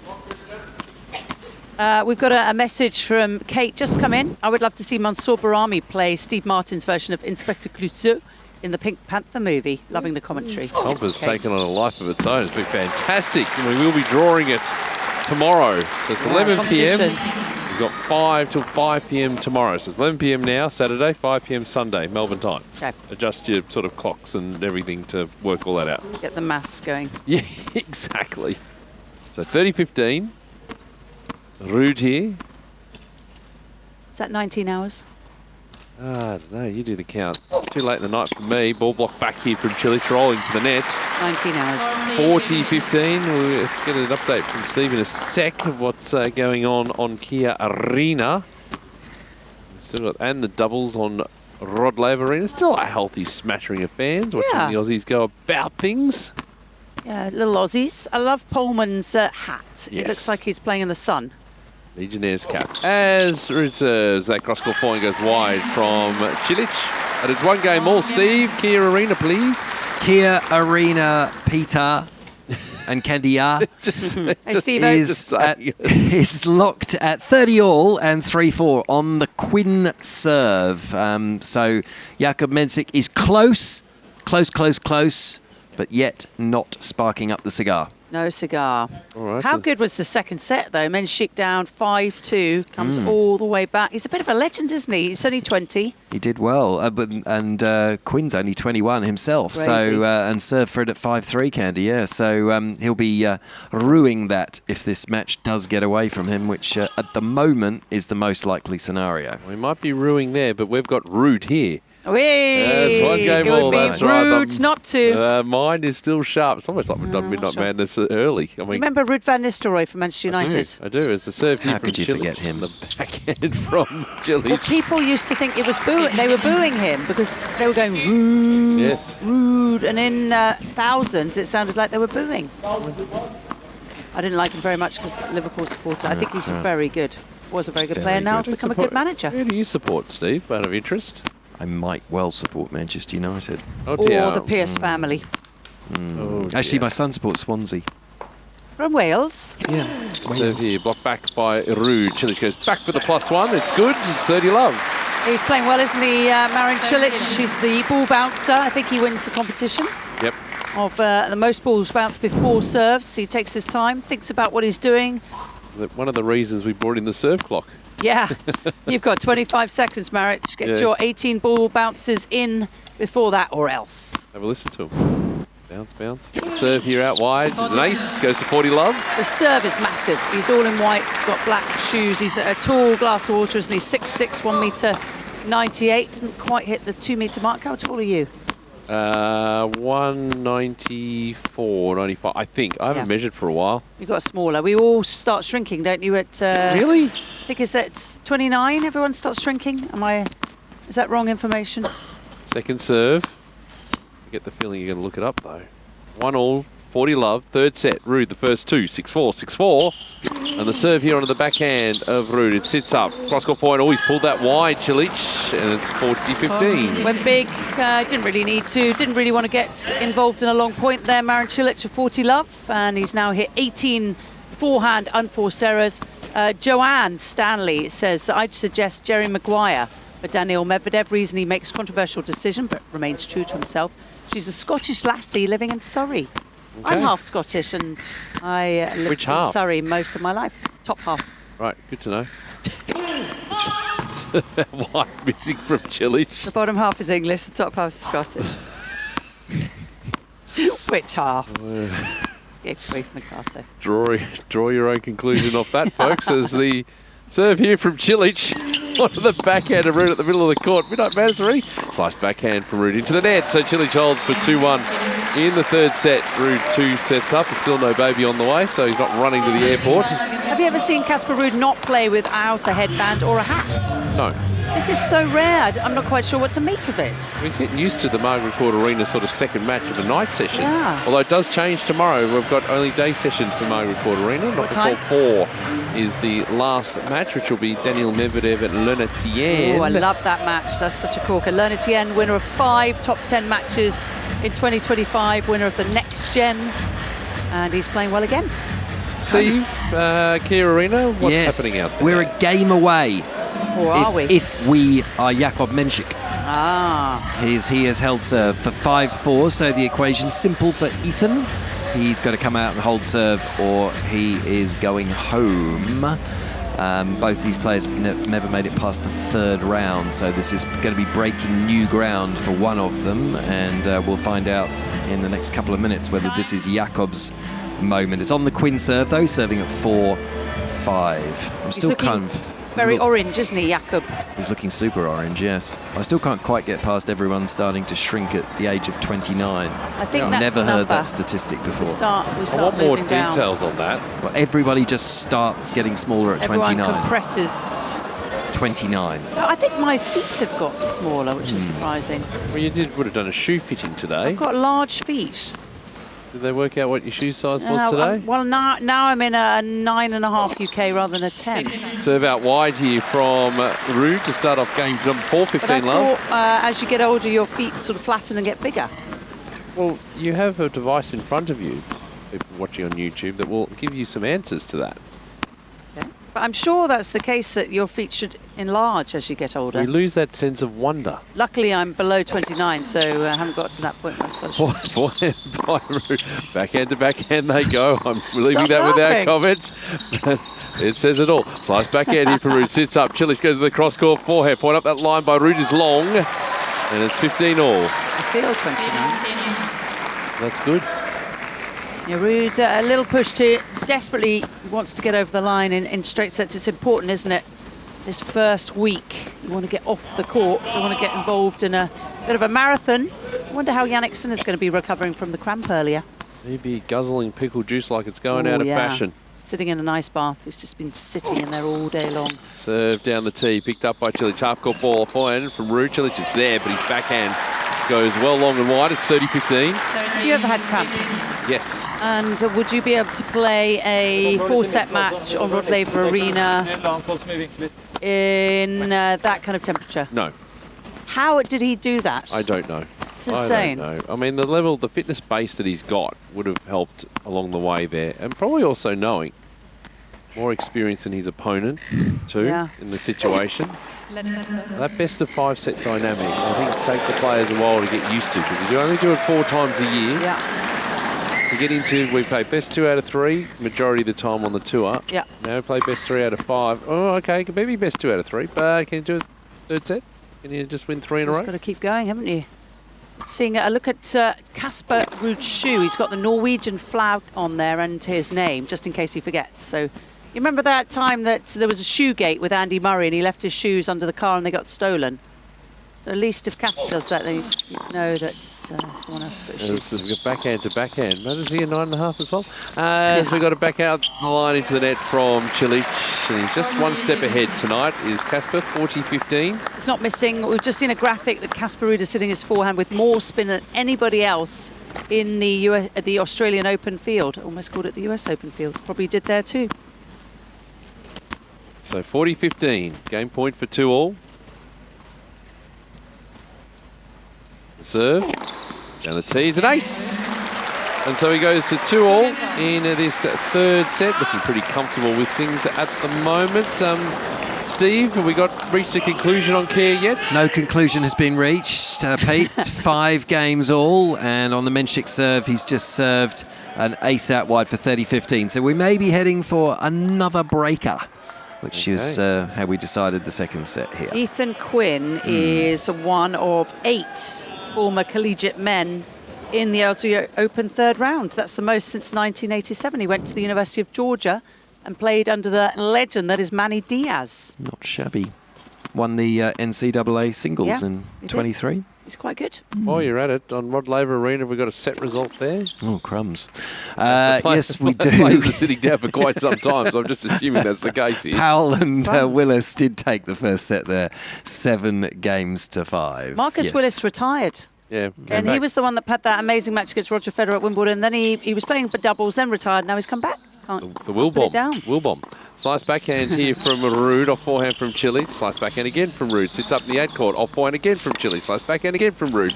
Control C, Control V until Cilic hits the winner. And he gets the job done. It's 15-love. Were you copying and pasting there? We absolutely were, because it was the same shot, backwards and forwards. Is Casper Ruud in the nicest outfit? Discuss. I haven't really taken much notice. I think it's really nice. It is. Well, you better... Pete, any thoughts? Any Stevie? Pete's not so sure. I think it looks all right. We'll just give it a 5 out of 10. The two fashionistas on the team, Steve and I, are just really wading into this conversation. It's nice, isn't it? I prefer the orange, I think, of Jakob. Okay. Yeah. He looks a bit Dutch, even though that doesn't really line up either. But should be Talon Greek scorer or Botic van der Zandschulp. Isn't Casper looking Swedish though? As the He's looking Swedish. Yeah, exactly. Way out of court. Cross court backhand from Ruud. Backhand to backhand they go in the 8 court. Cilic puts one into the net. It's 15-all. He's annoyed at himself there. Marin Cilic didn't really follow through on the backhand. Didn't get the step in. Tricky with those long legs of his. But now, of course, the tall guys have become just as quick, haven't they, as anybody else? Incredible athleticism. You got to hold a serve on Kerr there, Steve? Yep, 6-5. Mensik has held, so Ethan's got to hold to force the breaker. Otherwise, again, it's the end, so he's got to hold serve, and then maybe we'll have a tiebreaker to decide this third set. Brad Stein tells a good story about Casper Ruud. Brad is, of course, the long-time coach of Tommy Paul, and he's here doing some commentary. And he said during the COVID times, they kind of sneaked into a club, and he and Ethan Quinn hit an awful lot. And that was really the beginning, the proper beginning of the Ethan Quinn rise up to the rankings. Miscued forehand here from Ruud. It's 30-15. I thought that story was going to take a very different turn when they snuck into a club. Oh, really? You two. What am I working with? Thought that was going to be 1970s radio listeners, stuff. take pity on me. I work with these two. Not happening. As the serve comes in. I'm the clean one tonight. The others are vulgar. The serve coming in. Out wide's an ace from Cilic to go to 40-15. Too good. Let's have a look at the ace count from Marin Cilic, because it's always quite high, isn't it? He likes an ace. And we'll look at who has the most aces so far in the tournament. Any suggestions, any guesses, anybody? Ben Shelton? Big, isn't it? I will confirm this. Oh, you don't actually have the answer. No. Unreturned serve for Cilic, and it's 3-2. Right, here's a funny one. They have served, between Marin Cilic and Casper Ruud, they have served 33 aces. Casper has served 20 of those. He leads 20-13 in the ace count. Casper Ruud. There you go. The man who hits the ball as the ball is going up, as opposed to when it drops. Drops, yeah. It's quite unusual, isn't it? And Casper has saved all 8 break points he's faced today. Very solid match for Casper Ruud. 25 winners, 27 unforced errors. Cilic with 34 winners, 30 unforced errors, but Cilic is losing by 2 sets to love. How about that? How about them apples? What movie? How about them apples? I don't know, Steve. You got an idea? It's one of the most famous movie lines of all time. You are tired. I am. That's all right. We're still it's going. Not massively surprising. I've got lots of things going on through me at the moment, but that's okay. You're on like 15, 16-hour days, aren't you? Yeah, that's all right. That's what we're here for, what we do. Yeah, let's go to Steve because I want to see how this game is developing. 6-5 for Mensik. It's a very, very tense situation here for Ethan Quinn. He's just made a good forehand cross court to level this up at 15 all, trying to force the tiebreaker, but it's tense moments for the young American. Tense moments for us all. His nickname Mighty? Should be. Or are you saying it is? No, I'm speculating. Or Nile. Serve straight at the backhand of Mensik there, and then he switches on to the forehand as the Czech man on the run going back cross court. No great depth on that until Mensik just blazes a forehand wide into the tram line. So it's 30-15. We look like at this stage the tiebreaker is the most likely. And then checkmate. Why are you using all your Midnight Madness stuff early, Candy? Oh, I've got more. That's what frightens us.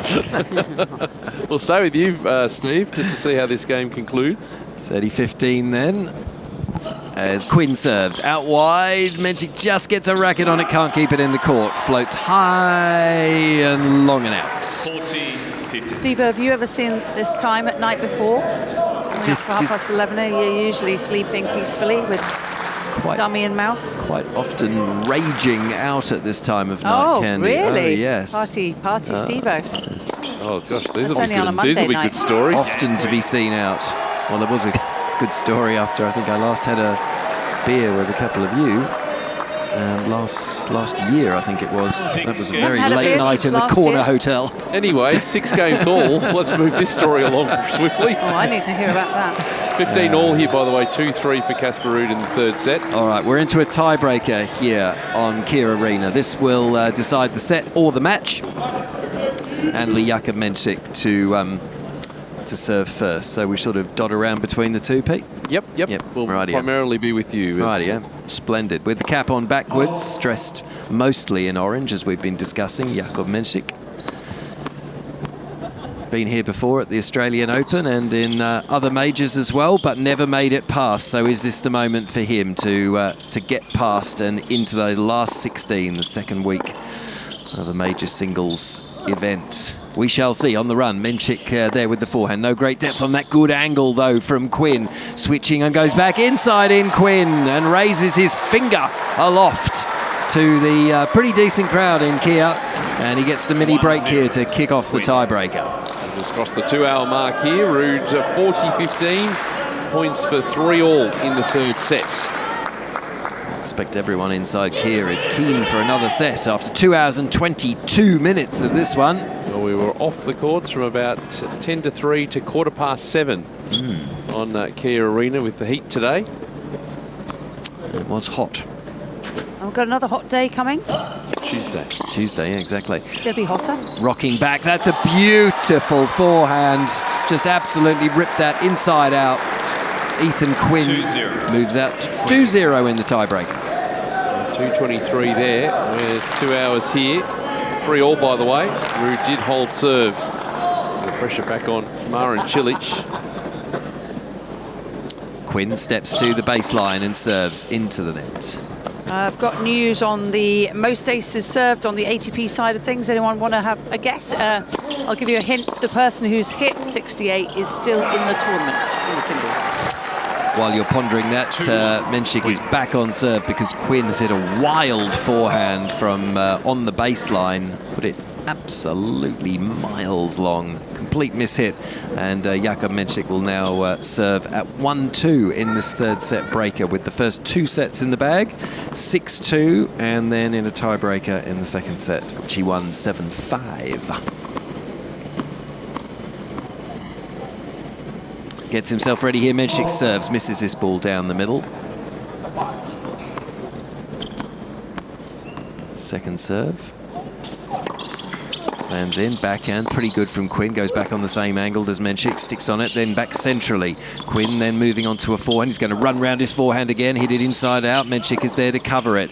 Mensik then goes on the run with a forehand, switching to the backhand, straight centrally down the court. Then the angle created by Quinn again, looking to move Mensik around, and he works his opponent brilliantly and just nods to himself and the crowd, "I've got this." Well, maybe he has. That's another mini break, and Mensik is struggling here at 1-3. Well, he is.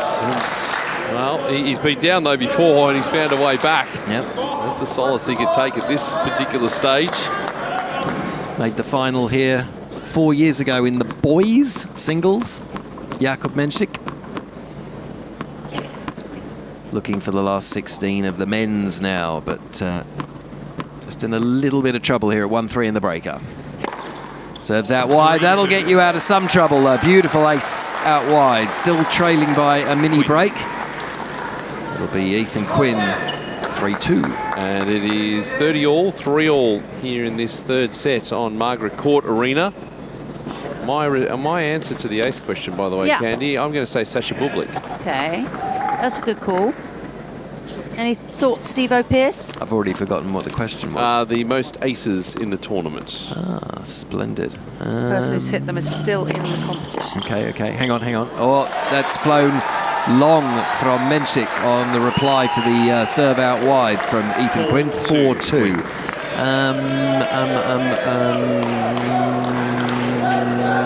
Who will I go for? What about somebody who played today? Yep. Okay. All right, well, that rules me out. Is he? I'll tell you who it is then. Oh. Do you just know the answer immediately? Yeah, Taylor Fritz. That's what I was going to say. Oh, okay. There we go. We could have said Ben Shelton, though. Yeah, I didn't say Ben Shelton. I said Ben Shelton, Sasha Bublik, and then you said play today, so I went with Taylor Fritz. Taylor Fritz is correct. Yeah, he's got a high ratio. I think he led the ATP Tour in aces last season, didn't he? I can check that as well. Right, well, you're there. I've got the 2025 ATP Tour season at a glance. Most titles, Carlos Alcaraz with 8. Youngest champion, João Fonseca, 18. Oldest champion, Novak Djokovic, 38. Thank you. Lowest ranked winner, Jensen Brooksby. He was 507 when he won on the clay courts in Houston. Quinn serves. That's a beautiful backhand, back cross court. Off backhand of the highest quality from Jakub Mensik, just flying past the advancing Quinn. He could watch it and admire it as it landed just inside the baseline and the sideline. We're back on serve. And Marin Cilic 4-3 on serve here in the third set against Kasper Ruud. So he's got the balls in hand again. The man with the orange cap on backwards, Jakub Mensik, is ready, serves. But you heard what happened to that. It went out. Oh, it's actually in the net. Second serve. It's in the net as well. He can't quite believe it, nor can the coaching box. Nobody looks happy with that result. And why would they, having got himself twice back after mini breaks in this tiebreaker, and then he gives it up like that. No good. 3-5. Taylor Fritz did have the most aces on tour last season. Serve down the middle from Mensik. That's good. So he hangs in there. Quinn here with 2 serves to take us into a fourth set. There's Taylor Fritz taking the mantle from Hubie Hurkacz, who was the season leader of a couple of seasons actually in a row. Hubie was injured, wasn't he? So he wasn't really involved. But it's also, you look at the ratio of aces to matches played as well, which is astronomically good when you average it all out. Crazy. 867 aces for Taylor Fritz. That was almost 100 more than Riley Opelka. So Quinn serving 5-4 in the breaker. Goes down the middle. Too long. Too long, Ethan. Who hits the most drop shots? I don't have this number, but Alexander Bublik hit one every other point yesterday. Running around this. Menchik does brilliantly with the return. Ran around onto his forehand, landed it almost on the shoelaces of Ethan Quinn. And he's got the mini break back again. And we're at 5-all. I do like his orange socks. So do I. I'm glad we got everyone concurring there. It's our pitch, it's fashion chat right now, folks, on AO Radio. It's Taylor Swift orange. In the last concert of her Eras or Eras tour. 5-all. Serving out wide. That's brilliant from Jakub Menchik. Well outside the tram lines, he swung the forehand cross court, and it was pinpoint perfect. Yeah, hit the court. It could not have done any better with that. Back with the flight of the ball too. How about a match point? All right. He's good at coming back, isn't he? He is good at coming back. 6-5. But is he good at closing it out? We're about to find out. 2 hours, 29 minutes. We arrive at the first match point for Jakub Menchik. He serves out wide and delivers and raises both arms aloft inside Kia Arena. It's a maiden fourth round appearance at the Australian Open and at a major singles championship for Jakub Menchik. He's through in straight sets against Ethan Quinn of the United States. Oh, well done, Steve Pearce. A great effort tonight. Thank you for being around the courts. Go and get some sleep and ready yourself for tomorrow, good sir. Thanks, Pete. Thanks, Gandhi. Night-night. Steve-o, good night. Steve Pearce there, delivering around the courts. Meanwhile, back here on Margaret Court Arena, it is into the net from Ruud. He's in trouble on serve. It's 15-40. 6-4, 6-4 for Ruud, 4-3 to Marin Cilic. The 37-year-old Croatian trying to keep his Australian Open 26 alive. Could this be his last Australian Open? He hasn't indicated, has he? No. How nice was that for Stan Wawrinka earlier today? Serve here, backhand from Cilic, takes the net, falls over. Oh, you take the luck as well because he's 5-3 now in the third set. And the Croatian flags are flying. That was a real stroke of luck. Ruud just turns his back in disgust. Didn't do anything about that. Oh, it took the top and then it dribbled. It just dribbled and Casper couldn't even make the motion to go forward, let alone anything else. Do you love a dribbler? It's 5-3 Cilic.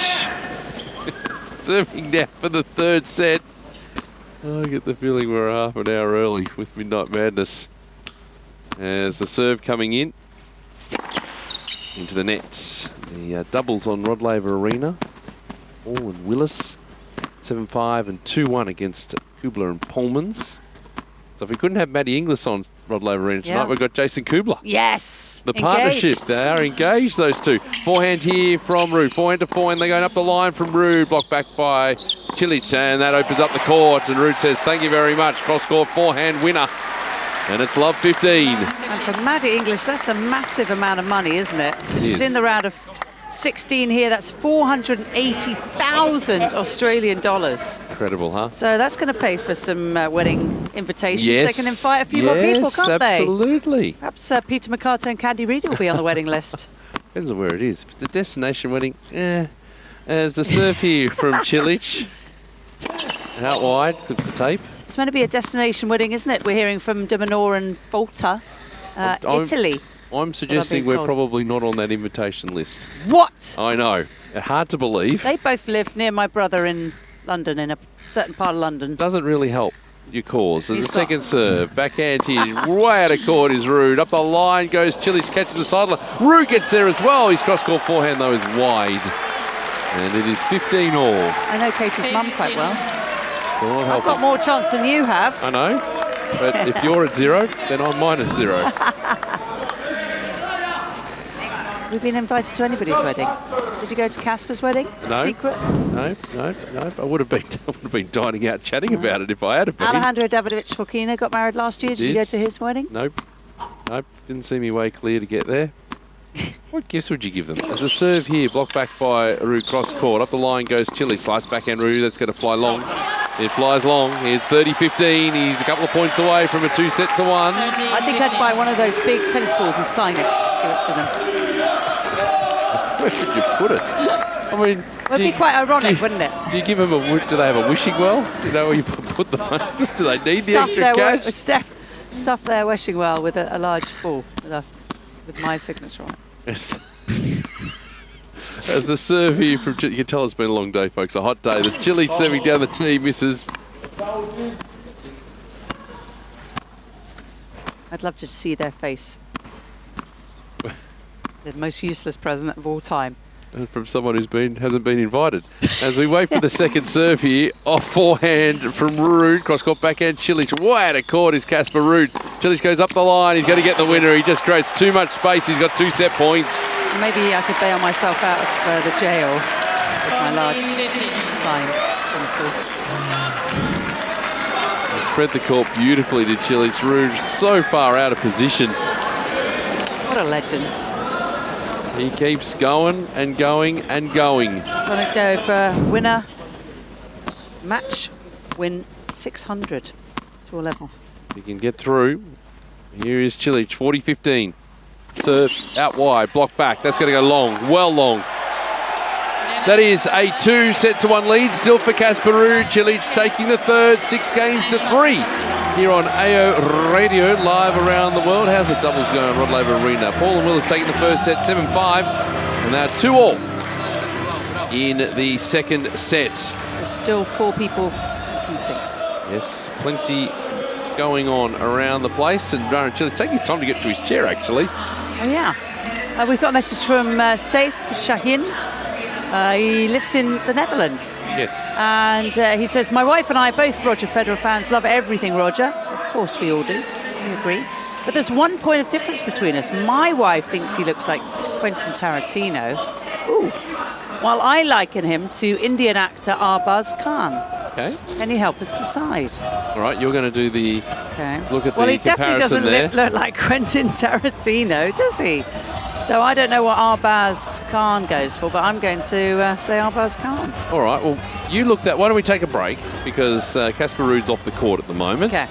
And it's 3-2 to Paul and Willis. They're on serve in the second set of the doubles. I'm going to look that up. You're going to look it up. And we'll take a break and we'll be back with the 4th set here on AO Radio, live around the world. Kids making a racket? Nothing hits like Hot Shots Tennis. Perfect for kids aged 3 to 12. Book your free trial at a participating club. Hit up tennis.com.au. Hot Shots Tennis. It's different. If you're looking to reclaim your game, try Cardio Tennis presented by Chemist Warehouse. This high-energy group class is where fitness meets fun. No competition, just genuine connection. Set to great music, you'll mix tennis drills with constant movement for a workout that never feels like work. And no need to be a pro, qualified coaches tailor the session for everybody at every level, whether you're new to tennis or coming back to the court. An hour of cardio tennis is guaranteed to smash stress, lift your mood, and leave you feeling motivated and confident. Reclaim your game with Cardio Tennis presented by Chemist Warehouse. Book now at tennis.com.au. Downtime hits different with Tennis Court Hire. Whether it's a friend you want to see, a bit of time for me, or just finding an hour free, whatever you're into, get out on court. Tennis.com.au. Player features, exclusive interviews, game insights, and much more. That's Australian Tennis Magazine. And this AO, Australia's only tennis publication, turns 50. Join us in celebrating our special milestone by picking up a copy or subscribing at tennismag.com.au. Message our commentators. Go to ausopen.com/AO Radio and click on Ask the Booth. You're listening to AO Radio. You certainly are. Live around the world, night number 7. It is still 30 Celsius here in Melbourne town. There's a serve here from Ruud. Cilic running into the juice court, playing cross-court forehand. Ruud goes up the line, guides it nicely to go to 30 love. Peter Mercado, can he read with you finishing off today? Hello. Hello. Hello. Plenty has happened today. It's been eventful. We've been on the court, off the court, on the court, off the court. It's been hot. It has been hot. Jannik Sinner, those dramatic cramping episodes that he had. Made it through. Candy got some shoes. It's the serve here out wide. It's an ace for Ruud to go to 40 love. Lovely shoes. one of those things that the weekend of a major, there's always just, you know, something that might discombobulate people, or just one big thing that obviously Stan today was the big thing. Amazing. Goodbye, Stan, from the Australian Open. What a legend. It was a great thing getting Craig Tyler to drink a beer. That's a great return from Murray Chili. Sharp cross-court, backhand winner. Stan and Craig Tiley on court having a beer together. Said, right, now that I'm done, Craig, come over here. And he pulled out of the seat, the bench seat that he's got. He had a couple of beers stashed ready. Nice. He said, right, open them up. Off So they went. Wawrinka had taken beers on before, put them in there I just think in they'd case he lost. coordinated that, yes, they're doing that. And I think probably if he had one, he probably would have drunk them both anyway. Okay. The serve down the tee's an ace for Rudy Olds, opening game, fourth set. Yeah, but the presentation, the usual sort of video montage and things like that. There are actually, they're shooting a documentary about him. Yes, So I saw that. I spent all day with them, I think, yesterday, and there's people we know. Magnus Norman was there as coach. And we're just seeing that Casper Ruud has hit more aces in a match today than any other time. Is that in the Australian Open, or is that in I have no idea. general? It appeared on my screen without any context or discussion. aoradio@tennis.com.au, by the way, is the email. Ask the booth form, ausopen.com. There might be a crowd gathering around AO Radio this evening because it is 20 minutes to midnight. And there'll be people out there going, come on, Marin. I mean, in general, because he's quite a popular player. Yes. But also, can you extend this past midnight for MM? Midnight Madness. The serve here from Cilic, blocked back by Ruud. That ball floats right near the baseline. Cilic letting it go. The right call in the end. It's 15 love. I know a song about that. Letting it go. Also, what you do after too many beans. If you're going to... the way my grandmother used to move around. If you're going to sing it, just don't get frozen. There's the serve here. That was bad. All into the net it was. Meant to say, you know, freeze up when you sing the lyrics, but that doesn't make any sense either. No, it doesn't. Adina Menzel. So, way back in the court is Ruud here to receive this serve from Cilic at 15 love. He waits, run around, play a big fight middle of the court. Cross-court forehand from Cilic. Ruud is there, going cross-court. Drop shot by Cilic is going to be good. Well, that's the problem when you are behind the Melbourne signers. Casper Ruud there, he was further than Daniil Medvedev receives. Cilic just goes, I'm going to throw in a drop shot and you're not going to get close. The camera just zoomed out so far to actually get him in the picture. The drop shot was decent, but it was halfway up the box. It was just that Casper Ruud was getting an ice cream from behind the wall. There's the serve here down the tee. Just missing. Oops, seagull. They are circling. It's feeding time for the Seagulls. The serve here. Onto the forehand, Ruud. Forehand to forehand they go. In the juice court now, and off forehand, Cilic just takes the net, falls in. Casper can get around to it, hits a drop shot. Cilic coming forward. He tried to chip it cross court with his backhand. He pushed it wide. It's 30-15. Cilic in pole position there. If he'd just pushed that ball down the line, he would have won the points. But instead, he tried to be over elaborate, as did Casper Ruud, who threw in the initial drop shot. Wasn't the best. Cilic going cross court and missing it wide. Why? Wide. Because he did. He did, correct. As it is 30-15. The serve eventually will come in. Out wide, blocked back by Ruud. Cilic goes up the line. 1-2 play is good. It's 40-15. Just looking at the numbers. Marin Cilic, world number 70. First serve percentage just above 50. He's won about 3/4 of first serve points and 60% behind his second serve today. He's done a hell of a good job to get himself back inside the world's top 100, Marin Really Cilic. has. His average first serve speed is 10 kilometres an hour faster than that of his opponent. But his second serve, which he's got coming up here, is 10 kilometres slower than his opponent.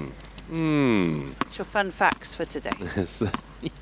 The serve here for Cilic at 40-15. Run around the forehand is Ruud. Point at the line by Cilic. Slice backhand from Ruud. Floating ball. Off forehand from Cilic. Slice backhand again from Ruud. Cilic is there. Goes the knock forehand. Up the line again goes Ruud. He goes long. It is 1 game all here in the fourth set. 2-1 lead for Casper Ruud, the 12th seed. Now, back to our lookalike competition. Okay, so I'm just showing you I a can see a picture resemblance. with the beanie on. Yes. It has to have the beanie on, then Arbaz Khan is more like Roger than Quentin. Right, thank you for sharing that. All right, so I always tend to try and agree with the wife, but in this occasion we cannot. One game all in the fourth set as Ruud serve into the nets. Mr. Mercato, Red Sox devil, who has socks that are red, is happy about a certain Midnight Madness. He says not that Candy needs any assistance in that area. There's a serve here onto the backhand of Cilic, and Cilic will lead into a cross-court forehand. Forehand to forehand we go. As Cilic works cross-court up the line, is Ruud, I should say, putting the forehand into the net. It's love 15. The momentum has shifted, I feel. It has, definitely. Yeah. Ruud way behind the baseline again, trying to go up the line. Of course, he got the high part of the net, so he had to go there with lots of shape, but he hit it far too low. He's sitting in court position. He needs to come a bit further up the court because Cilic has worked that out. Yes.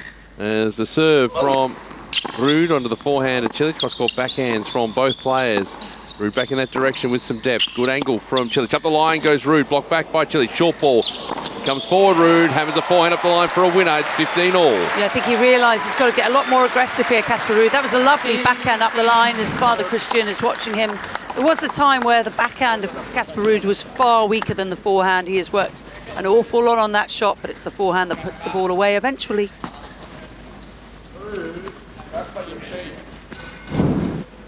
So, it's 1 all, 15 all in this fourth set. Casper Ruud sitting on number 12 on the live ATP rankings right now. Matching his seeding as the serve here. Down the tee, blocked back by Cilic. It's unreturned. And it's 30-15. Just wants to keep urging himself along. Urging? Urging. I love an urge. 14 minutes to midnight. I was going to ask if you had some urges, but perhaps we won't talk about that. There's urge for sleep, which is strong. Moment, I'll be honest with you. It's the serve here for Ruud onto the backhand of Cilic. Ruud goes the other direction. Cilic with a cross forehand, takes the net, falls in. Cross-court forehand from Ruud. Cilic, he tried to go the angle again, put it into the net. It's 40-15. Well, Georgia from Cheltenham in the UK, where they have a lovely horse race, she says that she totally agrees that Federer looks like Tarantino. Federer is 100% the GOAT. Thank you so much for your wonderful radio coverage. Okay, it's so interesting. We've got 2 for Quentin. Well, maybe for Midnight Madness. Assuming we're going to get that far, we probably will be.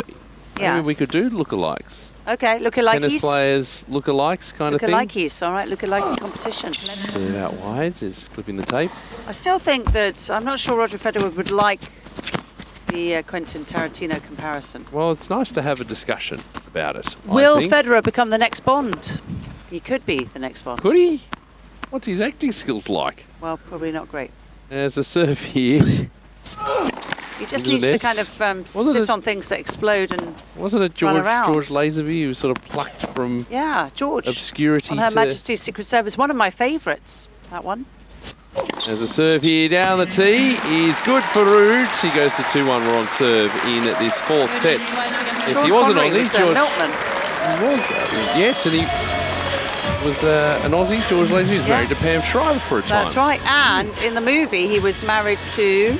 He got married. I think that was one of the only... I think that is the only Bond where he actually got married. In the film? Diana Rigg. That's right. And my mum was friends with Diana Rigg. Making connections Diana everywhere. Rigg's daughter and my older brother were friends. What we also could do is the sort of 6 degrees of separation. You know, tell us what your connection is to famous people. Like, if that's as tenuous as it gets from Candy, surely we can do better than that. We might put a couple into the mixer. Although, if Casper's probably had a word to us and said, look, I'm not really wanting this Midnight Madness stuff. I want to wrap this up right now, right here. We've got 12 minutes to go, so it might be a very truncated Midnight Madness, but we will get there. My mum was best friends in school with Hayley Mills. Of the Parent Trap? Correct. Hayley Mills wasn't supposed to be in Disney. Her father was John Mills, the director, and they couldn't find a little boy for the part, and they decided over dinner that it was going to be her. Right, so we've got 2 topics that we've got in the canister Looky-likeys. ready to go. Look-alike tennis players who look like something else. Yeah. Someone else, something else. Oh, God. That could be really bad. Oh, dear. No, don't do that. Someone else has to be a person, please. Or a character. And your sort of tenuous links to famous people, which clearly, Andy, you've just heard. Very tenuous. Has really just sort of Very tenuous. decided to lower the bar on, but that's okay. Well, I was on the ski slopes in Colorado and I heard this voice and I knew it was Hayley Mills. So I met my mum's best friend about 30 years later, 20 years later. So you can do better, folks, around the world. We might get to that. We'll see how we go, because Margaret has got a hold serve. It's 1-2. The technician's time, 1-2, 1-2. Second serve here. Get it? 1-2. Isaac, our producer, is 2 degrees of separation away from Bill Gates. Backhand here from Ruud. Forehand to forehand they go. And into the net goes Cilic. It's love 15. What's the... I think that's a Microsoft comparison. I was about to use the technician's favourite score. Right. 1-2, 1-2. 1-2, 1-2. I have a little poem for you. 1-1 was a racehorse. 2-2 was 1-2. 1-1, 1-1 race. 2-2, 1-1, 2. If you'd like a written transcription of that, feel free to write down everything Candy says. It's love 15 as the serve here from Cilic goes into the net. Please do excuse us, folks. It has been quite the It's been a long day. draining day for us all. As we wait now, again the ball bouncing for Cilic. Away he goes, second serve. Down the tee. Oh, that's a nice ace. Ball Let's drifting discuss away the from ball bouncing. Cilic. Because it's a unique Ruud, ball actually. bouncing, isn't it? It's a bounce, bounce, bounce, bounce, bounce, bounce, bounce, bounce, stop. Bounce, bounce, hit. Yes. So let's count them. Here we go. Here we go. Let's do it together. 2, 1, 2, 3, 4, 5, 6, 7, 8, 9, 10. Serve. Out wide, misses. So it's 8 bounces, a Does he do it count, the a same 2 here? count, and then 2. 1. 2, 3. 1, 2, 3, 4, 5, 6, 7, 8. Pause. 9, 10. Serve. Double faults. See, was that's it. worth the wait. We're focused on it too much. He's feeling the pressure because he's self-conscious that we're doing it. But we neglected to put the 2 that he bounces with his rackets. Yes. So you'll hear them. So it's 12 total. 1, 2, 3, 4, 5, 6, 7, 8. Nope. On this count, Ted, them, anyway. Anyone asleep Now, yet? now, bang. Serve. Out wide's an ace. How hard is it for the returner, though? Yeah. Because you've got to kind of wait. Oh, boom. And it's a serve. So we're looking at it now. So he does 1 with the racket now. 1 with the racket. 1, 2. 1, 2, 3, 4, 5, 6, 7, 8, 9, 10, 11, 12, 13. As a serve here.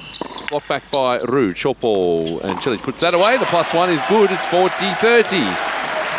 We'll stop doing counting tricks. Well, it could get dull, but 15 forehand winners for Marin Cilic, 4 for Casper Ruud today. 15.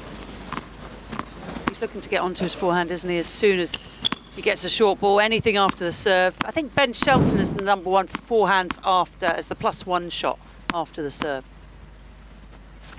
Serve into the net. Full of very interesting slash not factoids. interesting factoids. Oh, Trivia. What does that mean? 7 to midnight. Trivia. 3 roads. No. Sorry, I'm mesmerised by the bouncing. As the serve here. Onto the backhand of Ruud goes cross-court. Cross-court backhand from Cilic. Now up the line goes Ruud. Cross-court forehand from Cilic this time. Full stretches. Ruud misses the baseline. He's frustrated. He can't break the Cilic shackles. It's 2 games all in the 4th set. Guys, once again, Casper Ruud with, because the ball could also begin very close, and this could cause he's annoyed. to the players. Okay? Thank you. It's Miriam Bly in the hot seat. Casper Ruud not pleased with a few people shouting out, making his feelings known. It's his bench, which there are 3 people supporting. Well, the double score, by the way, 7-5 and 3-all in the second set for Paul and Willis over Kubler and Bolmans. The serve here onto the forehand of Cilic. Rud goes up the line. He gets a short angle. He mishit it completely. Was all he could do. And Cilic almost took the head off of the ball kid. It's 15-love. That would have hurt. There's one small little ball kid sitting on the net area, and Cilic on the full run tried to go up the line, missed it by a considerable amount. We're just seeing that Casper Ruud has sprinted 7 times in this fourth set to 0 from Marin Cilic. He is 37. The serve here down the tee is a good one. But yeah, I mean, the thing is, he's doing all the sprint because he's standing so far back. Yes. And just allows Cilic just to move him side to side. 23 sprints to 5 in this match. Cilic has sprinted not at all in the first set or the third set, according to the graphics here. How much do you sprint? Not enough, as the serve here on the tennis court, 0. Serve out wide, it's an ace for Ruud to go to 40 love. You like a sprint? When you were younger, you were a sprinter? Not really. You're a jumper? No. Chris Peter? This is not, yes. Absolutely. As we see here. Sprint to the crisps. There's the last ones left, and I'm hungry. As the serve here from Ruud out wide is missing. Second serve. I would love to have seen you as a small boy. Really? Yeah, I think it'd be quite cute. Oh, what are you saying about me now? Second serve. Who gave that some heft. 166 kilometres an hour. It's 40-15. The old insert cliche. If you're going to do a double fault, do it then. He's quite frustrated, though. He is. Isn't he, Casper? You can tell. He thinks he should have been off the court by now. He's played a set more than what he wanted this evening. As the serve comes in for Ruud. Out wide's an ace. That's the way to finish it off. It's 3-2. It's on serve in the fourth. 2-1 for Casper. And we have 4 minutes to Midnight Madness coming your way on AO Radio. How much of it? We don't know. That's the way. They like it. On Saturday night, Midnight Madness. It's even better. We like it. So, aoradio@tennis.com.au or the Ask the Booth form on ausopen.com/listen. Go halfway down the page, you'll find it. By the way, if you are watching the coverage and listening to us and you think, gosh, this is not married up, they're so far behind or they're so far in front.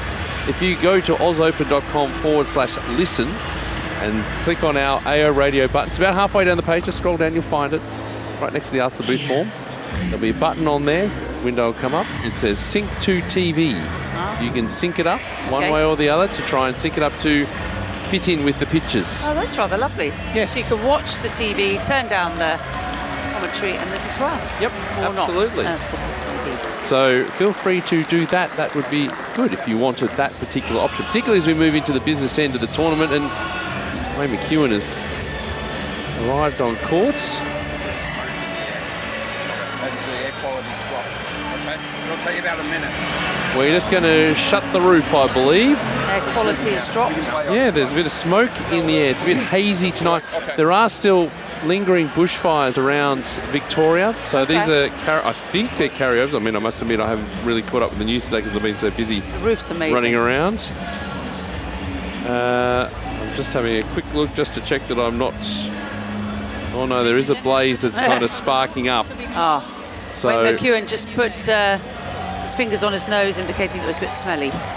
Yeah, so what's happened is it's about 2 weeks ago we had some severe bushfires around Victoria, so we had some hot weather again, yes.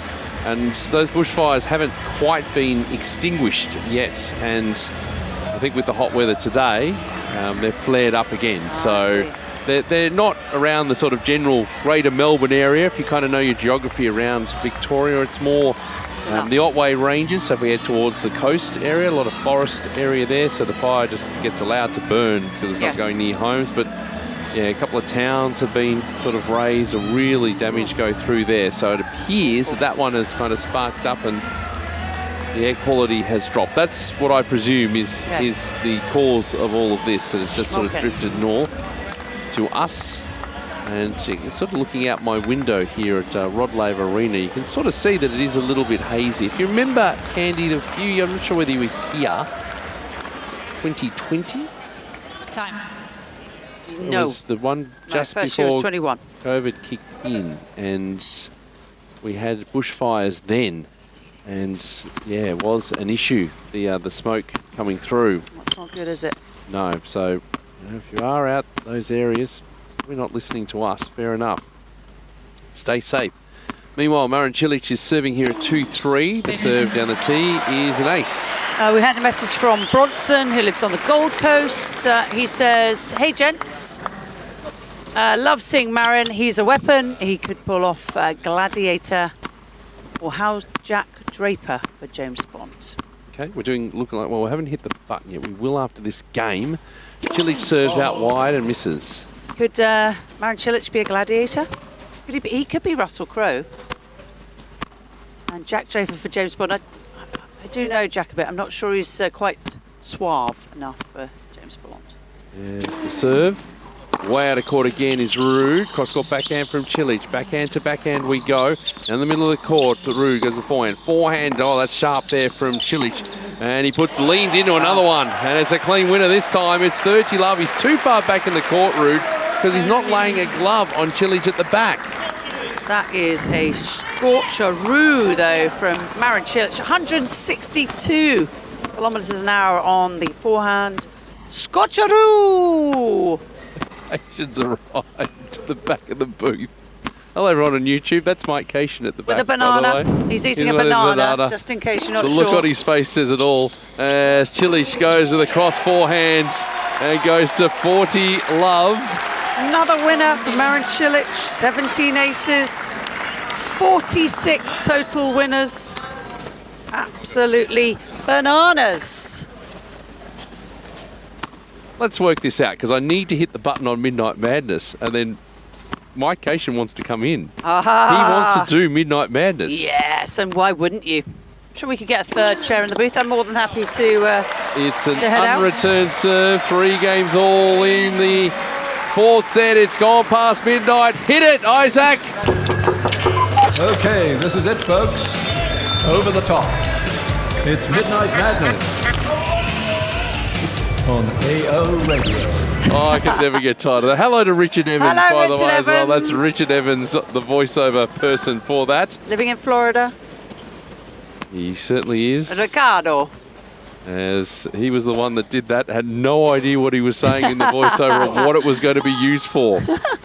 So what we're doing tennis player lookalikes. Yes, seagulls. And also your your tenuous links to famous people. Correct. As we see here, the backhand cross court from Cilic, picked up by Ruud. Cilic goes to the off forehand, and Ruud just blocks that back. Cilic goes the other in that direction. They go with a backhand. Oh, it's too big from Ruud. It goes long, and it's love 15. We could easily be going to 5 sets, couldn't we? Easily. Casper Ruud versus Marin Cilic. AO Radio at tennis.com.au or the Ask the Booth form or ozopen.com. I think actually the reason Cation's down here is not to do commentary. He just wants to watch the doubles. He loves the wheel bombs. The wheel bombs in the house. As he goes backhand here from Ruud. Cross-court forehand from Cilic. The forehand into the net from Ruud. Oh.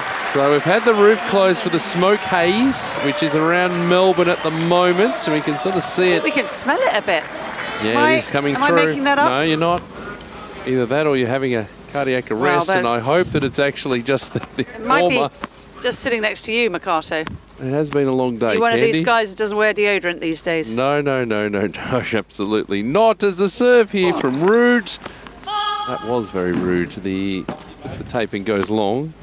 35 winners for Casper. He's in trouble here, 7th game. You might have a bit of more Midnight Madness to come. You've got your topics, AO Radio at tennis.com.au, the Ask the Booth form. Ozopen.com/listen as Cilic goes with a big forehand into the 8 court. Now he's going to the juice court. Slice forehand, defensive from Ruud. Cross court forehand from Cilic. Oh, wicked angle. Oh, Ruud got that back, but it went long. He was way out of court. And now 3 break points for Marin Cilic. Casper Ruud has been playing padel. Didn't quite get that one back. Please remain silent between first It's hard to do it, isn't it, to remain silent? Unless you're being arrested by the police, and you're advised to. Here come the messages. Midnight messages. We've got one from Mo. He says, Midnight Madness tennis look-alike. I think Karen Hachanov looks like Australia's very own Liam Hemsworth. What about Chris Hemsworth? What about... Aren't the 4 Hemsworth brothers? It's Liam, there's Chris. And there's the other ones. There's 2 others. There's the others. There we go. Always go to Makato if you need information. Yep, the others. We'll just group them. Break points here. Rude second serve. Big forehand from Cilic. Cross-court forehand from Rude. Forehand up the line by Cilic. Cross-court backhand from Rude. Long. It's long. Cilic has the break. It's 4-3 in the 4th set. Midnight Madness is happening. Name the Hemsworths, please, before I get out of here. Luke, Chris and Liam. You said there were 4. Yeah, well, I was wrong. There's only 3. Well, your messages are flying through. We might take a break. I'll let Mike jump in and take you through, take you home. But all I can say, Mike, is good luck. This is AO Radio, live around the world. Downtime hits different with Tennis Court Hire. Whether it's a friend you want to see, a bit of time for me, or just finding an hour free. Whatever you're into, get out on court. Tennis.com.au. Kids making a racket? Nothing hits like Hot Shots Tennis. Perfect for kids aged 3 to 12. Book your free trial at a participating club. Hit up tennis.com.au. Hot Shots Tennis. It's different. Australian Tennis Magazine has been serving up news, features and game insights for 50 years. Pick up your copy of Australia's only tennis publication or subscribe to have every issue delivered at tennismag.com.au and keep up with all things tennis via our social channels. If you're looking to reclaim your game, try Cardio Tennis presented by Chemist Warehouse. This high-energy group class is where fitness meets fun. No competition, just genuine connection. Set to great music, you'll mix tennis drills with constant movement for a workout that never feels like work. And no need to be a pro, qualified coaches tailor the session for everybody at every level, whether you're new to tennis or coming back to the court. An hour of cardio tennis is guaranteed to smash stress, lift your mood and leave you feeling motivated and confident. Reclaim your game with Cardio Tennis presented by Chemist Warehouse. Book now at tennis.com.au. Family time hits different with Tennis Court Hire. From less eyes on screens to more time with your teens or smashing fitness routines. Whatever you're into, get out on court. Tennis.com.au. The sound of summer. AO Radio. Well, back inside Margaret Court Arena, Mike Cain and Candy Reid here on AO Radio. Midnight Madness, I understand, has been triggered. It has. Unfortunately or fortunately, depending on how you see it. So we've got to be a bit wild. Okay. Can we do that? Woo! Was that good? Yeah, that was pretty good. That might be the extent of it. You know, as we said, a long day. What did the drummer call his kids? Kits or kids? K-I-D with a. What did a drummer? This is a joke from Ella. We've been telling jokes. Okay, what did a drummer call his kids? And a 1 and a 2. Yeah, it's past midnight. Listen, I'm 83 years old at this stage, and I typically go to bed at 6. So, listen, we're in the midst of this 4-3 service game in the 4th set, 30-love. I'm going to need you to kind of catch me up on what's happened. I've been watching the score line, but that's obviously a difficult thing to do, as I was calling the win for Jakub Menšik. Yeah, Menšik was pretty handy, wasn't he? In orange, 2 comeback sets. A volley miss here from Marin Cilic at the net to 30-15, and listen, I said it on air on our television product as well, but you think back to where Jakub Menšik was when he won Miami with 2 tiebreak set wins over Draper, over Fritz, and over Novak. And here tonight, 2 tiebreak sets over Ethan Quinn as well. Just a really impressive way to find ways through a pressure down moment. In the second set. Indeed. Down in the tiebreaker. Indeed. In the 3rd set. Here's the comeback, kids. Serve is good. Return to a backhand for Cilic. Rude backhand middle off the net. Good. Cilic in behind a backhand and yanks that farther than the doubles alley as well. Just wild stuff off the backhand. And a tester now at 30-all. He's wild. He's wild. He's jumping in with Midnight Madness. Casper Ruud was thinking that backhand was going to go up the line. Cilic was inside the service box when he hit it.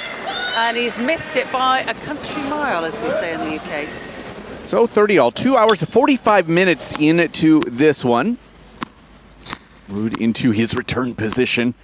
3-4. We've been doing bounce. 4-3. We've Bounce? been doing Marin Cilic bounce. This is what he does, I know. 4-3, 30 all, and about 18 bounces. It's been an 8 count, then a gap of 2, then a 2 count, or a 10 count, then a gap of 2, then 2, or 11 count, a gap of 2, and then another 2. You know, I did this once on radio as well, where I just counted and tried to find a pattern, and there just wasn't one. And maybe he should find a pattern because he just found a double fault.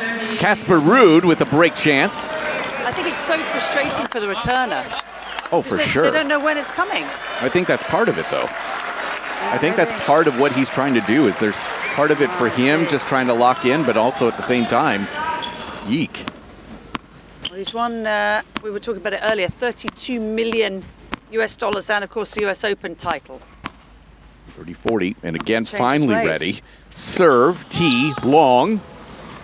Ruud will backtrack now for a second serve. He's 3, maybe 4 meters back behind that baseline for the second serve. Further than Daniil Medvedev, we'd have agreed. A little Would bit. you agree with that? Yes, I would. Second serve, Ruud is bouncing around. Serve is good out wide. Ruud big backhand to a Cilic backhand cross. Ruud backhand cross. Cilic tracks it down backhand cross. Ruud backhand middle. Forehand Cilic middle. Ruud inside out forehand to a Cilic backhand middle short. Ruud backhand cross. Cilic backhand cross catches the line. No, it does not. It's a break back for Casper Ruud to 4-all. His 3-man team on their feet, Casper Ruud. And that is good patience by the Norwegian, who breaks back, according to our AO statistics, 15% of the time. That's a little less than the tour average, but that break back could be absolutely crucial. We've got a message from Dean. He lives in Canberra, the Australian capital, I believe, which a lot of people get wrong, don't they? Yes, they do. In quizzes and trivia, 3 roads. Hi, have loved listening to your commentary this week. Ruud serve into the net. He said, I've been on holiday and been at the tennis each day and night regarding etiquette. It's really annoying when people were coming in and out of their seats while games and points were being played, he says. Backhand up the line from Cilic. He's now going to run around forehand inside in. He's pulled it long into the deuce corner. Dean adds, I was waiting in the stairwell as to not disrupt others when the steward told me I had to go to my seat mid-point. And even said that's the tennis etiquette. This was for the seats in the upper level, not lower level, of course. Thank you for a great week and all the best for week 2, Dean. I'm going to disagree with Dean. Yeah. 15 love here for Casper Ruud. We'll get to it in a second here. Serve from Casper out wide. Gets a free point off of the frame of Cilic. At this point, we are letting people in, especially on the sides and in the upper levels. We're changing the etiquette because we've had too many times where we've just had people trapped in those stairwells that you talk about, and we need them in the seats. Let's keep it moving. It's one thing if it's right behind the server, totally understand, but for the rest of the bowl, go for it. I actually think, Mike, I don't know if you agree with me, but I think in the future we need to have it just in and out, open. I mean, these players are practicing all the time with things going on and it's not bothering them. I think the future of tennis, to my mind, just seems people in and out whenever they want. I'm going to agree with you, except for that lower bowl directly behind the server. Fair enough. And put some ropes up, something along those lines to designate that area in particular. Because it takes your eye line away. It is a return winner from Cilic, now to 40-15. But I totally understand that point. We've kind of done that for a very long time. And it's time for us to change because we need to change. Modernise. And we've all been stuck, haven't we, behind a long queue where you're waiting for the 2-game rotation. No one can get in. You're listening. The match is coming to an end and you can't see it. It's frustrating. 40-15 here for Casper Ruud at 4-all. Serve is good into the backhand. Ruud goes inside out forehand. Cilic backhand cross. Ruud backhand up the line. Perfect for a backhand winner. He's a game away from the 4th round, Candy. Yeah, he is a game away. And the big news for Cilic is he's trying to get win on tour number 600, which would make him the second active player to have that number. Novak Djokovic, of course, number 1. Think about this, Candy. I'm going to interrupt you before you get to another. He's gone for win number 600 total on tour. Today, Novak 400th win at a slam. Crazy. It's what Novak has done just numerically. It's bonkers. Completely bonkers. Yeah, he's the best of all time. There's no doubt about it. Well, unless you ask Chris Bowers. Who says? Who says you have to factor in popularity as well. Okay. I disagree as well. Well, I mean, I think Roger Federer is the most popular player of all time. But I think that's a different question altogether. Yeah, I think the best tennis player of all time is Novak Djokovic, on the men's side. There's no question. From Elise, Kamsper Rude look-alike, Hugh Grant. His eyes when he laughs. That's quite a good one, actually. Casper and Hugh Grant. The eyes. I think that's exactly right. Yeah, I like that. I think he's probably, I think Paddington 2 is one of the best films of all time. I fully agree. So good, and I'm a big fan of Notting Hill. I also really like Inside Out, too. Love that. Oh, that was just... Sometimes the sequels are better than the originals. Toy Story was at 3 or 4 when he let go of his toys. You've got a young daughter. Yes, when he let go of his toys and allowed them to be an emotional moment for you. I was bawling. Yeah, bawling. You're a crier. Are you a crier? I am. I'm a crier. I cry everything. I do too. I was. Got 2 cries in the booth. Actually, cried earlier today. With Stan? Well, that was when Peter yelled at me. Okay, 4-5 here from Marin Cilic. Serve into the body. Chip return just clears the net. Now Ruud tracks down a backhand up the line. Volley from Cilic into the deuce corner for 15 love. Did he take away your Maltesers? Other chocolate is available? All I asked for was some fruit. I didn't think that was that. He just told me to shut up. Go into the corner. Wow. And nobody puts Michael into the corner. No, Wow. he didn't do that. Peter's a decent human being. Do that. Is Mohamed Layani umpiring at the AO? I haven't seen him yet. I haven't seen He's him not either. here. No, because I saw him in Saudi Arabia for the next gen. He said he was not coming to Australia. You know when Mohamed Layani is. Everybody would know by now. Yeah, he is not here. Cilic just hits a backhand line serve +1 for 30 love. That message was from Vince, by the way, from Hello, Melbourne. Vinny. My cousin. This message is from Red Sox Devil again. Mr. McCarter, you got the wrong end of the pig. They closed the roof to keep the fumes of midnight madness in. Oh, I see. I see that. Wow. Candy Reid always reminds me of Wendy James. Who's Wendy James?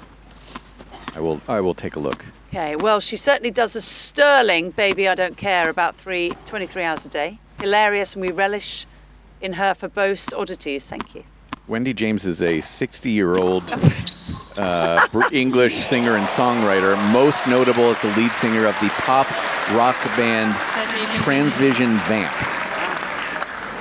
Not sure how to take that. Just celebrated her 60th birthday 3 days ago, I'm Candy. considerably younger than that. Speaking of villains, seeing Mr. McCarter reminds me of that Bond villain whose name I cannot possibly remember with my current brain fog. Wow. That's a good one. 30-15 here in this 4-5 service game. Cilic serve T, Chip returns short. Cilic forehand inside out, clean as a whistle. Couple of serve +1s for Cilic in this game. 1 forehand, 1 backhand. He's got game points. He hits the ball so huge off the ground, doesn't he? It's crazy.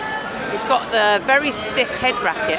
It's the stiffest of the head rackets, and it needs a centre hit. It's a little like the Roger Federer Pro Staff, in my opinion. It's a little bit more flexible than that racket. But if you don't hit the middle, you feel it right up your arm. Game points here for Marin Cilic at 4-5, 40-15 serve. T, backhand return, misses just long from Casper Ruud, trying to go body. It's 5-all. You know what? I'd say I am not a racket head.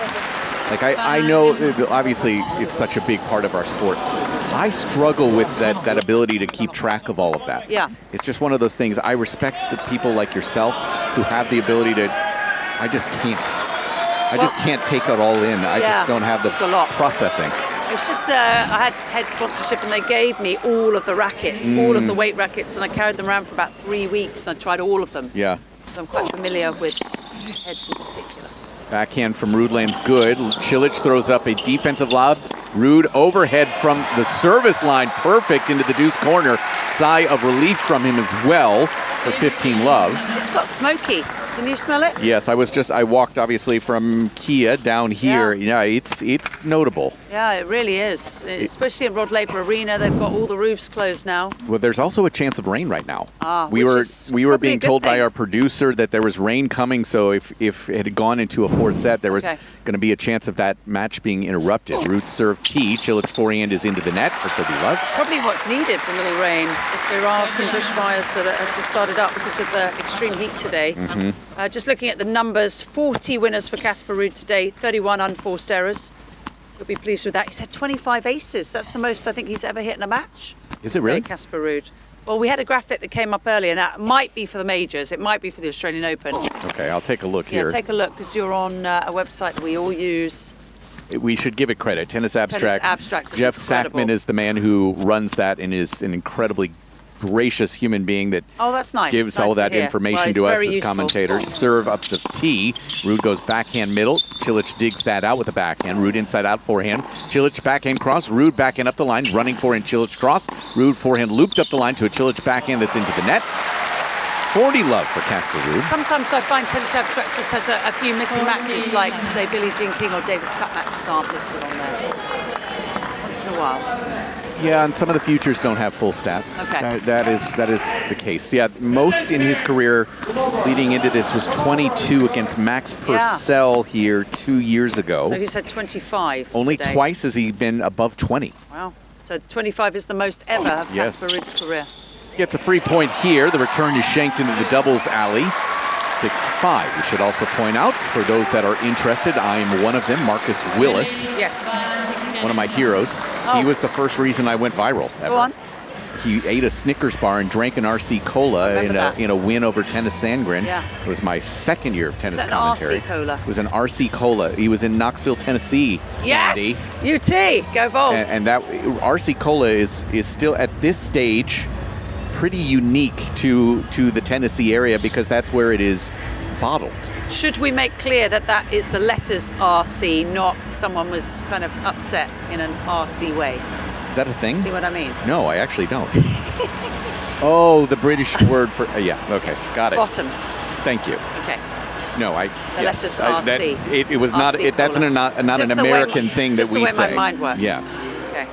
But yes, so Marcus Willis and Jakob Paul splitting sets with Jason Kubler and Mark Polmans, who is back to wearing his Legionnaires hat. And I have to tell you, Yeah, I love it. I told him he had to. What? No. Okay. So explain the Legionnaires hat. Yeah, so basically, if you're not familiar, it's a normal cap, Yes. normal, if you will, baseball cap, except it has extra cloth on the back to cover your neck, and Yes, it's something from the sun. Yes, cover from the sun. It's indoors. It is, because of the and- fact that the roof is out there. But 20 past midnight. I want to make sure I give him credit. Mark Polmans has a website, The Ultimate Digger. That's what he calls himself. That's his Okay. nickname. He sells those hats with a logo of the Legionnaires cap as well. And he's a lovely human it's his being. thing. It's his thing. And I said, if you're going to be on Rod Laver Arena Let's do tonight, it. You gotta do you've it. got to wear the darn thing. Why is he the ultimate The digger? Ultimate Digger. Why is he takes pride in digging and just grinding. Oh, That's his right. way of he phrasing doesn't dig it like in his spare time. He doesn't get the JCB out. What's a JCB? Oh, it's a digger. Oh, okay. Yeah, sorry. It's You're fine. other brands are available. Yeah, no. maybe it's like Oh, it's a brand of digger. Xerox. It's like a Xerox because you call it a Xerox copier, don't you? I call it a And in copier. America, you call it a Xerox. Not But it's- anymore. that's I mean, actually- I don't oh, know is that we. not? Yeah, we don't have it. That was when I was at the University of Tennessee. We also don't have facsimiles. I had a facsimile at university. Yeah, of course. 5'6", 15 love. Martin Cilic, the ultimate bouncer of the course. ball. Of course you did. 15 love serve out wide as an ace for Marin Cilic for him. That is a number 18 on the night. He's serving quite well, isn't he? It's a crazy serve. 6'6". He's on the tall side, is Marin Cilic. That is 1.98 if you're interested. Bless you. 30 love here at 5'6". Serve out wide, chip return long. Points for the breaker. I suspect we're going to go there. I think, yes, that the odds are slightly in that favor at this stage. We're going out on a limb. Interestingly, he's actually serving much poorer in terms of serve percentage. Yes. 54 to 71 for Ruud here tonight. More effective on the seconds, however. Game points. Marin Cilic, 3-hour mark for this one. About an hour and a half of that is him bouncing the ball. Serves out wide, misses wide. Has anyone sort of asked him why he bounces the ball I'm so sure much? it's been asked. I'm Yeah. sure it has. How could it not at this stage of his career? Second serve for him at 40 love. Tosses up. Serve is good. Ruud goes backhand cross. Cilic backhand crosses into the net. 40-15 now. Tough backhand, 3-hour mark. Hits now, and we're still ongoing here. Marin Cilic versus Casper Ruud. It's the last third-round match. It's been a good tournament so far. It really has. You had a highlight? I'm going to have to think about Yeah, have that. a Give me think. a second. Yeah. It's late. 5-6, 40-15. Normally I'm in bed by 6. 6 a.m. after a wild night out. Wild night. Serve up the tee is just long. You still remember the Knoxville bars? Are they still in play? One was the library. I used to tell my parents I was at the library. I remember that. There's a the best Challenger one. there all the time that I work. I do remember that one. I used to spend a lot of time on the strip. Yeah, and you could say to your mom, I was at the library. At the library. No big deal. Second serve here, good. Ruud, backhand inside out to it. Cilic running forehand. Ruud forehand up the line. Running backhand from Cilic. Ruud inside out forehand back behind. Cilic for a winner. And now 40-30. Maybe we're not going to a tiebreak. We shall see. There was a reason I finished with a 2.3 GPA my first year. I did finish, though, with a 3.9. How does the math work on that? That was a big recovery. So you got extra bonus points? Did everything I could. I mean, because very friendly with the teachers. Even if you go 2.3444, the average doesn't work out. Well, I did summer schools. I did everything. I think I got. I think I've got some questions now about the University of Tennessee. Yeah, you should. Serve at 40-30. Missed for turn. serve. I took a weather class. That's the only class I got a D in. Broad non-committal gestures. I learned that at CNN behind the blue screen, green screen. 5-6. Don't point out any specific place because you could get in trouble if you miss it. It's a double fault from Marin Cilic. Off the net, bounces well wide. We were predicting a tiebreaker. We're now predicting a riot. I was predicting a tiebreaker and a riot. And Marin Cilic has just delivered numero 5 for a double fault. That is number 5. Jinko. 5-6, deuce now. Ruud creeps to within 2 points, was down a break about 20 minutes ago. Cilic finally ready. Rocks, fires, serve tee. Ruud lob return. Stays in the deuce corner. Cilic forehand up the line. Ruud gets to a backhand, goes middle. Cilic forehand inside out. Ruud goes backhand up the line, running forehand. Cilic lane's good. Ruud forehand middle. Cilic backhand inside out. It's into the net. He's lost 4 straight points, and Ruud is at the door with a match point. That's a bit mean, isn't it? You might say it's a bit rude. Hey. I tee you up, you hit it out of the park. My daughter would be so embarrassed. Home run. Mike Cation. You hear this crowd rise to the moment. And now they settle. 5-6. Match point Ruud. Waiting for Cilic. Aren't we all? Baby hasn't arrived yet, but it may do before the serve comes in. Which is into the net. Tight moments. The former U.S. Open champion. He looks over at Casper Ruud. Bounces it one more time. 2, 3. I can't keep count. It's too many. Second serve. Match point down. Ruud's eyes are wandering. Counting sheep. Second now. Good. Backhand for Ruud goes cross. Cilic backhand cross. Ruud backhand cross. Cilic backhand cross. Ruud backhand middle. Run around forehand Cilic. He's pulled it wide, and Casper Ruud has pulled himself into the second week of the 2026 Australian Open. In 4 sets. 6-4, 6-4, 3-6, 7-5. Winning the last 5 points of this one. Steals the set and moving on. Unbelievable way to finish. Marin Cilic just giving away that final game, and Casper Ruud, the beneficiary. Love 40. 40 love, I should say. Norwegian fans in the crowd absolutely delighted. The Norwegian in his Swedish colours has just hit 25 aces, the most he's ever produced in a match. Just 4 double faults. Won almost 80% first serve points, Casper Ruud. Just under half. 8 of 10 breaks points saved today. 41 winners compared to 31 unforced errors. Won 5 of 6 at the net. Whole 6 times Casper Ruud came to the net, and he won 5 of them. So good work. Good work for Casper.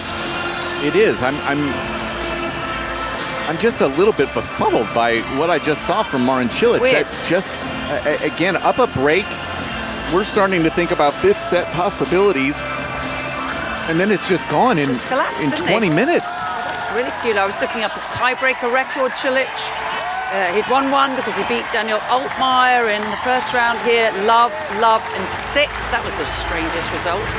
I was looking that up, and then suddenly blows it from 40 love. I'm empathetic to it. I mean, this is a man who's really, put himself through a lot of hardships here, has dropped down and put the head down, playing some challengers, has really wanted to have this opportunity again. He doesn't need to financially to see it's all for him. I'm just gutted for him. I mean, he's such a lovely man too. Yeah. I don't know about you. I know one of our colleagues on the television side, Abigail Johnson, said that he's reached out to her to compliment her work. My friend Blair Henley as well, when he saw her this year after not seeing her for years, just asked about her kids. He's just a lovely human being. Well, and we you were just talking hate to about see how that. much he contributes and wants to give back, and it's bigger than just tennis for him. Yeah. To make a bit of a statement and help people that he can. And he helped Casper Ruud today. He did, and that's tough. And Casper will certainly take it. And this has not always been a great event for him, right? These faster courts. Doesn't like him so much. He's made a lot of sacrifice in the last year, right? Playing a lot more fast court tournaments to try and make some inroads, learn how to flatten out that forehand a little bit more. And it's nice to see it paying off for him here this week, especially with a lot going on at home as well. And maybe that factors in. Maybe he can play a little bit free because of the fact that maybe his eyes are over there, so he's just not thinking as much about the tennis. That's a really good point. We almost had a US Open situation there where Casper throws a towel into the crowd, and there was a little fight between a man and a boy, but the man did give the towel up to the boy. It didn't happen at the US Open. Was it over a hat? And the man pulled the hat away from the little boy and then was booed. Let's hear from Casper Ruud. Casper, congratulations. I guess against Marin, you always have to come up with your best tennis, and I bet you're very, very relieved you didn't have to go the distance today. Yeah, definitely. I mean, Marin is a tremendous player, and still at age 37 or 38, I mean, he rips the ball, plays so well, and it's amazing to see. He has had an incredible career, and he's been a finalist here, won US Open, finalist in Wimbledon, and semis in Roland Garros. So I mean, it's almost run all the Grand Slams. So it's really, really tough matches against him always. But yeah, like you said, super happy not to be out there in the fifth at this point, and happy to be talking to you instead. What was the mindset in the fourth set when you were down a break? How did you manage to turn it around after all? You know, I didn't have many break chances since the second set, so I was kind of frustrated with not even getting any chances to break him, not even being able to play in his service games. And I was thinking, you know, fifth, here we go, time to get ready for a tough fifth and deciding set. But suddenly a few mistakes came out of his racket, and I was there to put one extra ball in, and luckily I had a few points that went my way, and that's how tennis is. You broke a record today as well in aces, 25 aces, the most aces you have ever hit at a tournament. This is pretty good. Yeah, wow. Becoming a serve bot, I don't know. It's not typical that I get 25 free points in a match with my serve. So happy that the shoulder is working, and let's hopefully keep it going. Next match, I'm playing someone who's if he serves 25 aces, he has a bad serving day. So it's going to be really tough. I don't want to talk about the next round. I want to talk about that somebody's very happy back home that you probably didn't play a fifth set. Your fiancée, Maria, who is heavily pregnant. She's due pretty much right after the Australian Open. You don't want to stress her out too much in your matches because you know what could happen, right? Yeah, I hope I didn't stress her too much tonight, even though I was pretty stressed myself. But it was I can't really control how the matches go. So hopefully she stays in there, and in a few days I'll get to see her. And whenever I'm done here, or if I get a call, I'm going to be on the way back home. So I have to say a huge thank you to Maria. She's back home, patient, and letting me be here. So if she's watching, I just want to let her know that I'll be home soon. Well, it could take a little while, Casper. Just in case you're going really deep here at the Australian Open, I mean, you're going to have a girl, right? And you're still searching for names. Maybe you can dedicate the name a little bit to the Australian Open. I mean, there's a few names. I'm going to throw them out there. Margaret Court. Daphne is the name of the female, the women's trophy. Yeah. Ash Barty, Yvonne, Goolagong, would that be something, I mean, you could do just in case maybe you win the Australian Open? You've gotta do a little something. Or Barbara, that's my name, by the way. That's also an option. You know, we've been through like 200 different names, and we haven't really settled one yet, so anything is up for grabs, but I'm not sure if Margaret is the one we will go for. But Daphne is great, isn't it? Stephanie is good. No, it's Daphne. Daphne. Yeah, Daphne, that's a nice name, but not sure how that would work in Norway or Norwegian, but we will find something out, and could be Daphne, could be Barbara, could be who knows. I mean, we're up for suggestions, but we're gonna wait to see her and see if a name is more suiting. All right, we let you go now. Casper, congratulations once again. Put your hands together for Casper Ruud. I think who knows? A lovely name.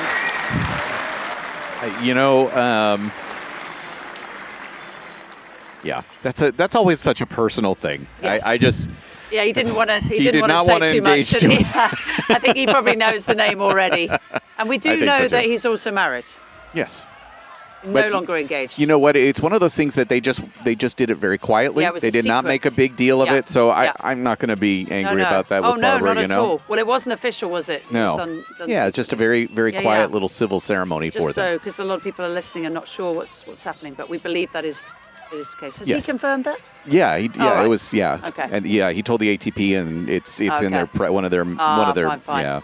Just quickly, Midnight Madness. We'll talk about who knows whom. 7 degrees of separation. My grandmother got Elvis, I presume Elvis Costello. Presley through his agent. He was in town for the Ed Sullivan Show to get the polio vaccine, to publicise it, to get others to do the same. She worked for the NYC Department of Health. Midnight Madness, clap, clap, clap, clap, clap, says Sarah. I hope that's not a viral disease. Right, I think we've got to go. Yeah. The music's playing. Tennis players get petty about changeovers. Cricketers too. That's from Bronson. I'll take the word on the cricketers. And military diggers from Bronson. Hi, Bronson. Good night. Casper Ruud in the next, we should point out, gets Ben Shelton.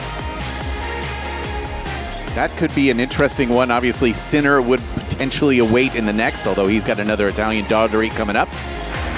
Mensik, Djokovic. Hey, listen, we've got a lot of things for you to listen to from what we've done today. Don't forget, we'll start tomorrow, 10 o'clock. But right now, it's time for the overnight show. You're listening to AO Radio. Good night. This is AO Radio Overnight, bringing you the best of the Australian Open until our live coverage continues.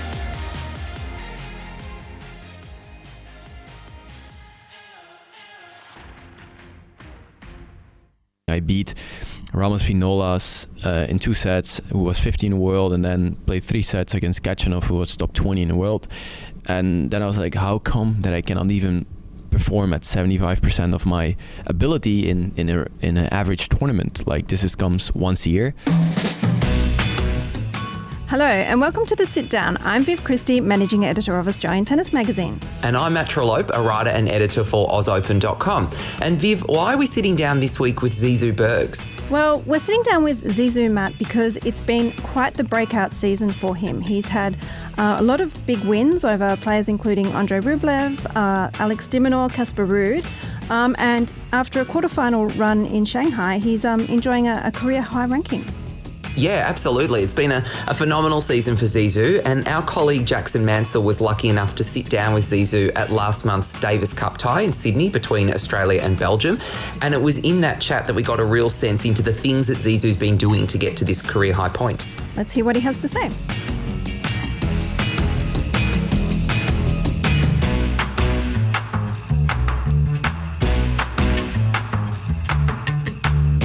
Zizou, welcome to The Sit Down. Thank you. Obviously, you've been here a few times with the Australian Open. I guess that's usually in summer. Like, how have you sort of found it, coming into Australia at this time of year in September? Yeah, definitely weird. Still today, I was waiting for my coffee here actually at the pro shop, and I was like, oh damn, it's so weird to have cold here in Australia, because usually obviously it's really warm and nice weather, and I have to say I prefer it more in the summer. I could definitely tell there's a lot of people would be like that as well. Well, let's start from the beginning. When someone says your name, Zizou Bergs, you think Zizou is, it's a very unique name. I suppose, where did that sort of come from? Yeah, if you're a European and some of Africa too, they're very familiar with the name Zizou, because it comes from the football legend Zinedine Zidane, and in this case, soccer. I don't know what you guys say here in Australia. Yeah, soccer. Soccer, yeah. It was his nickname.